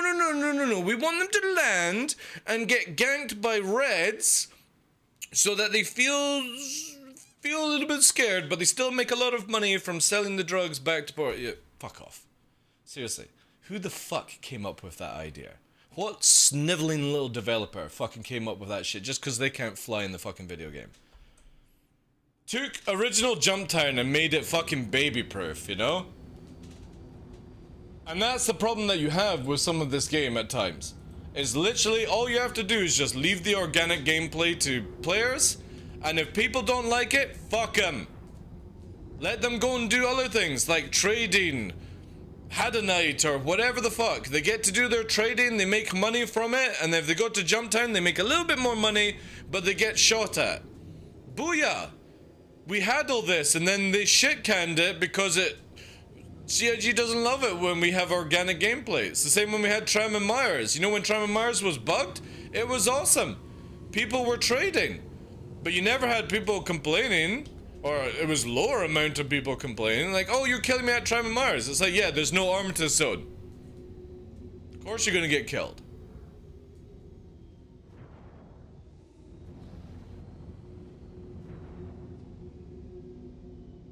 Bye, Sneakhead. Yeah. It's just mental. It's mental how over the history of Star Citizen we've had all this amazing gameplay, and it just gets completely watered down by CIG for whatever reason. And I don't understand it, you know? Jump Town was a lot of fun in Free 4. Tram and Myers was a lot of fun. Then they shit-canned trading. They shit-canned mining. They brought mining back in together. They shit-canned bounty hunting. Then they made it where you could do bounty hunting NPCs. It's like, no wonder everyone's confused about where this road of the game is going, because it's literally somebody with a fucking lasso that's on fire going, whoa, in the fucking server room, you know? Nobody knows where Star Citizen's going because it's just all out of fucking place. And it needs to just be dialed in. And hopefully Pyro does that. Be like, right guys, if you want to go and fight each other and have lawless organic world, go to Pyro. If you want constructive CIG employee fucking setup, come to Stanton. And then that would make sense to me, you know what I mean? Then I wouldn't complain. But everything is just a fucking mess right now.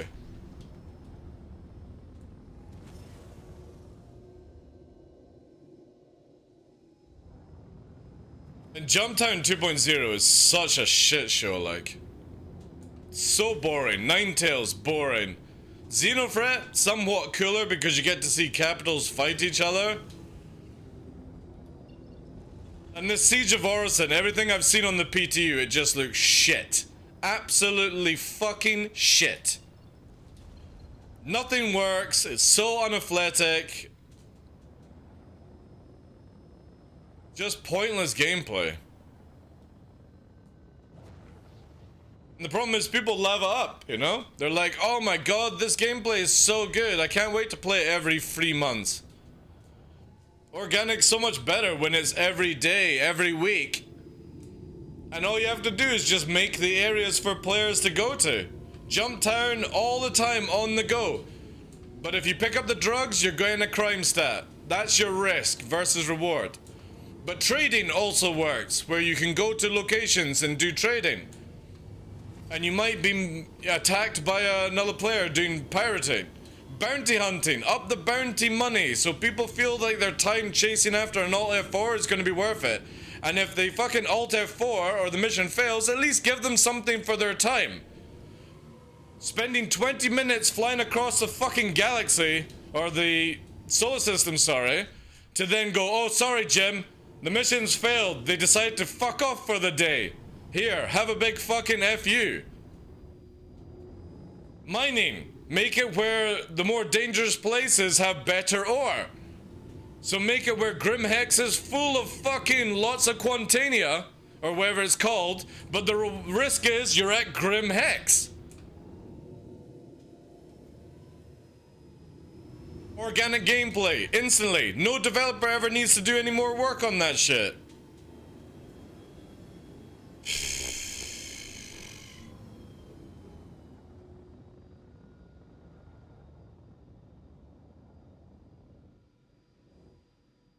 If they all at 4, the characters should stay stationary. That's coming too, Fragnus. That's coming down the line, dude. We have to wait for the new server tag that CIG have done for them to add in.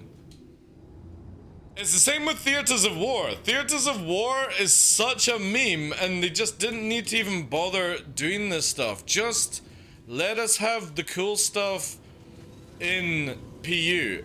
And if you need to have a Theaters of War, just make Arena Commander and Star Marine better. You only had to do that.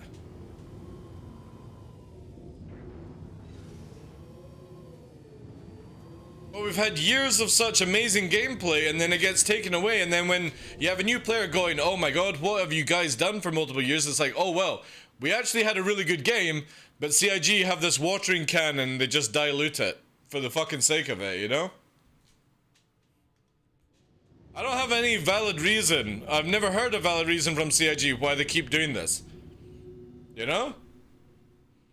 Why they shit can trading? Why they shit can original Jump Town? Why they keep making dynamic events that are so boring? Why they never fix prison? Why do they not update bounties so players can, or maybe market PvP a bit more? You know? It's funny, they even up the caves to make the caves more appealing, and in Free 17.2 it's nerfed. So in Free 17 and Free 17.1 they made it appealing for you to go to a cave and actually go out of your way. You didn't need a mission, you just went to a cave and you could make money, and they were like, oh no, shit. People are having way too much fun with something that we added to the game. Let's shit can it, lower the rates down, and fuck them. Okay. It just keeps repeating over and over again. That's why I just low fly. Everyone always goes, TheDarkLaw, why do you just keep low flying? It's because CIG keep making everything fucking shit. Simple as that. We had so much organic gameplay and it keeps getting taken away.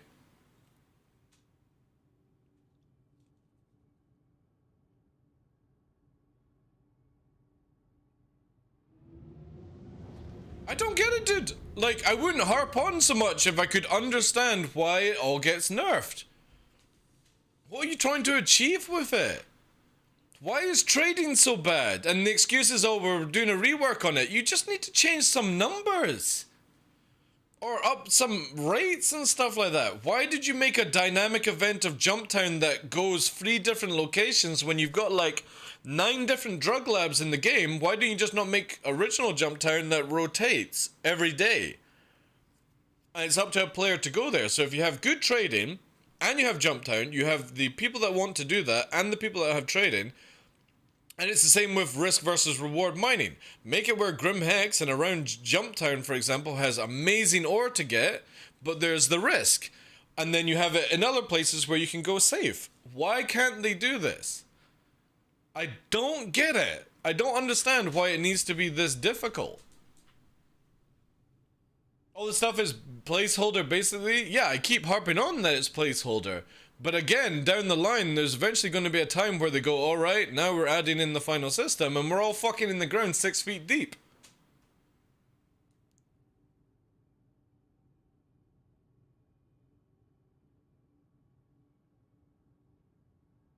Spending 20 minutes for someone to leave Grimhex and then see them log? Yeah, no, bounty hunting PvP is so shit. It really is. Like, you take on my bounty, right? And you chase me across the solar system. But say, for example, my internet cuts off. That's not my problem, right? It's not my fault. It happens. It happens to everyone. Then the bounty hunter should get a compensation for the time spent. So all they do is make it where a clock is. When you punch in, you start making a passive amount of money so that if somebody completes the bounty before you, you still get some money for your time. Not just like, fuck you. There you go. And it's the same when somebody Alt F4s or something like that, you know? Maybe they need to leave the game instantly, and it's not really somebody trying to run away from you, it's literally they need to go in real life. We all have these situations, but the bounty hunter should not be punished for that kind of stuff. They should at least get some sort of compensation. So you could look at it this way. You make it where TheDarkLaw, criminal for numerous amount of days, is 100k, and if I lose connection or I swap server as I don't even know you're coming for me, it'd be kind of cool if this icon, actually I can't show you there. The icon in the top corner, the criminal one, used to flash a different color when you knew a bounty hunter was coming after you. That got taken out of the game as well. So if I knew somebody was coming at me, I wouldn't be like, all right, well, this server's a bit boring. And it's like, oh, wait, I'm coming all the way from Hurston to kill you. It's like, all right, well, you know what? I'll wait for you to come over here. But then again, like I said, you shouldn't be punishing the bounty hunter for traveling through the game. It should be like, all right, well, TheDarkLaw's 100k. I've managed to make it this far, chasing him for 5-10 minutes. You know, I'm cashing out. They go, right, well, good job. You tried. You know, they disconnected, or somebody else claimed the bounty. Here's like 5-10k for your trouble, you know? Especially as money literally has no, like, care. You know, when somebody goes, oh, I had 1 trillion or 1 billion or UEC, I'm like, I don't give a shit. I go outside for a walk and I have nice food, you know? Who cares about how much UEC you've got in a video game?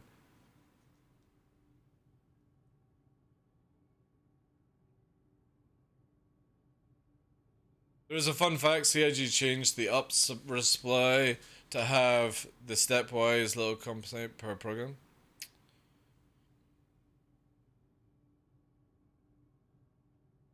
Yeah, that's my biggest problem with it, right? Donkey is not... It's not that they're wanting to do things in Star Citizen, it's just at the current stage of the game, there's just no need to waste developer time, as far as I'm concerned. Fix what you have. So again, fix prisons, because if you guys don't know, if you try to escape from prison and do that gameplay loop, you literally can't access your inventory that you had before going to prison. And if you go that route and you die, you come back to prison and you don't have a head because you don't have a mobi-glass. So you have to reset your account to do that. Just fix that shit. You know? And then a lot more people could do those gameplay loops. Up bounties. And stuff like that. It would be awesome. Just stop wasting time making dynamic events that generally, and this is no offense to the developers, every single dynamic event is boring. It's so boring. It's just like, oh look, we've made a dynamic event. It's like, alright, cool. It's good right now, I suppose, but it's not needed, you know? Wouldn't it be better if we could all just play the game and have loops instead of, oh wow, in the next 3 months we're going to get Jump Town and it's going to be the same shit as Jump Town before, but then we're getting wiped literally a week or two afterwards. It's like, yay, let's go and do Jump Town. Way. Fuck off. Absolute abysmal shit. The shadow infantry makes no sense anymore with the local infantry. I know. But again, they don't get fixed. None of these bugs get fixed, and just more just keeps getting added in and stuff. And it's like, you give us stuff to do in the game, and then you take it away. And that's what I don't enjoy. I enjoy, like, there used to be a part where people would come into my channel and say, there's no content in Star Citizen. It's like, have you been to Jumptown? Have you been to Tram and Myers? Have you done this? Have you done that? It's like, no. It's like, well, there you go. There's stuff to do. When somebody asks, what do you do in Star Citizen? It's like, hope that it fucking runs. Because that's all we have left. Trading doesn't work. Hopefully Free 18 sorts that out. The dynamic events don't work. They're boring. Hopefully somebody just goes and, I don't know, shit cans them all. Just make organic locations for us. I know, as well too, Fragus. Why? Why wouldn't you do... Okay, alright, I'm not even going to go on around that. Like, I understand the wipe. The wipe has to be done. But why do Jumptown... Why not do Jumptown the first weekend of 17.2? Where people need money. You know what I mean? Why do Jumptown when you're just about to have a wipe? And why do a free flight when you're just about to have a wipe? And bring out a new patch? It's like... If they go, oh, it's all down to timing, it's like you literally write this. You go to a website and you go, instead of fucking 17-7 2022, or however you write it in America, it's the different way around it, just change the fucking dates! That's all you have to do! Alright guys, we were going to bring out Jumptown, but we're going to actually wait until the wipe, and then throw it out the first weekend, and everyone goes, fuck yes, amazing. And all they had to do was change some dates on the website. Oh, and by the way, guys, we're throwing in a free flight as well because we want to milk some dicks. Yeah, cool. Sounds good. Let me push the patch out. Be like, alright, guys, you've got derelict stuff. You've got the race pit, the snake pit. You've got fucking the new jump tower, and you got Orison. It's fucking great! Exclamation mark free fight. Oh, by the way, you're not getting wiped as well. All that progress in the week, you're literally losing it. Ah, fuck you.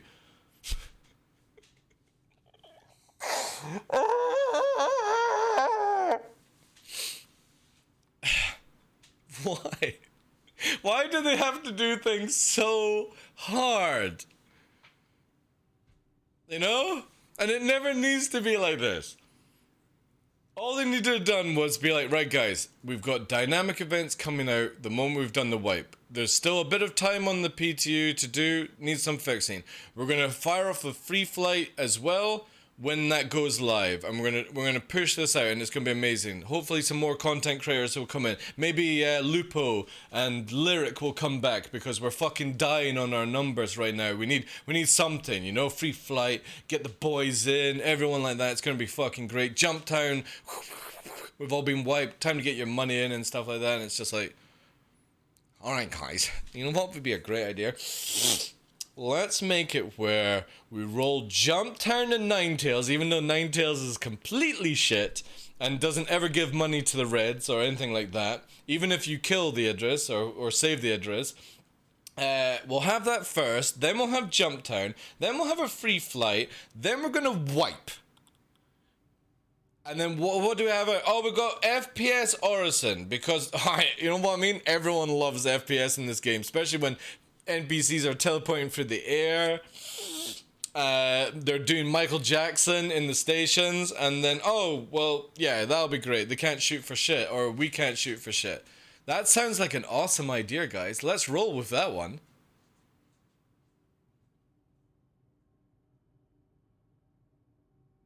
That's pretty much what I do, Donkey, yeah. I can't wait until we get to the point where CIG just literally start fucking changing the gears forward, and not just sort of like you're stuck with your clutch and shit like that. It is the most unhealthy relationship, yeah. Exactly, too, Fragus. Oh yeah, I love Star Citizen. I will always give the developer shit. I will always give CIG shit. I'm not gonna white knight it, and I'm also not gonna be a negative Nancy. I know that there's a lot of beautiful things in this game, but it needs to be where it's like, let's get this shit sorted out. Fucking first gear, go. Second gear, go. Not fucking, fuck, shit. Put the clutch in. Chris, get the clutch in. You know? Fucking rasping on the cogs and stuff. It's like, let's go. Let's get the nitrous oxide. You got fucking Xylo turning on the nitrous oxide, you know? Got Jared riding on the back of the fucking bus going, woo! That's all I want. That's why I paid so much money into Star Citizen. I want this fucking roller coaster to start going places. Because it can be one of the best games ever made. And it just needs some fucking dialing in. And if they've got to go old school, where literally Chris Roberts puts on some fucking kinky boots, and he's got a fucking horsewhip, and he stands behind the employees, then get the fucking job done. I don't care about fucking lawsuits. Have it where they sign that shit in. They've all got to wear fucking leather. I don't care. Just get it on. Let's go.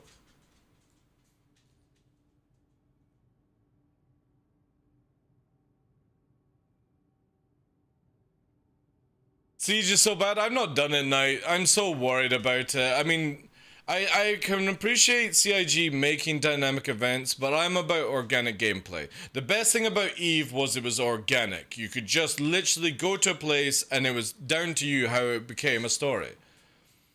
But every time I watch people playing Siege on PTU, and I've not done it myself, I'm just like,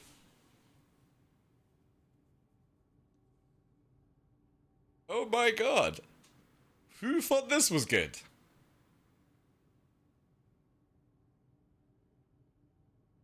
Yeah, exactly, Knight, because it's all these like big fucking YouTubers who literally have a donkey outfit on, right? No offense, donkey. Have a donkey outfit on, and Chris Roberts is fucking lassoing on their back, like, woo!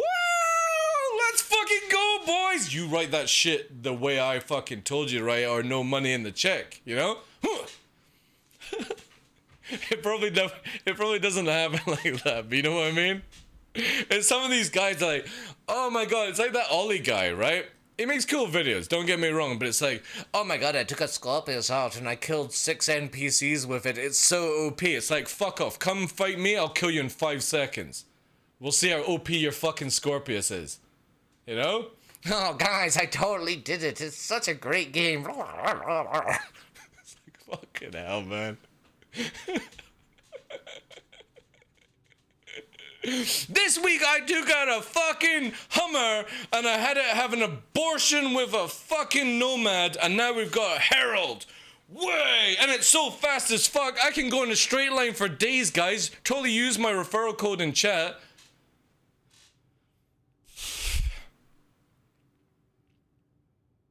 Oh yeah, big streamers definitely get paid by CIG. There's no way somebody will lose their viewer number when they move to Star Citizen, dude, without having a payment, alright? I'm talking about people that have, like, the ability to influence, you know? It's so cringy as shit, like, you know? And again, these guys make good videos, but they make videos in a way that it hypes it up when it's not hypeable, you know? They're in that honeymoon period. And the moment that their honeymoon period is over, they'll be back to making Battlefield videos, you know? That's the downside of it. That's the difference between somebody that plays the game who somebody just literally fucking yanks the line, you know? Oh, I know. I watched Lupo, like, literally ranting about Scorpius. He's like, oh, look at me, I'm a fucking bathrobe Jedi. No, he didn't really say it this way, but you know what I mean? And then he literally gets clapped, and he's like, oh, fucking turret wasn't working, eh? And, like, this poor lady was in his turret, and she's like, oh, I'm so sorry, it's my fault. And it's like, he was and the fucking Dr. Lupo took something like that. And it's like, it's all his fault. He literally fucking turned into missiles like a floppy fucking yet. Again, I'm not gonna go into anything more on that, but it's always the same thing. Oh, look at my Scorpius, look at my ship. Oh my god, I got free sick. Oh, that guy's totally a stream sniper and a fucking cheater. No, just literally say your shit, you know? That's it. Just say your shit. You're new to the game. Experience it that way, you know?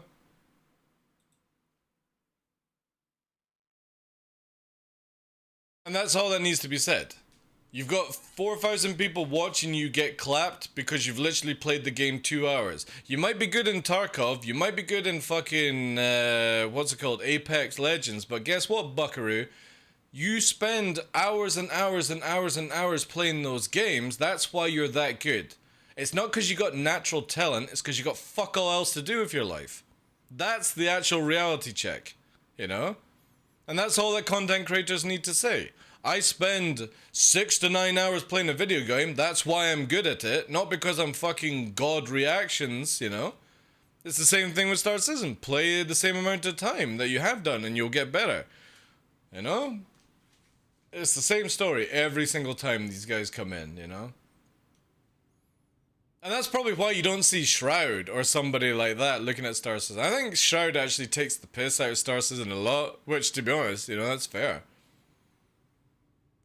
His gunner couldn't hit Gladius 2 days in and saying the Gladius was cheating. I know. It's so cringy. It's so cringy that all they have to do is say that they're shit at the game and people would respect them more. But it's like, oh, this player that's been playing for 6 months is definitely cheating because I can't kill them with my fucking potato aim. But I can kill everyone in Tarkov that I've got 1,500 fucking hours in. Couture, you know? Fuck me, like. That's why I can't watch that shit. Just be honest with your community. Stop fucking bullshitting. Just because your egos are cashing checks your body can't cash. It's so cringy and sad.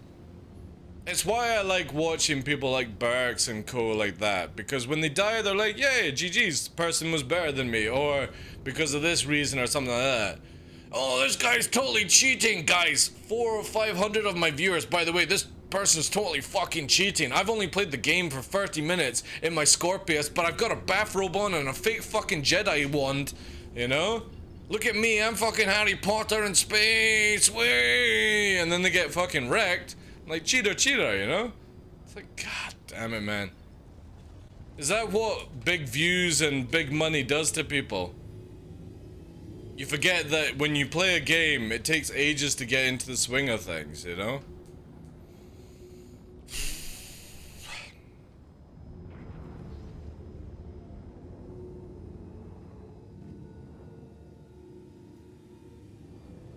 To be fair, if you're new, it's not a what?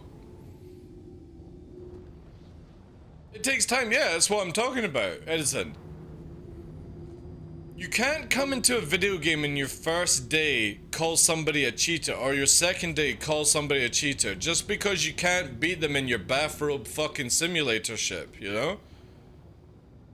There are people out there that are so scary in their flight and they hone their skills and you go, oh, look, I got 4,000 viewers, let me just call them a cheater in front of my 4,000 viewers. Not go or admit, hey guys, right, I've been playing this game for 2 days, I'm absolutely dog shit at it, but if I actually spend some time, I think I might be good, you know? That's the difference in attitude.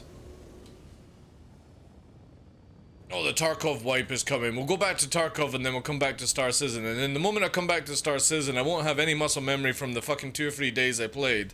And then I'll call somebody a cheater again because that makes me look better on my fucking stream. It's like, God. Fuck me, like. These guys, too much money, too big an ego.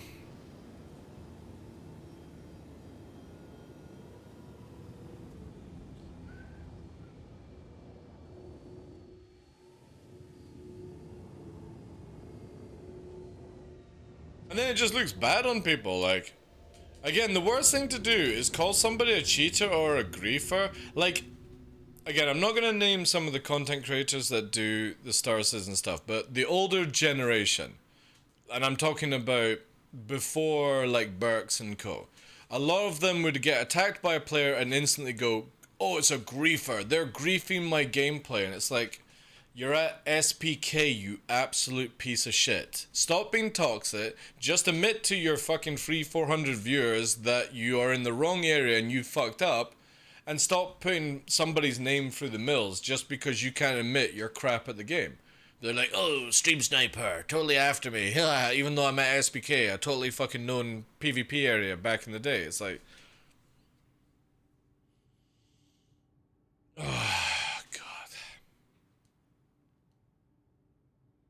No, Star Citizen's not an easy game to learn.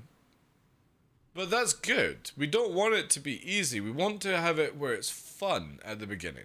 Fun to get into Star Citizen, and then hard to master. You know?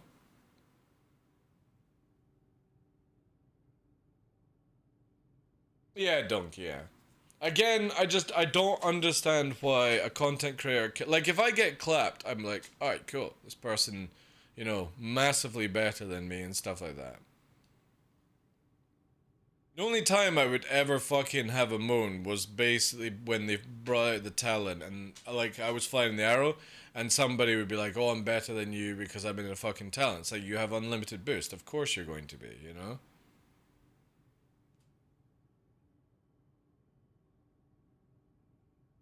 Today's playing with keyboard and mouse versus ex-elite dangerous player with HOTAS track R. Yeah, exactly. Exactly, Knight. I know. Like, I don't understand, you know, when people think.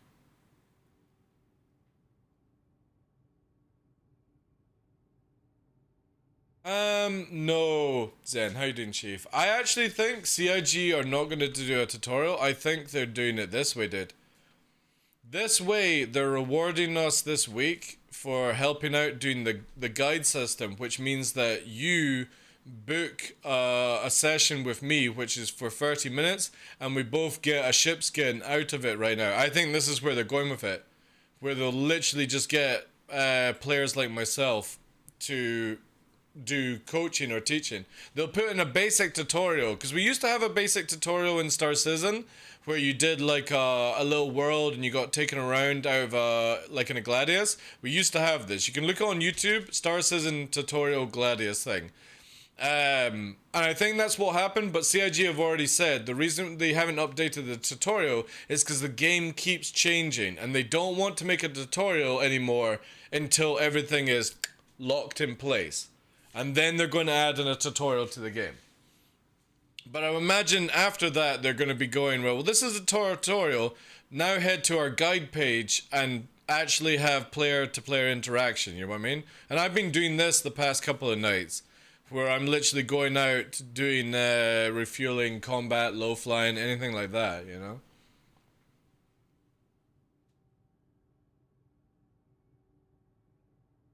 Well, that's where they'll have the tutorial added in. And again, you can watch it here, guys. It was really dope. Let me see if I can actually find it for you. Star Citizen tutorial. It's just all people's guides. Beginner's guide, 120k. Oh my god. Ugh, cringe.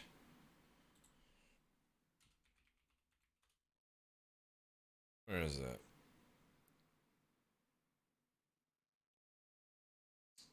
Probably won't even be able to find the footage. Star Citizen tutorial gameplay. This one's gonna be a hard one to find, like, because everyone's got a fucking tutorial out. How to be the best Star Citizen pilot for this patch, but then guess what? In 3 months, more will change. Like, look at this, right? New player guide, 1 million, 7 months ago. All of this is irrelevant. Keep getting the views. Oh, morphologist. 22 full basic 7 months ago. This is irrelevant. You know, but it still keeps going up. New player guide 22, free 71. There you go. Burks, 1 month ago. This is probably your best fucking guide right now. Let's see this one. Year ago, let's play Star Citizen beginner guide episode 1. Way. You know? Everything I wish I knew before playing Star Citizen. Fuck off! Fuck off! The game's not even finished yet. Don't do this cringy shit. Guys, everything I thought I knew, but I didn't know because I never will know because guess what? I don't know. Fucking hell, man. No. Hello. Color's black. Let me just deal with this. Box free on that one. Free flare. Clap. flare. And we're into the slot. They'll backtrack. We're gonna go here. We're gonna let them pass. Straight through to hull. Aim for the center fuselage. Right in here. Nice juicy spot. They're gonna outroll a little bit. Let's go for some engines. We're gonna move to manual aim. There we go. In that nice bit spot. Lovely biscuits. Right on that gunner. Right on that gunner area, just in case there was a gunner. Let's fucking chew it up. Lovely. Look at that red hull. Beautiful. Target destroyed. If I did.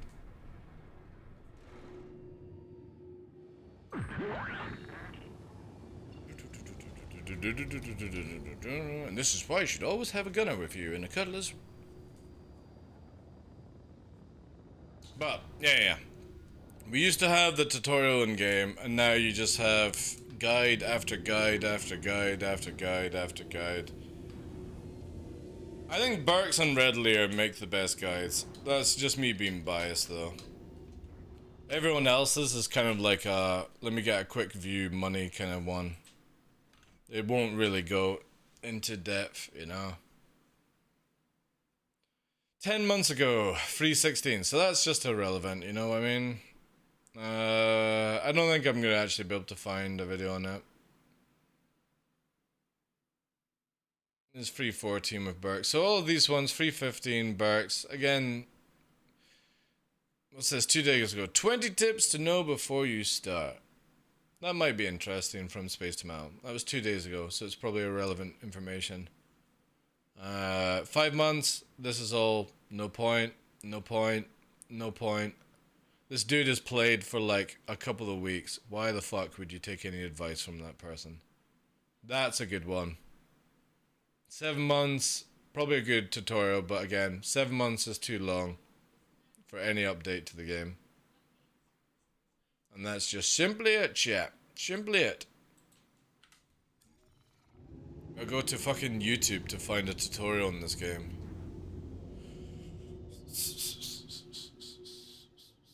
Right, I'm gonna change the music, I think.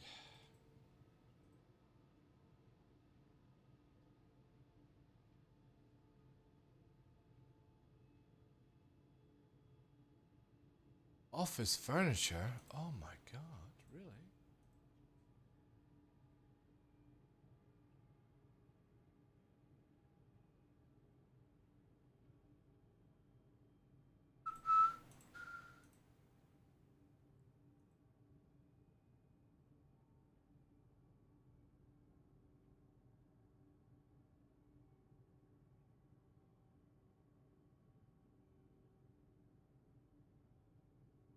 Thank you for all the love today, guys. Appreciate you hanging around as well for my rants.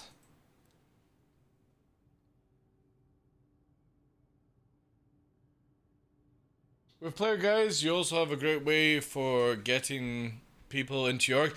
Dude, Zombo, no joke, that's what we've been doing. Is like Fresh has been doing this as well, and it's like if we notice somebody that's maybe like a few months old and they're showing really good progress, like, hey, you're not in an organization, you know, are you looking for one kind of thing? That would be really dope. So I think this guide system is really, really good. It's a good thing. It kind of needs to be a little bit more clearer for people.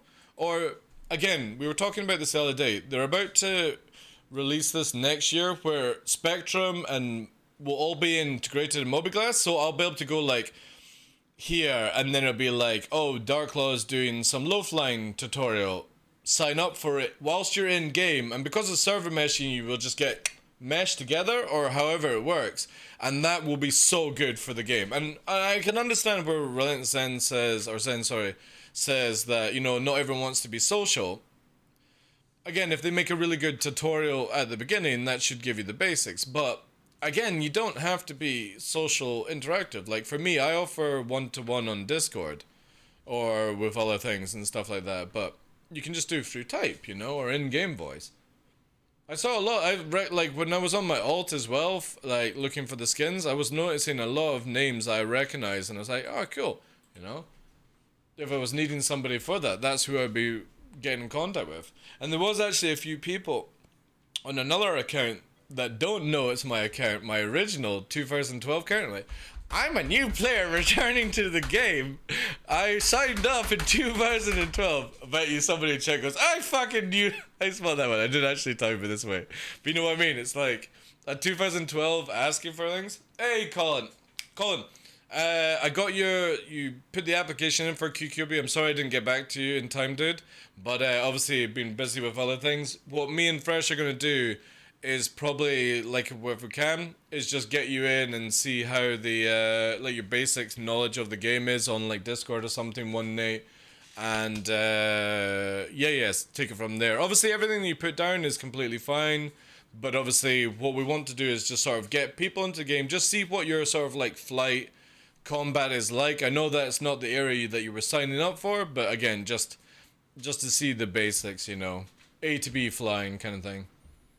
But it'll have to be sometime. We'll need to arrange something. But definitely don't consider like a not callback or no callback kind of scenario. There is a callback. It's just trying to find everything. Yeah. My alt got a recruitment email today from an in-game org. All the trading offers and stuff. TheDarkLaw chat. I will tell you guys the biggest advice, right?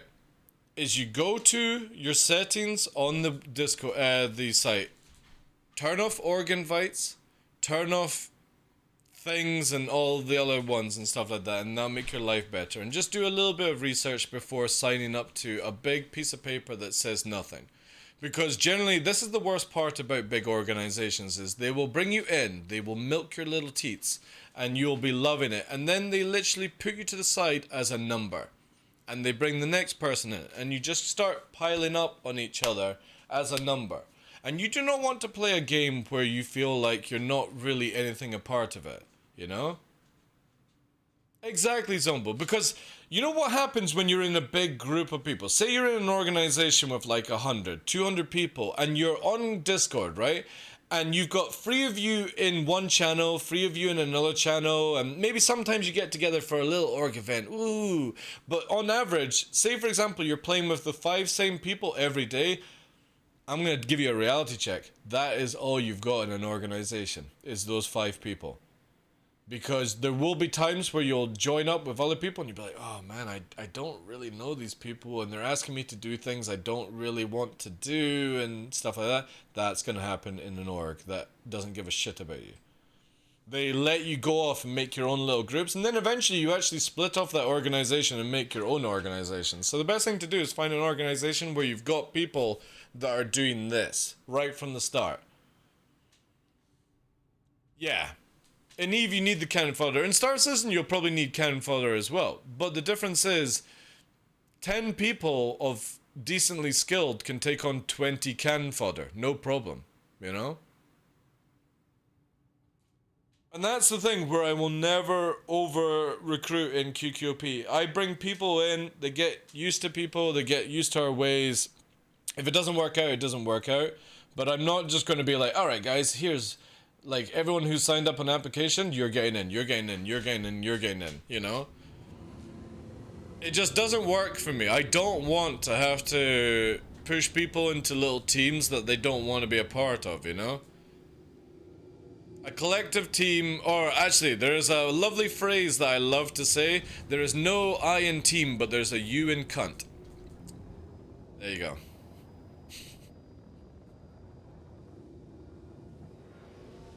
And that's how we go with it.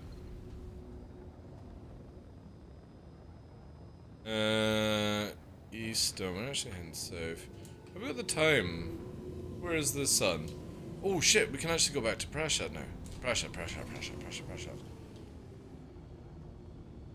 I'm in an org that never come online. I joined 4 or 5 people who are in the org and have done for years. 4 of us playing all aspects and enjoy the game, and we'll be leaving the org, but not sure when.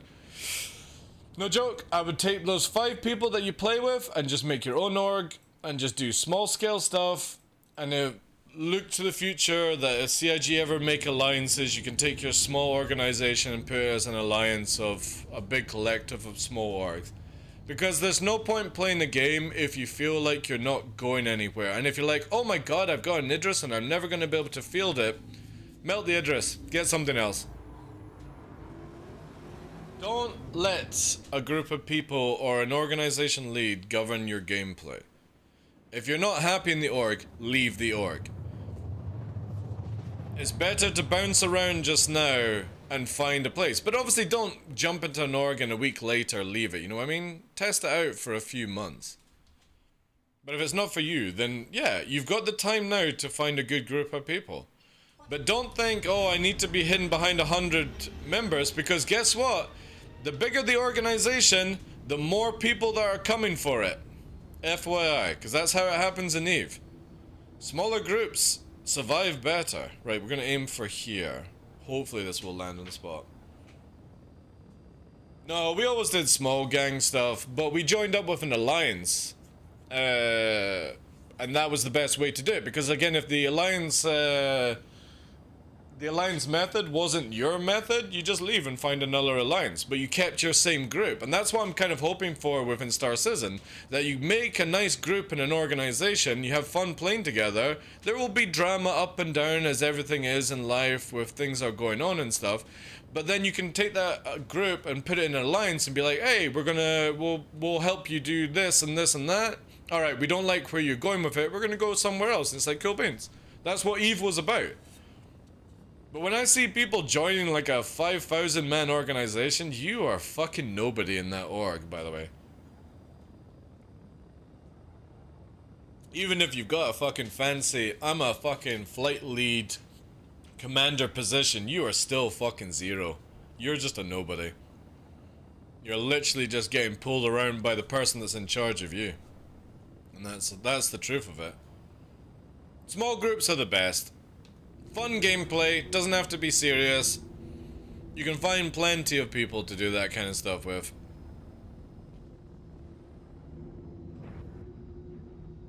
I love that they did the red versus blue alliance in EVE Online.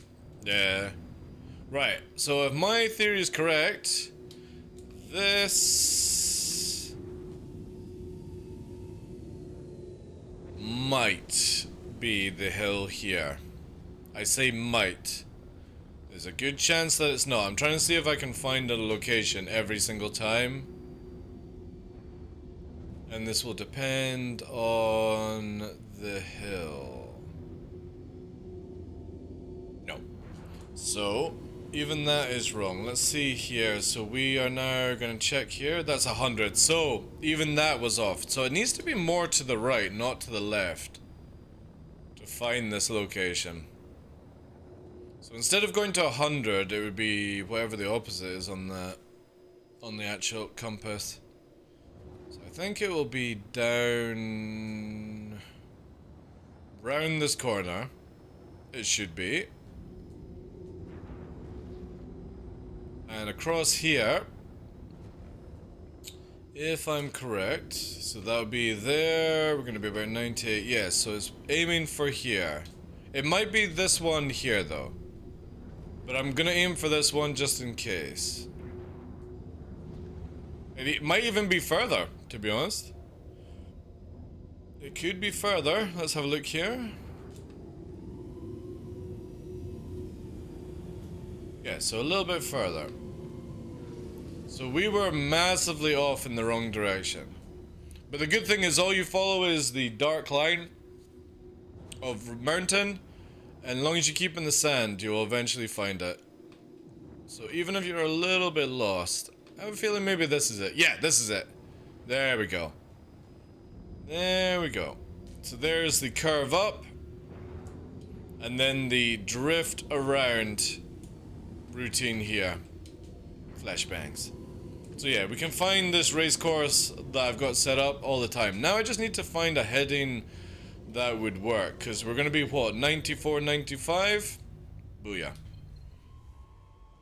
So again, even if you go too far, you can literally go down the dark line and find it again.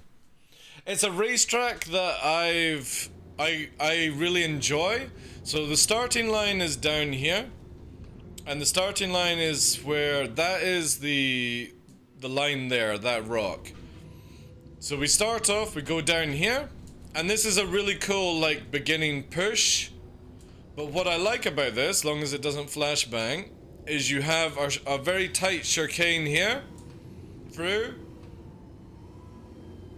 Then we come up here, this is the first right. We go around. Round 1. Round 2.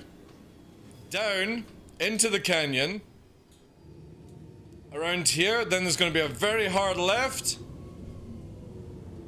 Then it's going to be a hard right, hard left. Then there's a straight line. Round here. Straight down. And then there's like a very little small tight chicane here. Then the drift. Around this corner. Through here. And then back to the finish line now. And that would be a lap.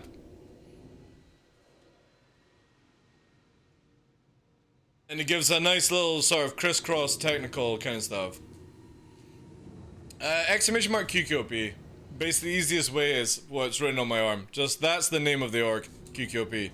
And what it stands for is just literally somebody on the internet crying about how overpowered we are. That's it. It's that simple, you know. But generally, right now, we're looking for people that are interested in FPS.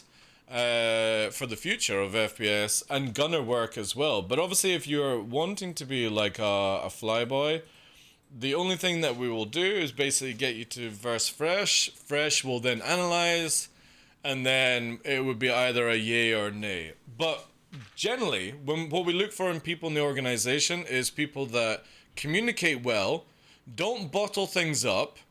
If you've got problems with people, you address it vocally, not by shouting at each other and causing drama, but just literally having a discussion, even if it gets heated as a discussion. And yeah, as long as you've got strong team play, that's it, you know. Yeah, I need to show Splen this one, because they might be able to dial it in, but it's got a really nice, if you see here, down there, it's got a lot of crisscross kind of scenario, and here as well. Like, I take the tight turn, but if I could, obviously they would be able to incorporate a better design, but if you had here, this allows you to come down this line and you have to go over, and then you've got the turn there, you know, and maybe go down this way. But what I like about it is just the speed lane here, like, so I'll show you the speed part.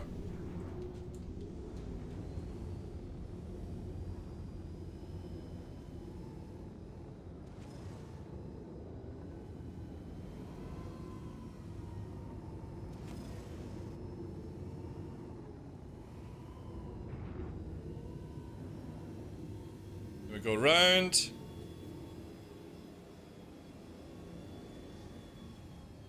You could probably take it tighter, but for me, I'm just liking the drifting ability. And this with multiple people might be pretty fucking cool as well, you know?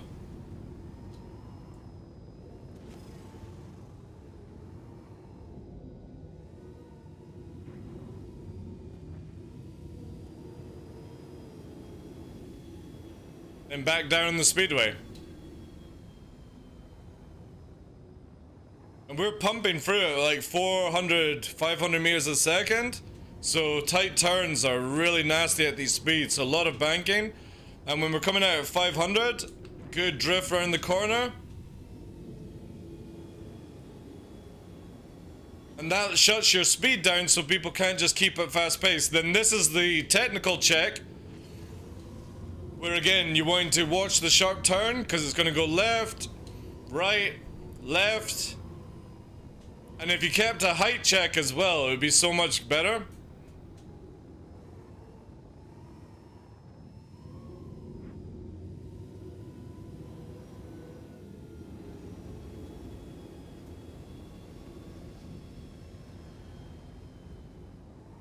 Alright, let's play a corkscrew for it.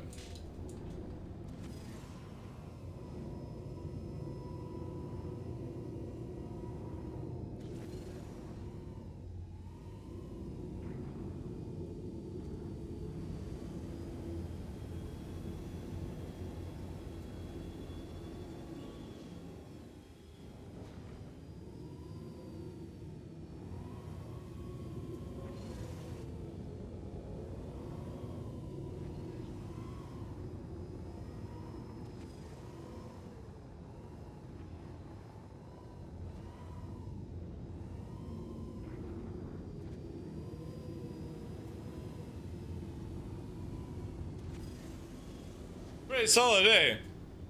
You know? Yeah, exactly, Zombo, exactly. But what would be cool is like if CIG added in some meta work where you had to keep your height down, or make it some ruling where, again, the guys who do the racetracks would be able to fine tune it, but I think it's a really, really good one because it's all about speed and getting that momentum to drag you around the corner. And again, they can make it where you actually have to go round a bit further, so it's not just tight turning, then down into here, forcing you to come through, but then knowing that you've got an instant hard left here. And if you drift out too much, you're gonna slow yourself right down, you know? And then again, height check, height check. Make it where you're forced to go down. But what I love is this drift over the top of the mountain here, or like on the side of it, you know? It's so cool. It's a shame that it didn't, there was more like depth to the canyon in this area, then it would be really cool. This is what I love about like the game. You can literally make your own sort of like course. It would just be cool to actually like be able to bookmark it and bring it in, because again there's a lot I could incorporate here. It's just don't want to make it too big. But then saying that though, you could do something here. Let's see if we can. See if you can go all the way around. Ooh, that would have been sick if you could have gone around there. Maybe round here.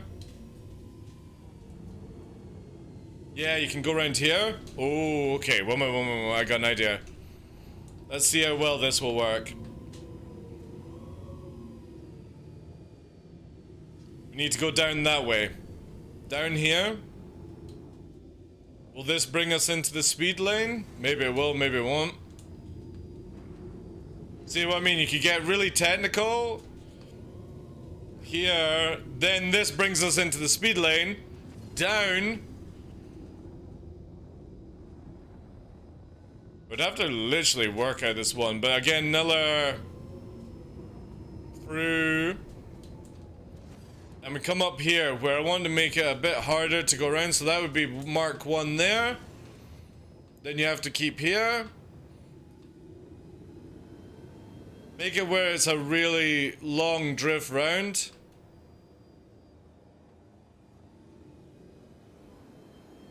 And then push up to the mountainside. See where we can go with this one now.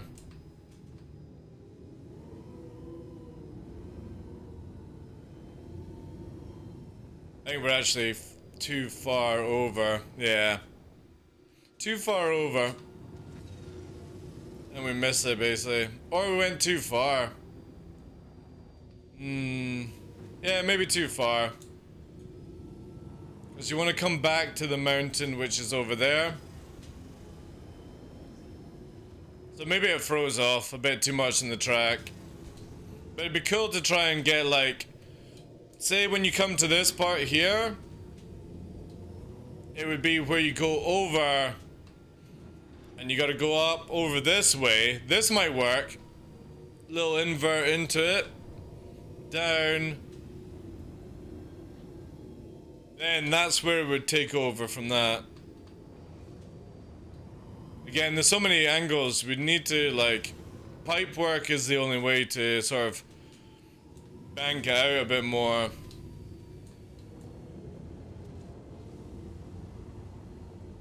But yeah, lots of things they can do.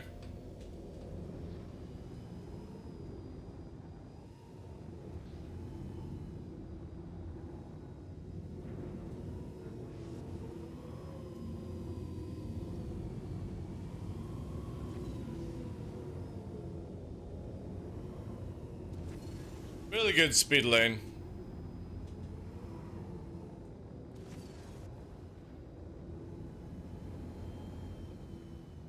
Then again, we're back to here.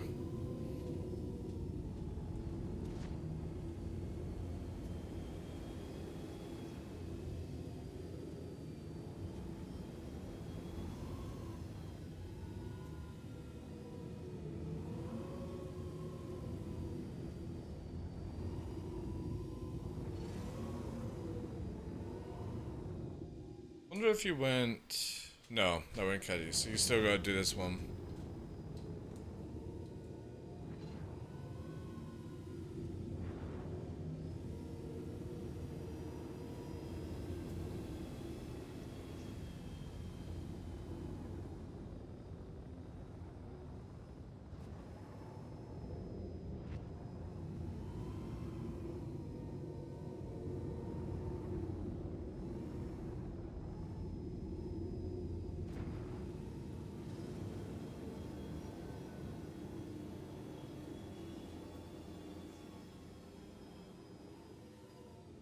That froze off quite a bit as well.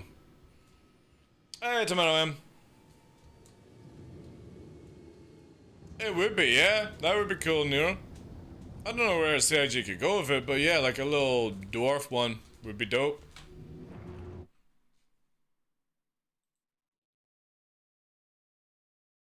Alright, cool, Colin. Appreciate that, dude.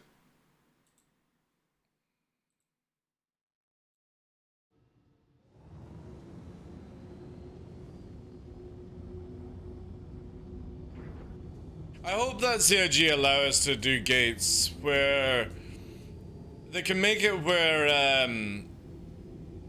you have it where, for example, you just deploy a box and it makes a hoop or something like that. That would be so simple for what we need. And then you could easily have a course set up. Course on the spot, you know? Would be another way of doing it. Yeah, thank you, dude. I appreciate that.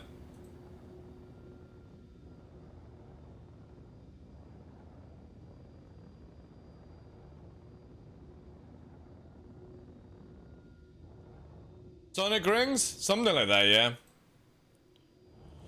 Again, there's many things CIG can do. At least I'm happy that I've got this sort of crisscross track. And it's a good one as well. One wrong turn and you smash off the side, you know.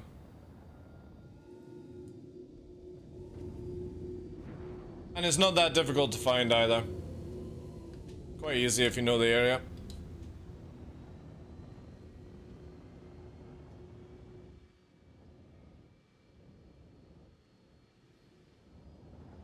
Alright. They can make Shane available for tracks? Yep. They could.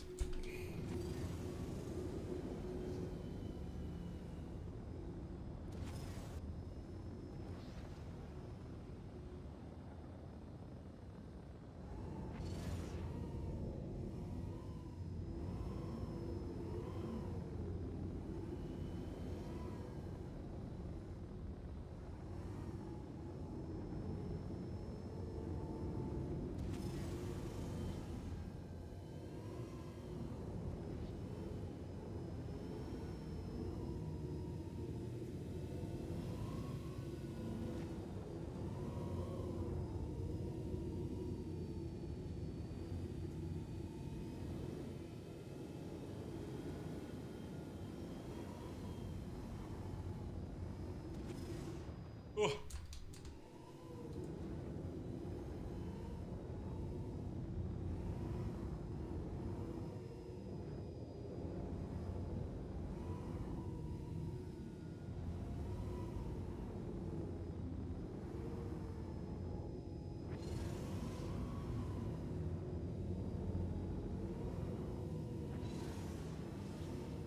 Now needs a taxi to the terminal zone.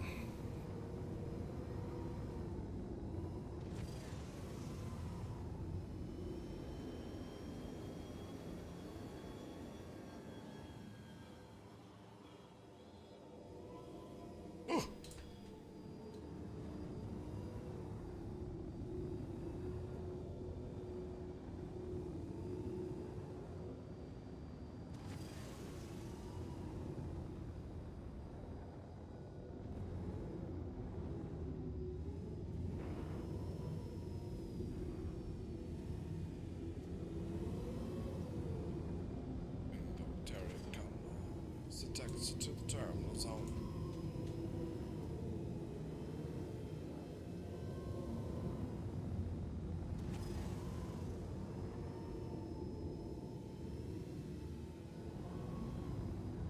Oh, that was sneaky.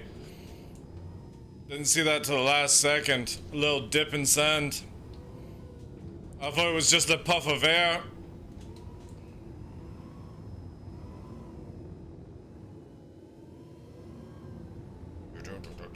This fucking sandstorm is annoying, like, whew.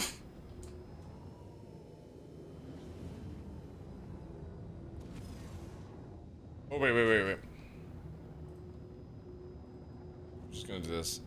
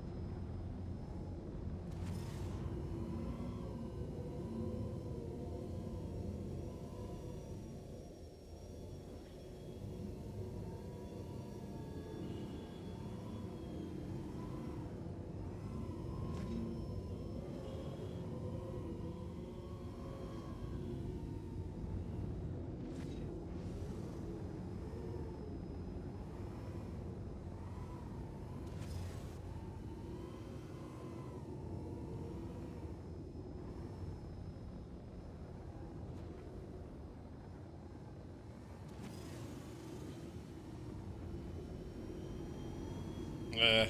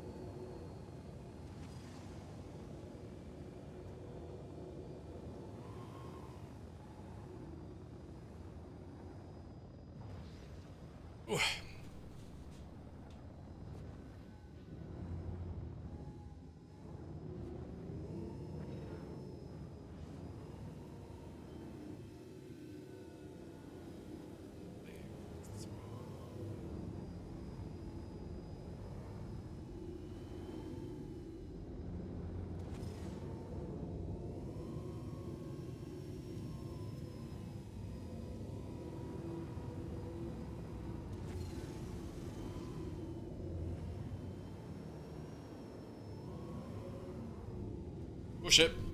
Yeah, not doing that. Oh, that was read wrong. You can see as we turned there, I should have gone way wider. I went too short and I read the rock. So you see coming up here, we hard into it. I should have gone through, but I hard turned too early and didn't know that there was a second lip behind. Ugh. So if we had just gone a few more over to the left, we would have made that no problem. Do do do do do do do. Killing me softly. What's that bounty on today? I didn't today, fresh. Hours work, sir. Oh. Crash and we go again. Well, I'm also looking at my time. I need to get the dogs out. So I'll be probably.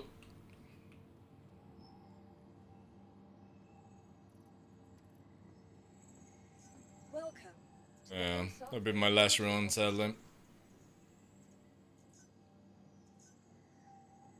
I've got two Huskies, Has been sent. Luna and Nova. You sometimes see in the show, if not, exclamation mark Instagram. That's where you'll see all their content, pretty much. But I gotta walk them. I gotta get some food, especially as I'm on liquids for a couple of days. So nice, easy streams. Especially as Tuesdays, Wednesdays, and Thursdays are my technical days off, even though we're streaming and all that jazz. But aye. Thank you very much for all the love today again, guys. With the crazy subs, the crazy follows. You're far too generous. I appreciate all the love with everything.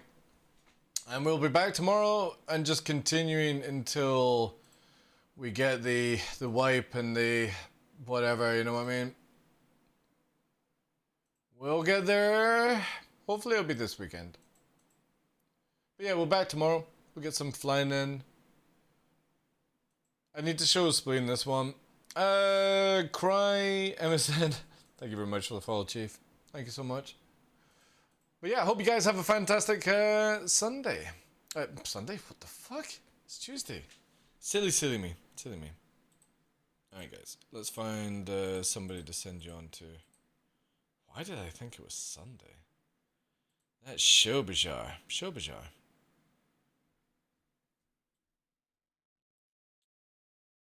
Who can we go to?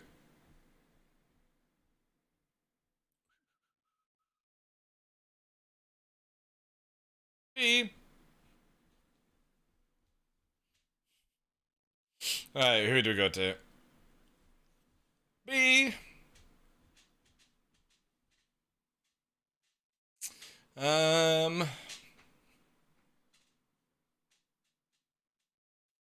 B.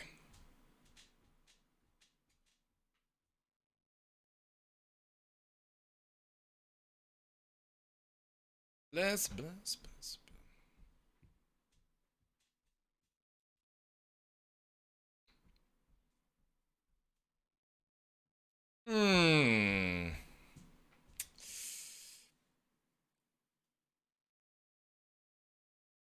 do we go to?